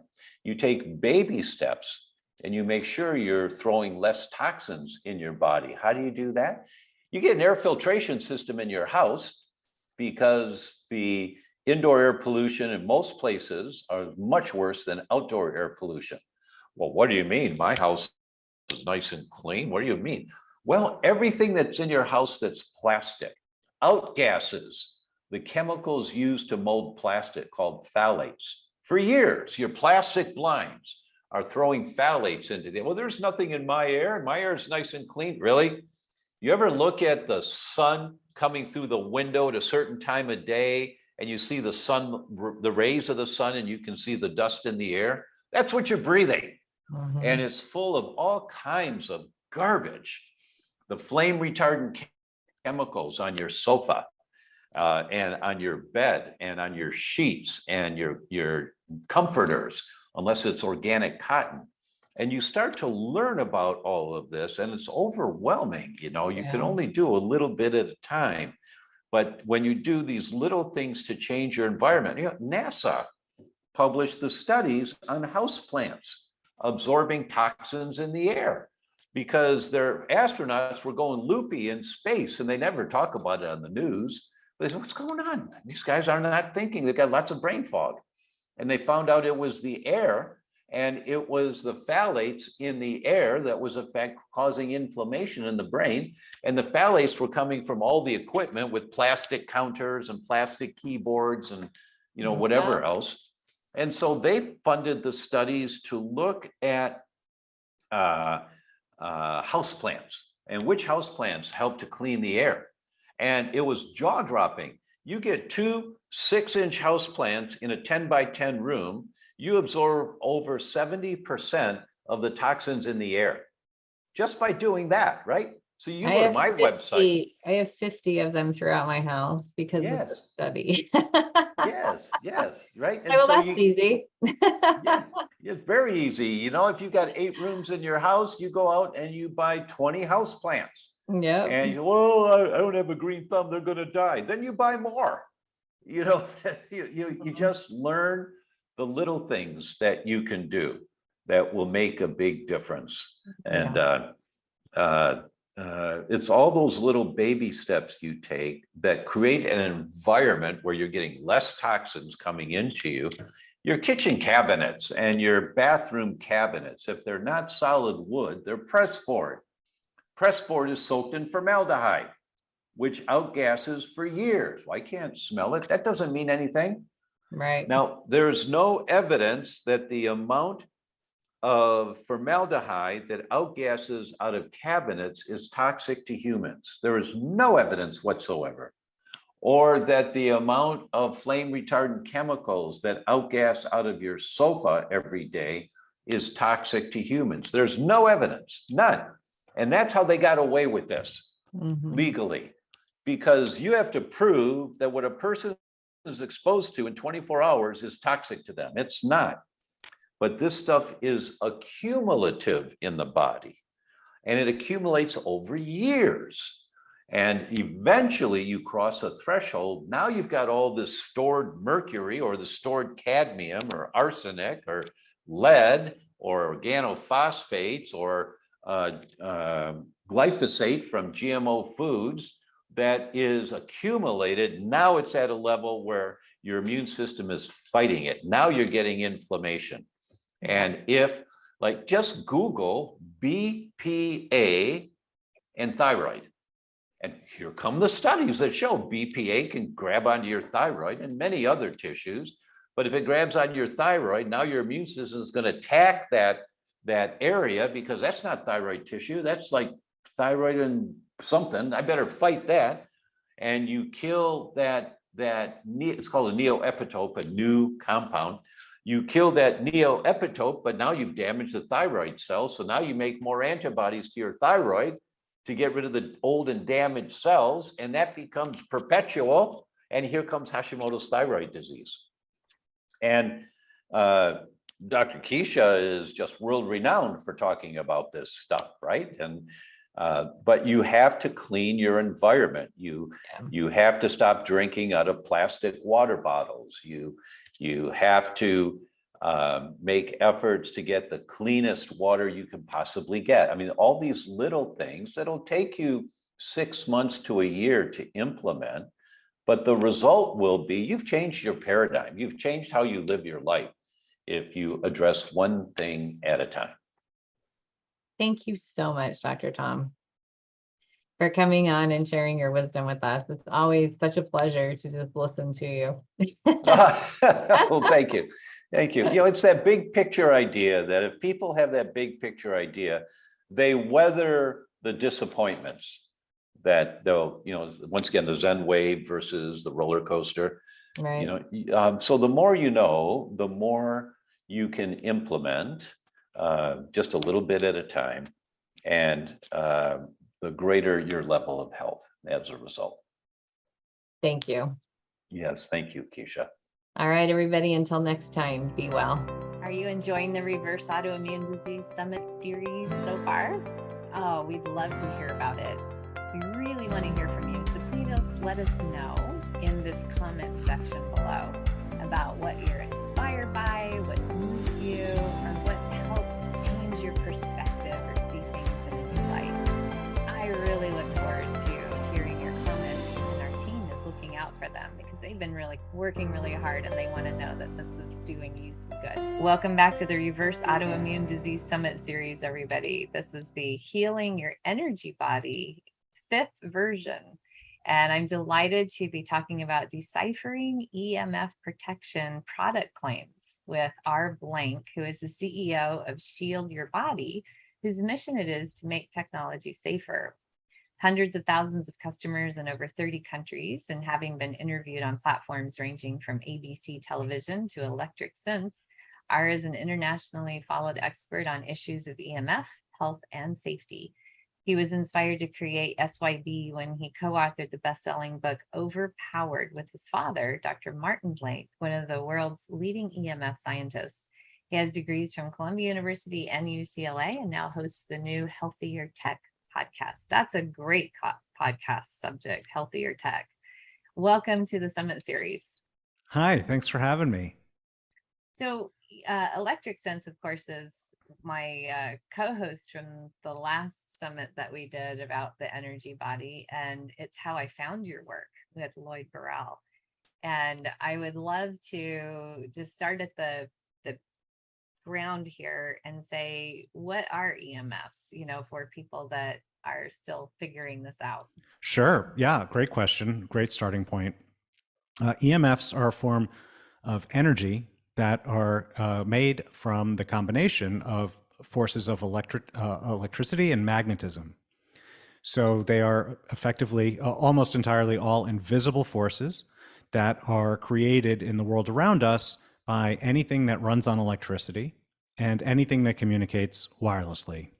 Now, there's some other forms of EMF as well. One that we all know is visible light, right? So visible light, like we get from the sun, that is a form of EMF energy. Now, there's certain forms of EMF with much more energy than visible light. And these are things like X-rays and gamma rays. And they have so much energy that they can knock electrons loose from our cells. And that's why we call them ionizing, because they can ionize our cells. And we all know, and it's universally accepted, 1000% non-controversial, that those forces are very harmful, even in very, very, very small doses, which is why when you get a dental X-ray, right, they cover you in lead and leave the room, right? Because we all know this stuff is super harmful. So then there are forms of EMF with less energy than visible light. And they don't have the same amount of energy, right? So they can't ionize our cells in the same ways, and that's why we call them non-ionizing. And it was long thought that these were inert forms of EMF, that they were effectively harmless to us and all living things at levels where they don't cause us to heat up. And these are the forms that are emitted by power lines, electrical appliances, cell phones, and Wi-Fi, and so forth. Now, while it was long thought that they were inert, biologically inert, it turned out, and as more recent decades of science have shown us, that those assumptions were false and that they have biological effects even at very, very, very low doses, much lower than you would be exposed to, for instance, by talking on a cell phone. So this is really important because we're surrounded now. Yeah. What are the sources, because this leads us to the discussion about protection from. Mm-hmm. But let's think about, now that we know what EMFs are, what are the sources? Yeah. So, I mean, it's increasingly everywhere around us. I mean, even if someone, like me thinks back to when I was a kid, the differences are staggering in terms of how much we're exposed to. But, big ones tend to be cell phones because, and we can talk about this in a bit, but because of how close to our bodies we carry them, right? The power of EMF radiation diminishes exponentially with distance. So even if the cell tower a mile away is much more powerful than the phone in our pocket, odds are we're getting exposed to much more powerful radiation from the phone in our pocket than the cell tower that's a mile away. So, but it's everything that communicates wirelessly. So that's no longer just cell phones and even just Wi-Fi. It's Bluetooth, it's smart thermostats, it's smart refrigerators, it's this entire wireless infrastructure that exists around us. Not increasingly, it's not even just from the planet, right? We have orbiting satellites that are transmitting networks down to terrestrial level. And so anything that, like I say, that communicates wirelessly. Then we also have a separate set of exposures that come from anything that runs on power. So that includes power lines, power transformers, electrical appliances in the home, even the wiring in our walls. Now, when you take all of this together, the amount of the world that has become electrified and the amount of the world that has become wirelessly connected, we are talking about an incredible number of exposures. Now, the more urban an area you live in, the more exposed you are going to be. And that just comes from the type of densification that is a feature of urban life compared to rural living, where there's fewer neighbors, less infrastructure, fewer towers, and so on and so forth. But it is increasingly challenging for people to find places on the planet where there are no exposures. That used to be easier, and now it is just not that easy. So, you have palm trees behind you. Is the area where you live something that's conscious for looking at that? Because I know we have a place on San Juan Island, and that was one of our conscious decisions, was trying to get into a more pristine atmosphere, so to speak. Yes, for sure. To me, cities are for visiting, not for. Yeah. They're not fit for human life. Cities are a ton of fun. They provide a tremendous amount of benefit and resources for people, economic opportunity, healthcare infrastructure. Cities are amazing, but increasingly they are just very, very stressful. And I don't mean that just in the emotional way. I'm talking about all the physical and physiological stressors that we are being exposed to effectively on a nonstop basis once you're in an urban environment. As I've gotten older, and of course the amount of EMF in the atmosphere and the environment has increased, I find it increasingly challenging to have a satisfying night of sleep in a city compared to how I used to feel or how I feel here at home. Yeah, I agree. That's my experience too. So what is EMF protection then? So EMF protection is anything that protects us from the harms resulting from exposure to EMF radiation.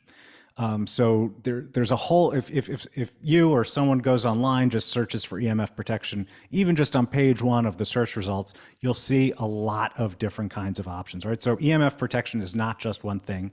It could be, for instance, products that block the EMF radiation, that shield it, products that claim to make the EMF inert or harmless, products that boost our resilience against the harms that come from exposure to EMF radiation, and even some that claim to be able to reverse the damage from EMF exposure. So there are just a ton of different options, all of which kind of fall under this broad umbrella of EMF protection.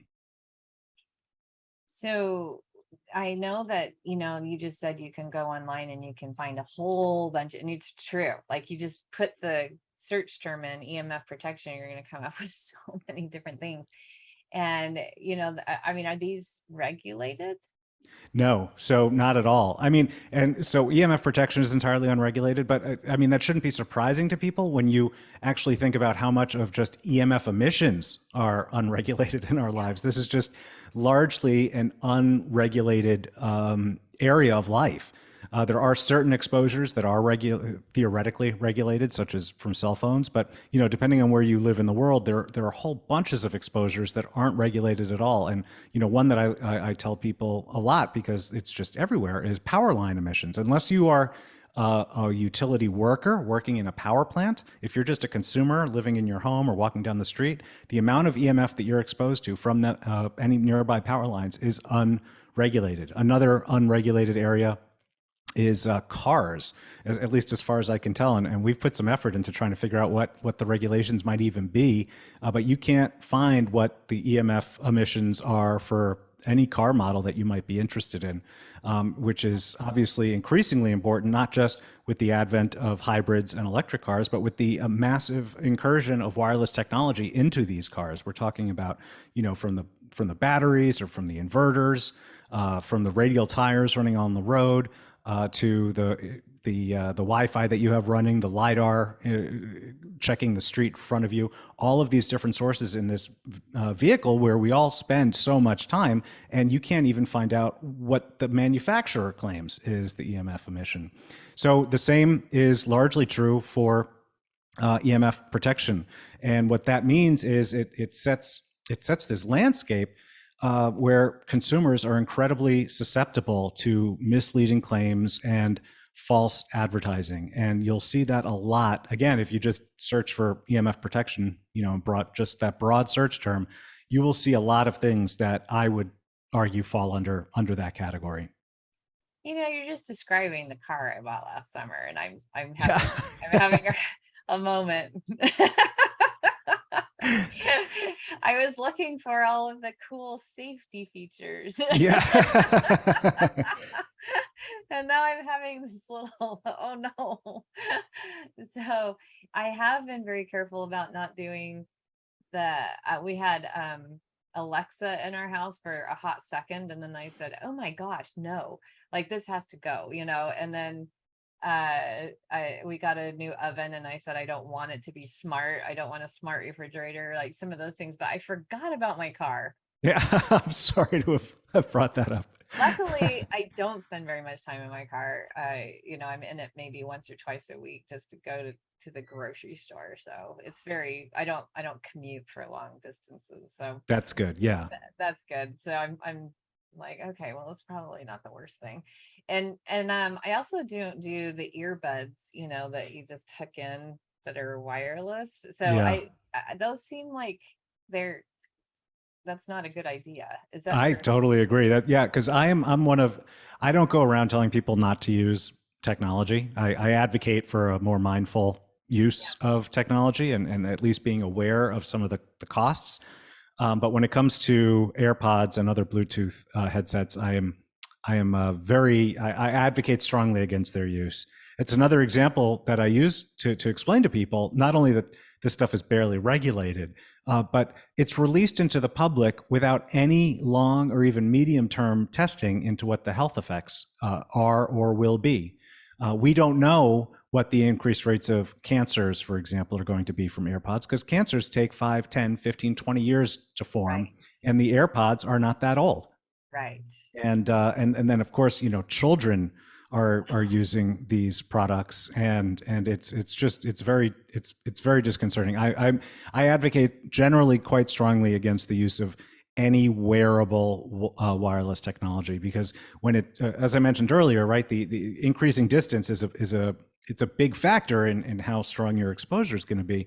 And with wearable technology, there is absolutely no way to increase the distance. So you're always going to be getting a full dose of the radiation that these devices emit. I have the same thing about the watches and rings that are tracking your every health move. People are using them for health monitoring information, but at the same time, I'm like, you can't sleep with this stuff, please, And so there are some that, and if I'm asked about specific brands that I happen to know about, I'll talk about them, but just speaking in broad terms, there are some that effectively have an airplane mode. And so they'll be tracking you all the time, but they won't be transmitting all the time. And so those are obviously the better options when it comes to those wearable trackers. And is airplane mode, does that fully shield you, or is that? Yeah, almost. I mean, it cuts so much of the EMF that for all intents and purposes, I say it eliminates the EMF. But anytime you have some type of electrical signal traveling on a circuit, you're going to get a little bit of EMF. But it cuts out so much of the EMF that I generally just tell people it eliminates it. Okay, well, that's good. I do have a shielding device that my keyboard sits on, which we're going to talk about this now. Okay. Like the science part of it. So there isn't a lot going into the study of these EMF protection and shielding devices, right? Yeah. So you can, it depends which type of, stepping back, it depends which type of device you're talking about. So when you're talking about, for instance, EMF shielding products, which is the kind that I make and sell, you can do laboratory testing, but you commission it. It's not like published in a peer-reviewed journal. You know, it's like someone like me going to a lab saying, can you perform a test and see how much radiation this blocks? And so you can have that type of testing done. When it comes to the type of, you know, scientific journal research, no, that is not very well studied. There is one study I'm aware of that actually shows that a device similar to the one you're using, except it was a in that study it was apparel, but using EMF shielded apparel can reduce or reverse autoimmune disease, which I thought was very interesting. And there was another study into a product similar to the one that you're using there, except designed to go underneath a laptop. And that one showed improvements in male fertility. So just by using a product like that, you can reduce the amount of damage that results to sperm as a result of the EMF exposure. So when it comes to the scientific benefits of reducing your EMF exposure, a lot of that is just the logical conclusion, right? So if a certain amount of EMF exposure leads to an increased risk of forming X, then logically reducing that exposure would reduce your risk of forming X. Right. And so what you're looking for is confidence and data to support that using a product will actually reduce your exposure, right? So that's where the types of testing that I was talking about just a minute ago, that's where those come in. And those are called attenuation tests.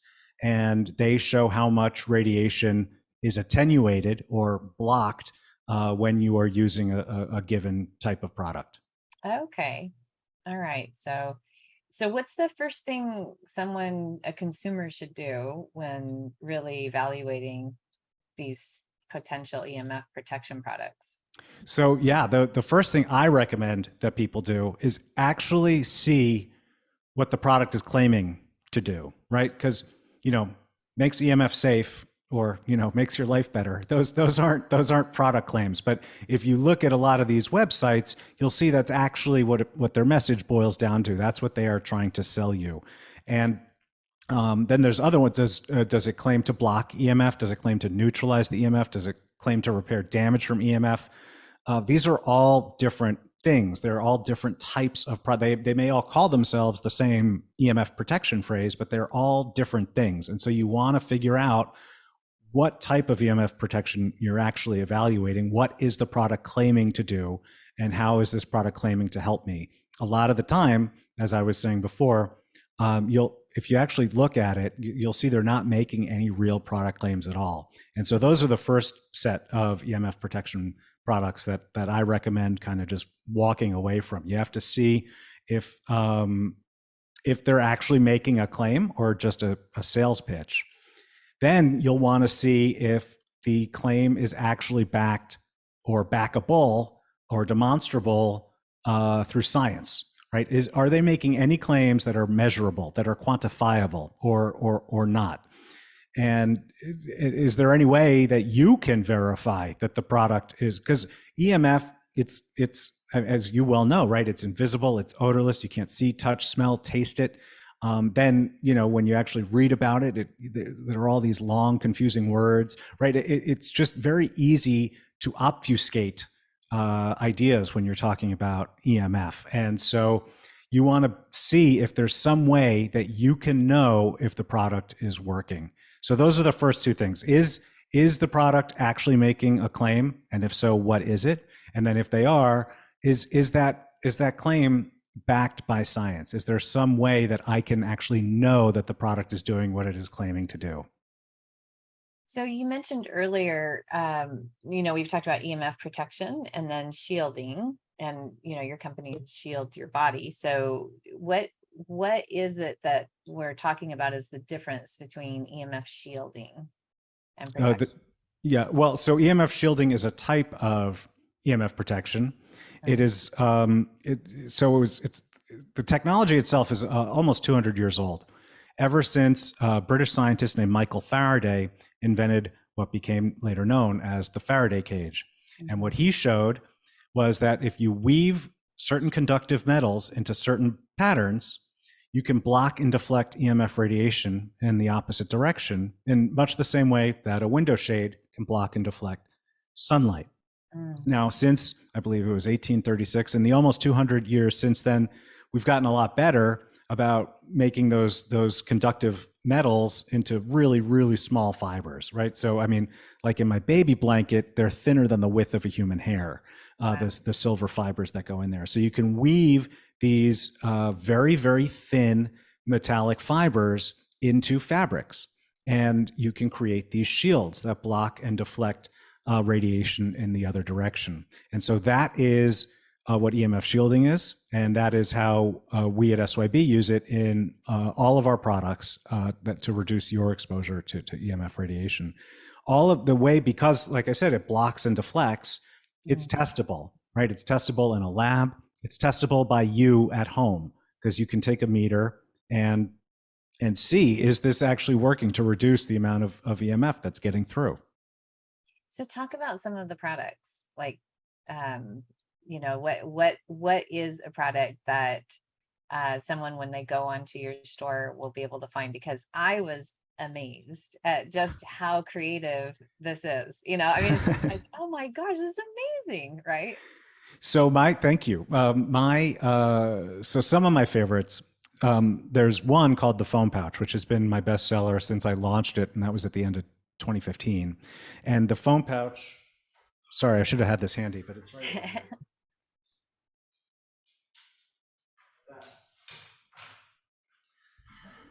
There we go. The foam pouch is a pouch for your phone, and it has a belt hoop on the back. And so you put your phone in the pouch, and then you put the pouch either on your belt or in your pocket. And it makes it safer to carry your phone, because the back of the pouch is radiation shielded and the front isn't. And that's to allow the phone to continue communicating. You don't want to fully shield your devices, because if you do, you won't, if it's working, you won't actually be able to send and receive calls. And so if that's, or messages or whatever types of wireless notifications, right? And if that's what you're looking for, then just put your phone into airplane mode. But beyond that, if you fully shield your phone and it's actually working, the shielding, I mean, that means your phone, because the way they're designed to work, it will compensate for the interference by boosting the power of the emissions. And so it can overheat, it will rapidly drain the battery and reduce the age of the battery life. So you don't want to fully shield your electronics, which is why this is how all of my electronics accessories are made. I've had my phone heat up so hot before. Yeah, and they're not supposed to. Okay. Yeah, for that, because that gets into something, because the entire basis for cell phone radiation regulations in the United States is so that they don't emit so much EMF that they actually heat your tissue, heat your body. And as everyone I know can attest, that doesn't always work, right? Because the phone can get hot. You can feel it. If you hold it up to your ear, you can feel it on your ear, or if it's in your pocket, you can feel it on your thigh. And at that level, that's actually causing immediate term damage. That's called the thermal effect. And so you definitely, if your phone is so warm that you can feel it, you definitely want it to be further away from your body. So yeah, this is, carry it in my pocket, and good. I never put it against. That's the number one tip that I tell people who are looking just to get started. They want to make a difference in their EMF. It is to not carry your phone in your pocket or in your bra or anywhere up, or anywhere immediately adjacent to your body, because when you're doing that, you're getting the full dose. In fact, it surprises a lot of people to know that if you read, for instance, the iPhone manual, they tell you not to carry it in your pocket or hold it up against your head. But it's in the small print in the manual, so a lot of people don't realize it. To me, that's very frustrating, because that's literally how they designed the product to be used, right? Is to hold it up against your head. And then in the small print, they're like, don't use it this way. Wow. You should have a Surgeon's General warning on it. Yeah, they've done that. They've tried that. I think it was overturned. So they did that in Berkeley. It wasn't Surgeon General, but it was a mandatory warning label on cell phones. But I think the wireless industry was able to overturn that through lawsuits. But anything, because, right, it's one thing for me to stand here or sit here, as the case may be, and tell you don't carry your phone in your pocket, because it's such an important thing for people to do if they're looking to cut their EMF exposure. But phones have become really, really important, and a lot of people don't have options where to carry it, right? So that's why creating products like my phone pouch, and I have a sling bag, which is made for phones, plus some bigger things, and I have some more bags on the way. That's why those products I believe in so much, because I really feel like because as we talked about earlier, right, the amount of EMF in the environment is tremendous and growing. And it can become disheartening when either you're living in a city, you look out the window and you see 8 cell towers, and you look on Wi-Fi and you see 25 different networks that you could join. And you start to think, why bother? But even when that is the world around you, it is how you relate to the technology that is closest to you that is so important. Because, thinking about this thing, it's designed to communicate over miles, right? Because that's the nearest cell tower could be miles away. So this has to be powerful enough to do that. But then it's not just that, because it also has Wi-Fi, and it also has Bluetooth, and the newer phones also have NFC, or near field communication, which is what's used for Apple Pay and Google Pay and those technologies. And so a phone isn't just a single high-powered phone wireless card. It's multiple wireless cards all operating at once, none of which were designed to be operated while they're directly up against your body. But people are walking around all the time with this, and it's extended periods of time. You don't tend to walk around with the phone in your pocket for 2 minutes. You tend to walk around for hours. And so I really believe strongly in making products that make that a safer thing to do. My dogs are barking in the background. I want to share my screen for a minute. Okay. So this is Shield Your Body Shop. And I just wanted to show, like, here's the air tube headset. Here's a beanie, a baby blanket, a canopy that you can put around your bed, bandana, like underwear, right? There's so much flexibility here, so many different kinds of things that you can do. And when I look at something like Shield Your Body Neck Gaiter, I'm automatically thinking about people with Hashimoto's thyroiditis. I'm thinking, that's such a good idea, and, to prevent Hashimoto's, and to also make it so that it's not another tender place that can be attacked. So, anyway, I wanted people to get an idea, like, here's the sling bag, here's the tablet pad, and you can just go through and slowly, begin to shift things so that, you have, like, look, there's a wristband. If you do want to wear a wearable device, you can shield it, right? Yeah. Which is just fantastic. So I wanted to give people a glimpse in here. It's shieldyourbody.com, shop.shieldyourbody.com, and you'll get an idea of what's here. Yeah. Thank you. Yeah. Well, and we also on the website have just a ton of information. We have, literally hundreds of articles, videos, ebooks, webinar archives. We put a lot of investment in creating information that helps people better understand EMF, what it can do to them, and how best to reduce their exposure to it. Well, I should have taken you on a tour of the website, everybody. No, If you go there, shieldyourbody.com, you'll see there's a whole section on resources. There's a section, so it's definitely an amazing resource for you to start digging through this, because I know that people get really overwhelmed, like if you read about, we kind of only covered a little bit of the where your exposure is coming from, right? And what you can do, and there are a lot of options for that now. And so I appreciate that you're part of the solution, instead that we just have to talk about the problem. I tend to not write about, talk about, or educate people about something where there's no solution to it, Yeah. and so it becomes No, quite discouraging, right? Totally agreed. Yeah. And I like it whenever I have a chance to talk to people, I like them coming away with an appreciation for that this is a serious issue, Yeah. but B, there's a lot of stuff that you can do without changing your life around and literally without even buying anything. In fact, sometimes, a lot of the time, increasingly, buying fewer things is actually helpful to reducing your exposure. Not being an early adopter of every technological gadget, right? Yeah, not everything needs to be smart. I've yet to hear one person explain to me a value that a smart fridge adds to their lives. Right? I know. Yeah. But it's getting increasingly more difficult to find, technology that's on the showroom floor as your options, Yeah. So, and I hadn't thought about it with cars. I liked the idea that my car could read the road and tell me. I'm sorry to have, I'll think of different example for next time. Yeah. No, it's perfect because it gets you thinking like, oh, that's right. You have been kind of focused on some of these other things, but your car.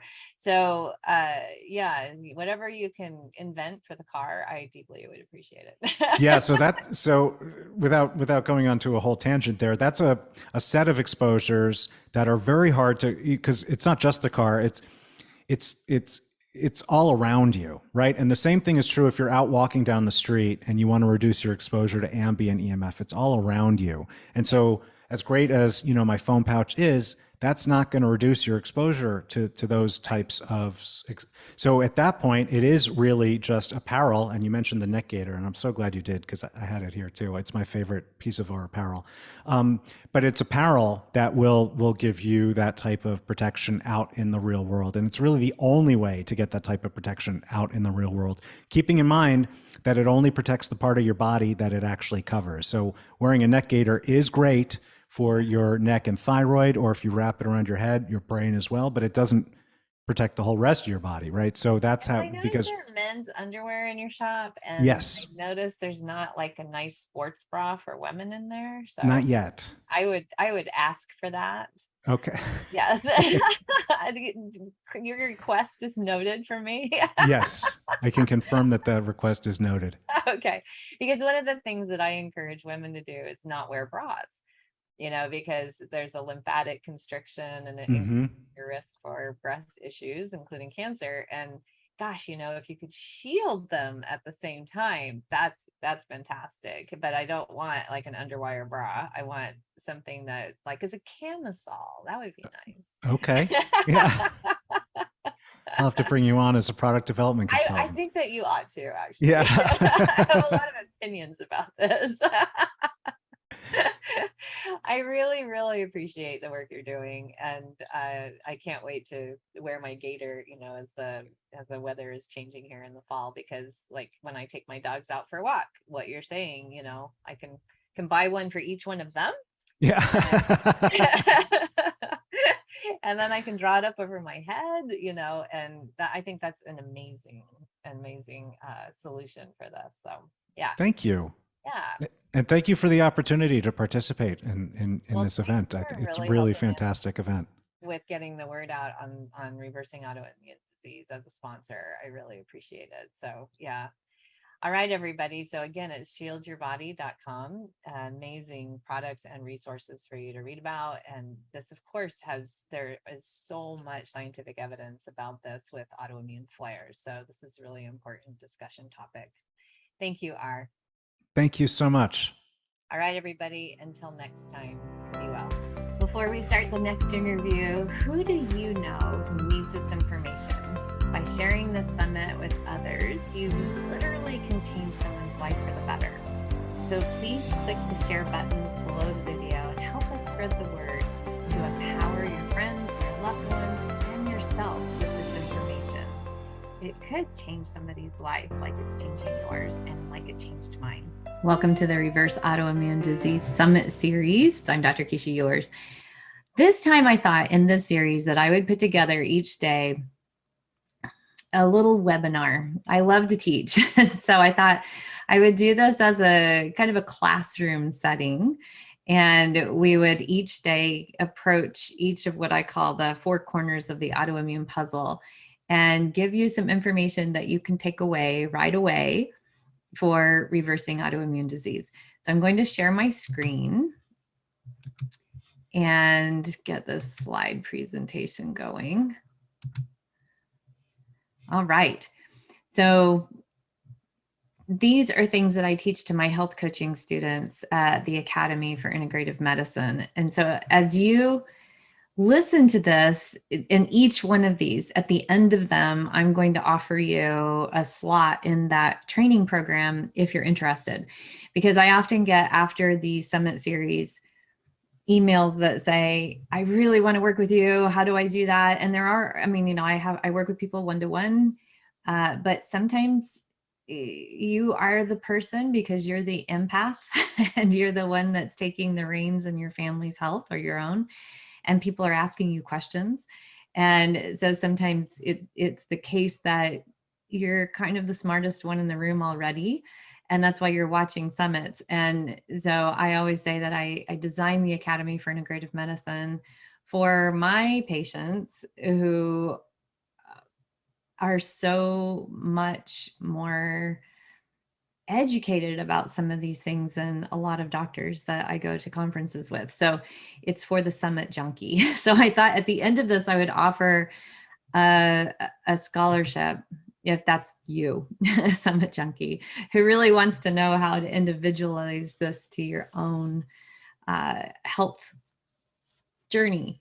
So everything that I talk about in the next 5 days are things that are gone into in a lot more depth in my book, Solving the Autoimmune Puzzle, if you haven't read it yet, and in its companion book, The Quick and Easy Autoimmune Paleo Cookbook. So those two books have a lot more information than what I can offer, you know, in 40, 45-minute webinars. But I just wanted to, you know, give you that as a resource in case you're interested in diving a little bit deeper. So if you don't know who I am, my doctorate is not an MD, it's a PhD. I'm a nurse practitioner with a specialty in integrative medicine. I'm board certified in functional medicine and Ayurvedic medicine. My PhD is in sexology. I'm a certified psychotherapist, trauma-informed, 5 modalities for trauma-informed therapies. Certified energy worker, yoga, meditation teacher, and conscious dying doula, as well as a Master's of Divinity student and the founder of the Academy for Integrative Medicine Health Coach Certification Program.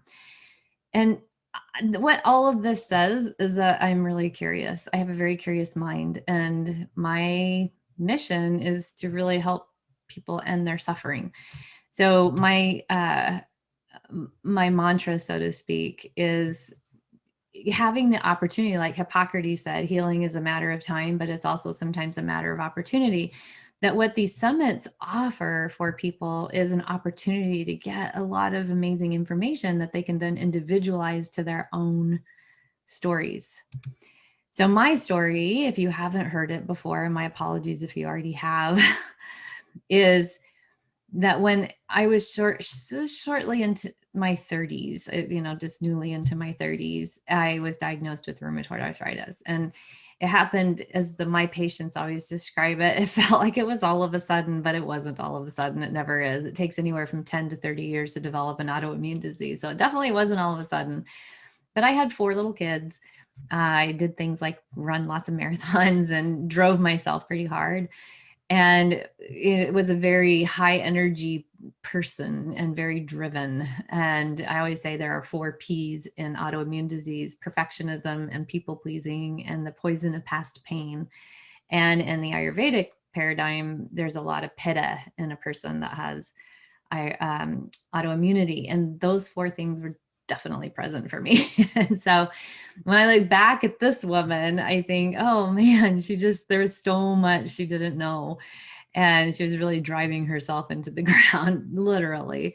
So one day I woke up and it was like someone had taken the batteries out of the Energizer Bunny, which is what my friends used to call me. And I was just flattened, and I had gained about 10 pounds of puffiness all over my joints. And I was in a lot of pain and just completely annihilated I was exhausted. I woke up and I was just exhausted. And so I got in, I knew there was something really bad happening, and got in to see a physician. And I was asked if I had any family history of autoimmunity. And I said, yeah, I think my grandfather had rheumatoid arthritis, which I've circled him in this photo. That's him. And I was telling the story earlier this year. I turned 56 in February. And I realized that this man, my grandfather, died at the age of 56 with RA.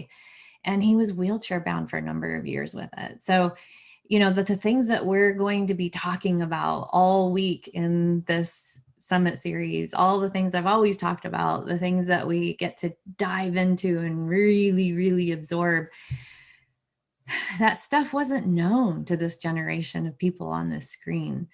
So, you know, my grandfather didn't know any of the things we're about to talk about, which is why at 56, I am healthier than I was back here, a lot healthier, physically, emotionally, mentally, and spiritually. So, you know, and he didn't have that opportunity to use RA as a call to action, as a way of saying, something I'm doing here is not working. What is it? Let's investigate. So what happened for me that day in the doctor's office is I was given 2 prescriptions, one for methotrexate and another one for a non-steroidal anti-inflammatory drug. And I was told, take these, and when you get worse, not if you get worse, come back and we'll change your meds. And that, unfortunately, 25 years later, is still what's being said. And I went home thinking, you know, I'd asked her, I said, is there anything else I can do? I'm really disciplined. You know, I run, I make my own food. And she said, no, I'm afraid that you have, you know, drawn the short straw on genetics, my dear. So on my way home, I contemplated, I thought, it is genetic. My grandfather did have this and he's already dead. And is there any way around that? And, you know, back in those days, that wasn't a conversation that was being had a lot, this thing called epigenetics. We didn't really understand a lot about that. And so I had decided I was going to do some extra research, and I found an article in PubMed where we keep our medical research about the usefulness of yoga and autoimmunity. So I went to my first yoga class the next day, and that yoga teacher said something about this word Ayurveda, which is the sister science of yoga. It's 10,000 years old. It's from India. And what this yoga teacher said as he was walking through each of us holding our postures was enough for me to go home and look it up again. And I discovered that Ayurvedic medicine, all those thousands of years ago, thought about autoimmune disease and cancer as undigested anger. And I remember thinking about the idea, just the concept of digesting emotions, digesting feelings and memories and experiences as needful, the same way that I would digest an apple. And I thought, and it was so new and revolutionary. I was an ICU nurse in those days. We did not think this way. And so I thought, okay. So I started learning how to meditate and eventually became a yoga teacher. And in that process of learning to become introspective instead of driving myself like a crazy woman, I started thinking about the word autoimmune. I was dancing in front of my third eye one day. And I thought, that means I'm killing myself. Auto is me attacking me. Is there anything I can do about that? Because I really don't want to die. And then I thought, when's the first time I wanted to die? And that was really important, because then I started following this little golden breadcrumb trail backwards in my memory during that meditation, asking that question: why was I killing myself? And when was the first time I wanted to die? Because I realized I was really kind of committing suicide in a societally acceptable manner, and I didn't want to die. Well, in that process, I discovered this 10-year-old little girl version of myself who was being sexually abused by the vice principal of her elementary school. And I just remember like my mind's eye dropping on her and seeing her and just going, she wanted to die. She was so confused. She didn't understand what was going on. She didn't have the right words, obviously, to tell people what was happening because nothing was helping. My dad was out to sea. I was a Navy brat. And anyone that I was talking to about it, I wasn't saying the correct words to help them understand. I didn't know the word sex or molestation or abuse or any of those kinds of words at that age. And so it was a different era. And I was raised with no television. And so I don't think I even had the vocabulary to say what was going on. So when I saw her, I thought, oh, she did want to die. And this must have something to do with this current health crisis I'm having. And it turns out science does tell us that that is true. And so through the next few webinars that I do for this series, I'll talk about ways of detoxifying, you know, the things that we think about automatically, our chemicals, our viruses, our bacteria, you know, all of the things we think about as toxicants. But then we're also going to talk a bit about some of these things, like where are the undigested parts of life that are causing toxicity in your mental, emotional, and energetic bodies, which then keep you separate from your spiritual body. And I'll show you a diagram of what I mean by that. So when I give talks to doctors, and you know, I work for I'm on the faculty of the Institute for Functional Medicine, and I give a lot of talks to teach doctors to do what I do, and I always say this, like, this is one of the primary reasons the people that are coming to see you aren't getting better, is because every 8 minutes in the United States, a child is assaulted, and that's only the reported ones. And so these moments of whether it's capital T trauma, which is the kind of trauma we're talking about right this minute, sexual abuse, physical abuse, domestic violence, emotional, psychological, spiritual abuse, abandonment, neglect, all of these are what you could think of as capital T traumas. And then the lowercase t traumas are the ones where we feel rejected or betrayed. And all of us have those. Every human in childhood has those experiences, those little T traumas, even if it's not capital T. And it turns out the science says that it doesn't matter if it's capital T or lowercase t, it makes changes in your nervous system reactivity pathways that impact everything. And I'm going to explain all of that as we go. But what I wanted to just start off with is, you know, this is a picture of me as a little one. And I keep this very picture by my computer all the time, because if I do get triggered about something and some toxic response happens, i.e. cortisol floods my system because I'm feeling unsafe or unwanted or invisible or, you know, not heard, not whatever it is, then I know it's not my 56-year-old version feeling that. It's this little one. And so I can connect to her and I can say, you know what, that's not accurate. And I'm listening to you. So there's a lot that we can do in attachment trauma issues. And, you know, attachment theory tells us that depending on our developmental state, when things occur, then we have attachment problems and trauma.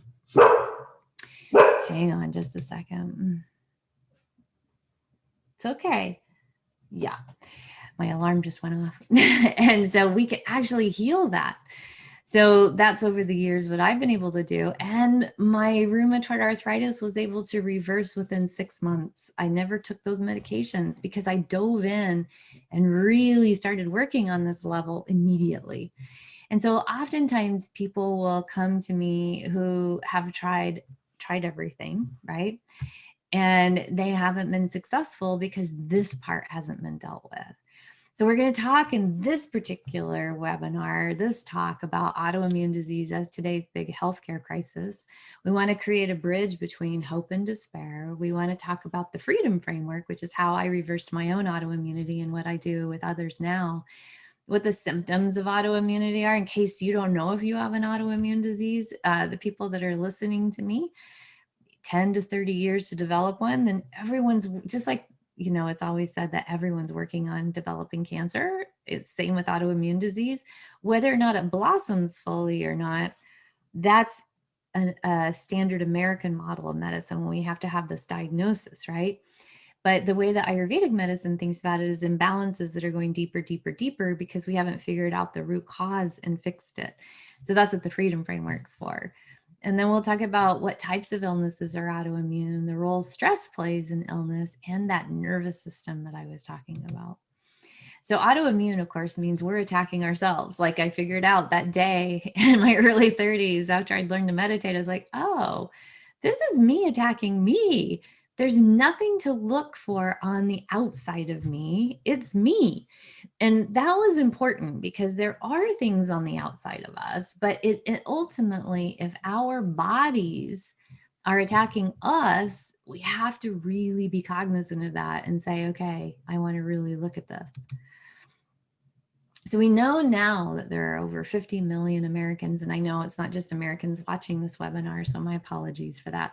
But worldwide, we have autoimmunity on the rise. There are over 140 autoimmune illnesses now, rather than just 100. And many of them are illnesses that we already have names for, but we didn't know they were autoimmune. Like we used to call type 1 diabetes the autoimmune version of diabetes, but now we know type 2 is too, and type 3. And so there's, people didn't realize that Raynaud's or restless leg syndrome or psoriasis or rosacea, eczema, all these skin issues, vitiligo, could actually be autoimmune. Turns out it is. Our body's attacking ourselves. Now, women have 80% of the autoimmune diseases. 80%. That is huge. And then some autoimmunity is more common in women than men and more common in men than women. And so this gives you a chart that looks at that. And I found this fascinating when I was first diagnosed because I thought, well, why do women get so much more autoimmunity? And that still is the question in the literature. I have some theories about that. One is the way that I think our brains, that's how I think, our brains are different than men's. We have a different size of corpus callosum and a different way of communicating between our left and right brains. And I think because in tribal days, we were responsible for keeping the toddlers out of the fire pit so they don't get burned up, tanning the hides, grinding the corn, telling the stories, making sure we know what's poisonous in the perimeter. So the medicine, right, where the saber-toothed tiger den is so that the children don't get attacked. Like we have so much information we had to hold while the men were out hunting and gathering that we became multitaskers. And in that needing to remember where the dangers are, I think we have Velcro brains. We remember our hurts too. That's why I say one of the 4 P's of autoimmunity is holding on to the poison of past pain. Like if we're hurt by something, we say, ooh, I'm not going to forget that, But then I'll show you a way of tracking that, but that can actually hurt us even more. It's good to remember the stove is hot, don't touch the stove, but we can take it a little further than just that. And then the other piece around this is we also have more estrogen receptors than men, and we have so many estrogen reproducing and mimicking chemicals in our environment these days. And so we have more fat tissue on us too. And that's where those lipophilic or fat happy toxins like to live in our fat. These wonderful breasts, that's all they are, right? And then we wear these great bras. I don't wear a bra anymore, but that cut off the lymphatic system that then make it so that fat tissue can't drain the toxins. So then we have this beautiful place that we just contain all of our toxins. So there are several reasons that women tend to have more autoimmune diseases than men. We can actually do something about all of them too. So autoimmune diseases are the 4th largest cause of disability among women in the United States. It's the 2nd most common chronic illness. Now, I think it's actually first now because we have now started seeing that many heart disease has always been number 1 in the US for deaths and chronicity. But the thing is that we're starting to say, oh, heart disease is autoimmune too. So that means autoimmune disease is the biggest healthcare crisis really in the world in industrialized countries. So autoimmune illnesses are labeled and treated according to their target organ rather than the root cause. So in other words, if you have Hashimoto's thyroiditis, it's all about the thyroid and the way that the standard medical model, the industrialized conventional medical model thinks about it. Rheumatoid arthritis, we're looking at joints. MS, we're looking at nervous system. So each rosacea, we're looking here. Lupus, we look multi-system. Scleroderma, same. But we tend to think about the target tissue. And I think about that as, well, if we're thinking about the target tissue and we're just running around in the forest moving this target so the arrow can't hit it, why aren't we going to the archer, which is the immune system, who's firing the arrows, and tap them on the shoulder and say, hey, can you stop firing arrows, please, at that target? And have that as the conversation rather than just talking about the target tissue. Now, I gave a Hashimoto's webinar. I give a webinar every month about some form of autoimmune issue. And I did one on Hashimoto's last month.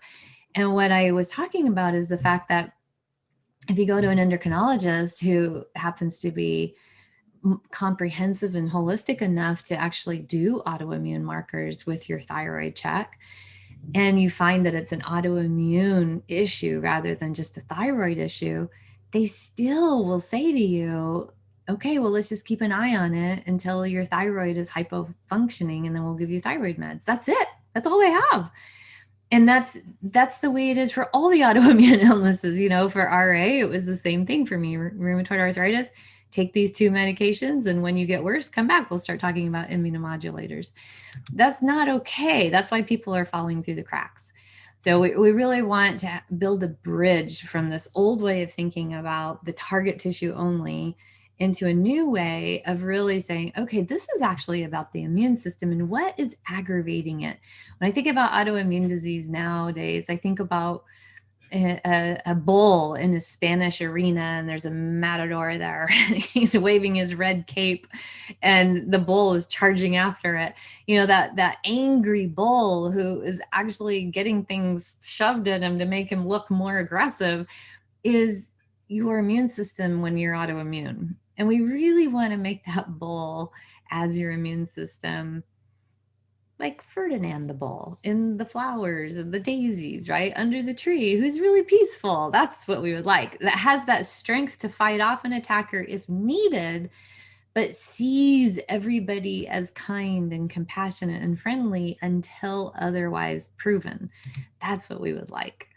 So when I talk about bridging, I'm talking about really looking at how we're perceiving, okay? So brain, what that relay system is, which is hormones. What does the brain tell the body what to do next?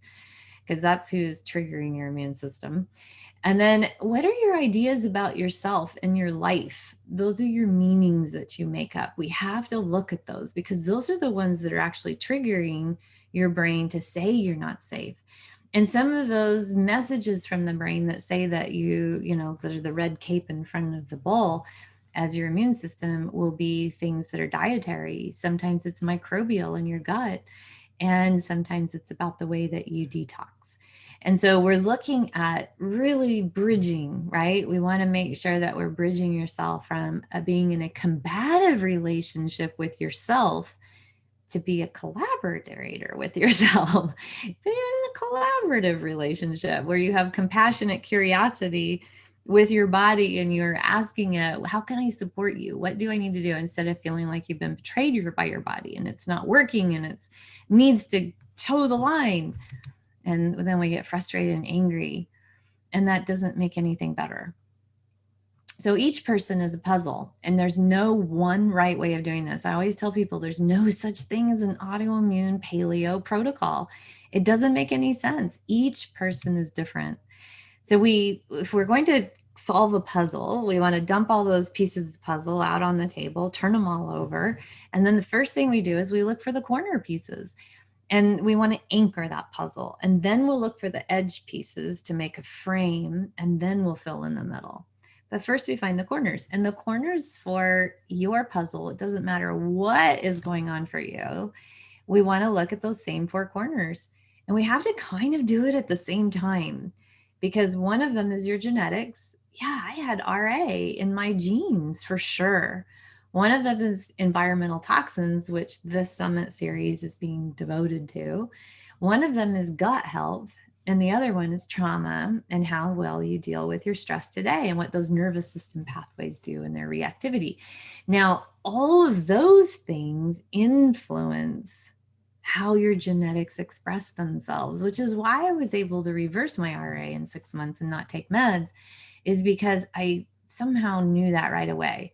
When I was asking the question, like, how come I'm doing this to myself, and really got in there. People are always wanting to know what is the thing that caused their problem. What is the one smoking gun? And there's not any such thing as that. I call it critical mass. I spend half time on San Juan Island, and I have to ride a ferry to get over to the island. And when they load the ferry up, they do so in a very methodical way. There are ferry workers who point to each car and say where it needs to go, because they want to load it with the understanding that it has to float. So if all the cars are on one side, then it's going to tip. So that's actually how our bodies require us to work with them too. So whenever we get triggered into an autoimmune flare, know that there has been a lot of stuff that's stacked up on that scale beforehand, and then that final thing tips it. It might be Epstein-Barr virus that flares because you had a crisis and you got too tired. It might be a childbirth. It might be a huge job stressor or the loss of a loved one. It can be traveling. It can be moving into a new house where there's a ton of mold.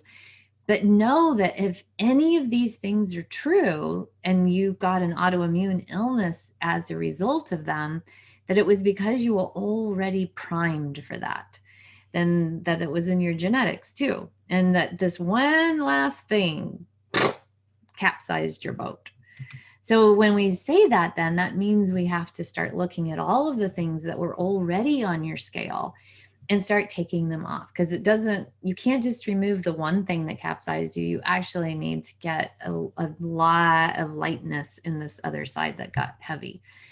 So when we think about genetics, we're talking about single nucleotide polymorphisms that have to do with a number of different things in your body, not just this gene equals RA or MS or diabetes. No, we're talking about the genetics responsible for your detoxification pathways, for methylation, for your mood, for what kind of diet you're supposed to be eating. That's actually in your genetics. We want to look at not just gut permeability, but also mental permeability, because if you don't have good boundaries in your life, and I always say you have to start with good boundaries with yourself first, then with the others in your life, then you're going to have leaky gut too, which causes leaky brain and all the other things that occur as the result. Environmental toxins don't just mean mold, Epstein-Barr, Lyme, herpes, COVID. It's not just those things, those chemicals. It's also your thoughts, your beliefs, the meanings that you created when you were a child that create lack of self-worth, perfectionism, people-pleasing. And all of that, the trauma component can lead to a lack of self-nourishment. So all of these things create part of that critical mass, and we put them on the freedom framework. So we're talking about solving your puzzle. So after we get those 4 corner pieces in place where you understand that's what we're looking at, all of it kind of at the same time, because they all are interdependent and interrelated. Then we start looking at the edge pieces of the freedom framework. So we want to uncover, I call these the 4 C's. So I'm kind of slippery around the first C. It's uncover the root causes, confront the data, connect the dots, and then create the life that you want with intention. And you can't do one of them without the others first. So uncovering the root cause means that we're going to look at your physicality root causes, right? We want to look at your mind, we want to look at your heart, your spirit, and in your story about the places where you've had, again, trauma. And then we want to confront the data. And so we do functional medicine laboratory testing. We look at your weight, we look at your energy level, your libido level, your quality of sleep. And what is the data that we get from that? And then we want to connect the dots between your lifestyle choices that you're making and that data. So in other words, if your genetics say that you're really, really, really gluten intolerant, which I am in my genetics, and I eat gluten anyway, then I'm going to connect the dots between, oh, here's why you have inflammation and pain and why your weight's not very good is because your diet's not matching your genetics. Connect those dots. Okay. Same with beliefs and behaviors and mood and within your relationships. In my doctoral research, which we'll talk about in another webinar, I actually discovered that the number one reason women have low libido is from having unhealthy, unhappy, unsatisfying, unfulfilling relationships, romantic partnerships that they're unhappy in. It doesn't mean anything's wrong with the person they're coupled with. It might be because of their beliefs and behaviors and meanings they created, and now they have a so-called nourishment deficit in that relationship as their perceptions. And so then that actually creates all kinds of illness. So I have a TED Talk called Have You Heard From Your Libido Lately, where I talk a lot about that. So create your life with intention is the last one. So you know how you see all these books about creating a different mindset and just, think positive, the law of attraction and manifestation. That's all great. But if those other pieces haven't been put into alignment with you first, then this stuff doesn't stick, the create your life with intention. So we really need to go in and, look at what needs to be reflected on, the mirror work, clearing that trauma. Self-confrontation is really important, forgiving and then reframing. And then you find that your happiness level goes up. So you don't do this first though. You can't, and it's not even appropriate to. It's a stepwise process of digestion. All right. So unfortunately, what I've discovered after 25 years in medicine is that actually over 35 years. Oh, wow. Yeah. 30 years. Sorry, I had to do my math really fast. That's a lot. I've discovered that a lot of times people have to feel fairly miserable to be motivated to make those shifts. They would really rather do a pill, even if it's a supplement. So this work that I'm talking about is very much engaged and integrating work. It's not passive. It's not something you just shift your mind and then it's all better. So I always say, it doesn't matter what the autoimmune illness is, because I'll get emails that say, do you have any experience with helping people with myasthenia gravis? Or do you have any experience helping somebody with Graves or rosacea or pandas? All of it is autoimmune. And so the answer is always yes, because we're talking about a target rather than what's going on at the root, which is the same. Okay. Depending on your genetics is where the target goes. And so symptoms of autoimmunity can be anything, right? Because it depends on the target tissue.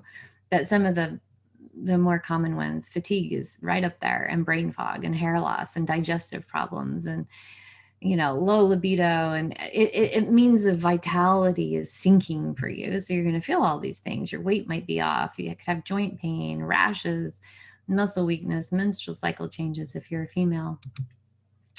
The most common organs affected by autoimmunity are the skin, the joints, the hormonal systems, red blood cells and blood vessels, connective tissue, and muscles. And it causes stress. Sometimes, when people say, well, I don't have any other stress in my life except for what's happening in my body right now. And that's accurate. It's very stressful to have your body not functioning the way that we want it to. And so when you think about it, we are wired to be like the zebra where we run from the lioness, if there's a lioness on our tail, and then either one of our herd gets taken down and then the pride comes and eats them. And then the zebra herd will just, even sometimes within eyesight or earshot, will stop and start grazing again because they know the pride is totally fine now. They've been fed, they're not hungry, and then everyone can wander along and graze. And all of their organ systems come back to homeostasis. Humans don't do that very well. Robert Sapolsky did this really beautiful book called Why Zebras Don't Get Ulcers. And it's because of what I just said, you know, they can return back into that space of alignment very quickly, where we have all of these different things like telephones and computers and driving and, you know, like all the things that can make us, we can instantly see things that can stress us out. So I always think we live in a time whose hallmark is one of overwhelm. And I always think about overwhelm as the gateway to perfectionism, you know, because if you're overwhelmed, that means you're overwhelmed because you're maybe not doing things up to the level that you would want to do them. And that's a sign of perfectionism. So then we also have this past pain and hurt, okay, that we hold on to. And then the relationship to satisfaction that I was telling you about. So these are one of the reasons that women get 80% of the autoimmune illnesses. And then is it hormones that you need? Because that's often what I get is someone coming in looking for hormones. My alarm just went off again. Instead of looking at the root of that and saying, oh, it's because I feel stressed, overwhelmed. I'm really unhappy in my relationship right now. All of these things that are happening are causing my adrenals to be in overdrive, which then if your adrenals are in overdrive, your body says, ooh, we're not surviving. So then all of the hormones that are responsible for you feeling good and having libido and reproducing are going to be hijacked by your fight, flight, freeze, or faint system, your sympathetic nervous system, because survival wins over reproduction. So then I always say instead of really thinking first and foremost about, oh, I need to take bioidentical hormone replacement therapy, I really need to think about the hole in the bottom of my boat, that why my hormones are off in the first place. And they're both appropriate, bioidentical hormone replacement therapy, but also fixing the hole in the bottom of the boat. Because we really want to know, like, is this 4F stress response system going off all the time internally? And for every 5 minutes that you are upset in this sympathetic nervous system, fight, faint, or freeze, you know, I call it the internal harm and alarm. For every 5 minutes you're in that state, it takes your body 8 hours to recover. 5 minutes, 8 hours. When I learned that math, I said to my body, I am so sorry. I have so much debt to you. So that's really how stress impacts your hormones. You know, we have this perceived threat, which it's up to our perceptions. And then we go into that fearful thinking, and then our adrenals hijack everything from our ovaries or our testes, and we're off to the races. Now, what does this have to do with your immune system? Well, that cortisol that's released from those adrenals breaks down your gut wall. And then when you have a leaky gut, then bad bugs can move in. And, you know, and then you're into that autoimmune issue. So I always say a hypervigilant mind equals a hypervigilant immune system. Instead, we want to be in the 4F life support system, parasympathetic, right? Where we're fed, we're friendly, we're fertile, and we're fearless. We call it the rest and digest, or the feed and breed system. And in that space, we're more willing to engage in self-care and in self-nourishing and breath work and meditation and a gratitude practice and prayer and contemplative work, being introspective. That's the only way we can, is when we're in that parasympathetic place. So you need to find your why, right? What is the why that's going to help me engage in self-care to that level? How am I going to change my autoimmune mindset? I have to figure out my why. So for me, it was being confronted with methotrexate. And I have 4 little kids at home who are used to the Energizer Bunny as their mom. And I'm now debilitated, just really overnight is what it felt like. And so my why was, I don't want my kids to have to suffer because of the things that are happening to me right now. So I really want to get after it. And so I did, which meant a lot of trauma work and learning how to kick my sugar addiction, learned my genetics, learned what my diet was that was supposed to be for me, learned what my toxins were that I had on board. which I had. And, you know, really, really work all four corner pieces of that puzzle. And within 6 months, the autoimmunity was in remission. So I always say reversing autoimmune disease doesn't mean curing it, because I could get rheumatoid arthritis back today. I could start working on it today and probably have it back within weeks. Yeah. So I don't do the up and down. Everything that I learned back then that switched it, I stay with. I don't eat gluten. I don't eat sugar. You know, I make sure that I engage in self-care, and I do it according to my individual four corners of my puzzle, because what I do is going to be different than what you need. And we really want to individualize all that. So people always ask me, what's your autoimmune protocol, right? What's Dr. Keesha's autoimmune illness protocol? And I always say, no, there's no such thing. Instead, we want to make sure that we test, don't guess. We want to look at what are the meanings and the beliefs you created when you were a kid in response to your different experiences in life. And then what sets your nervous system going. We don't want to just do like vagal nerve-ish, you know, like work at a vagal nerve level where we're saying, oh, let's just do vagal nerve stimulation. No, we want to learn what's setting you off in the first place, right?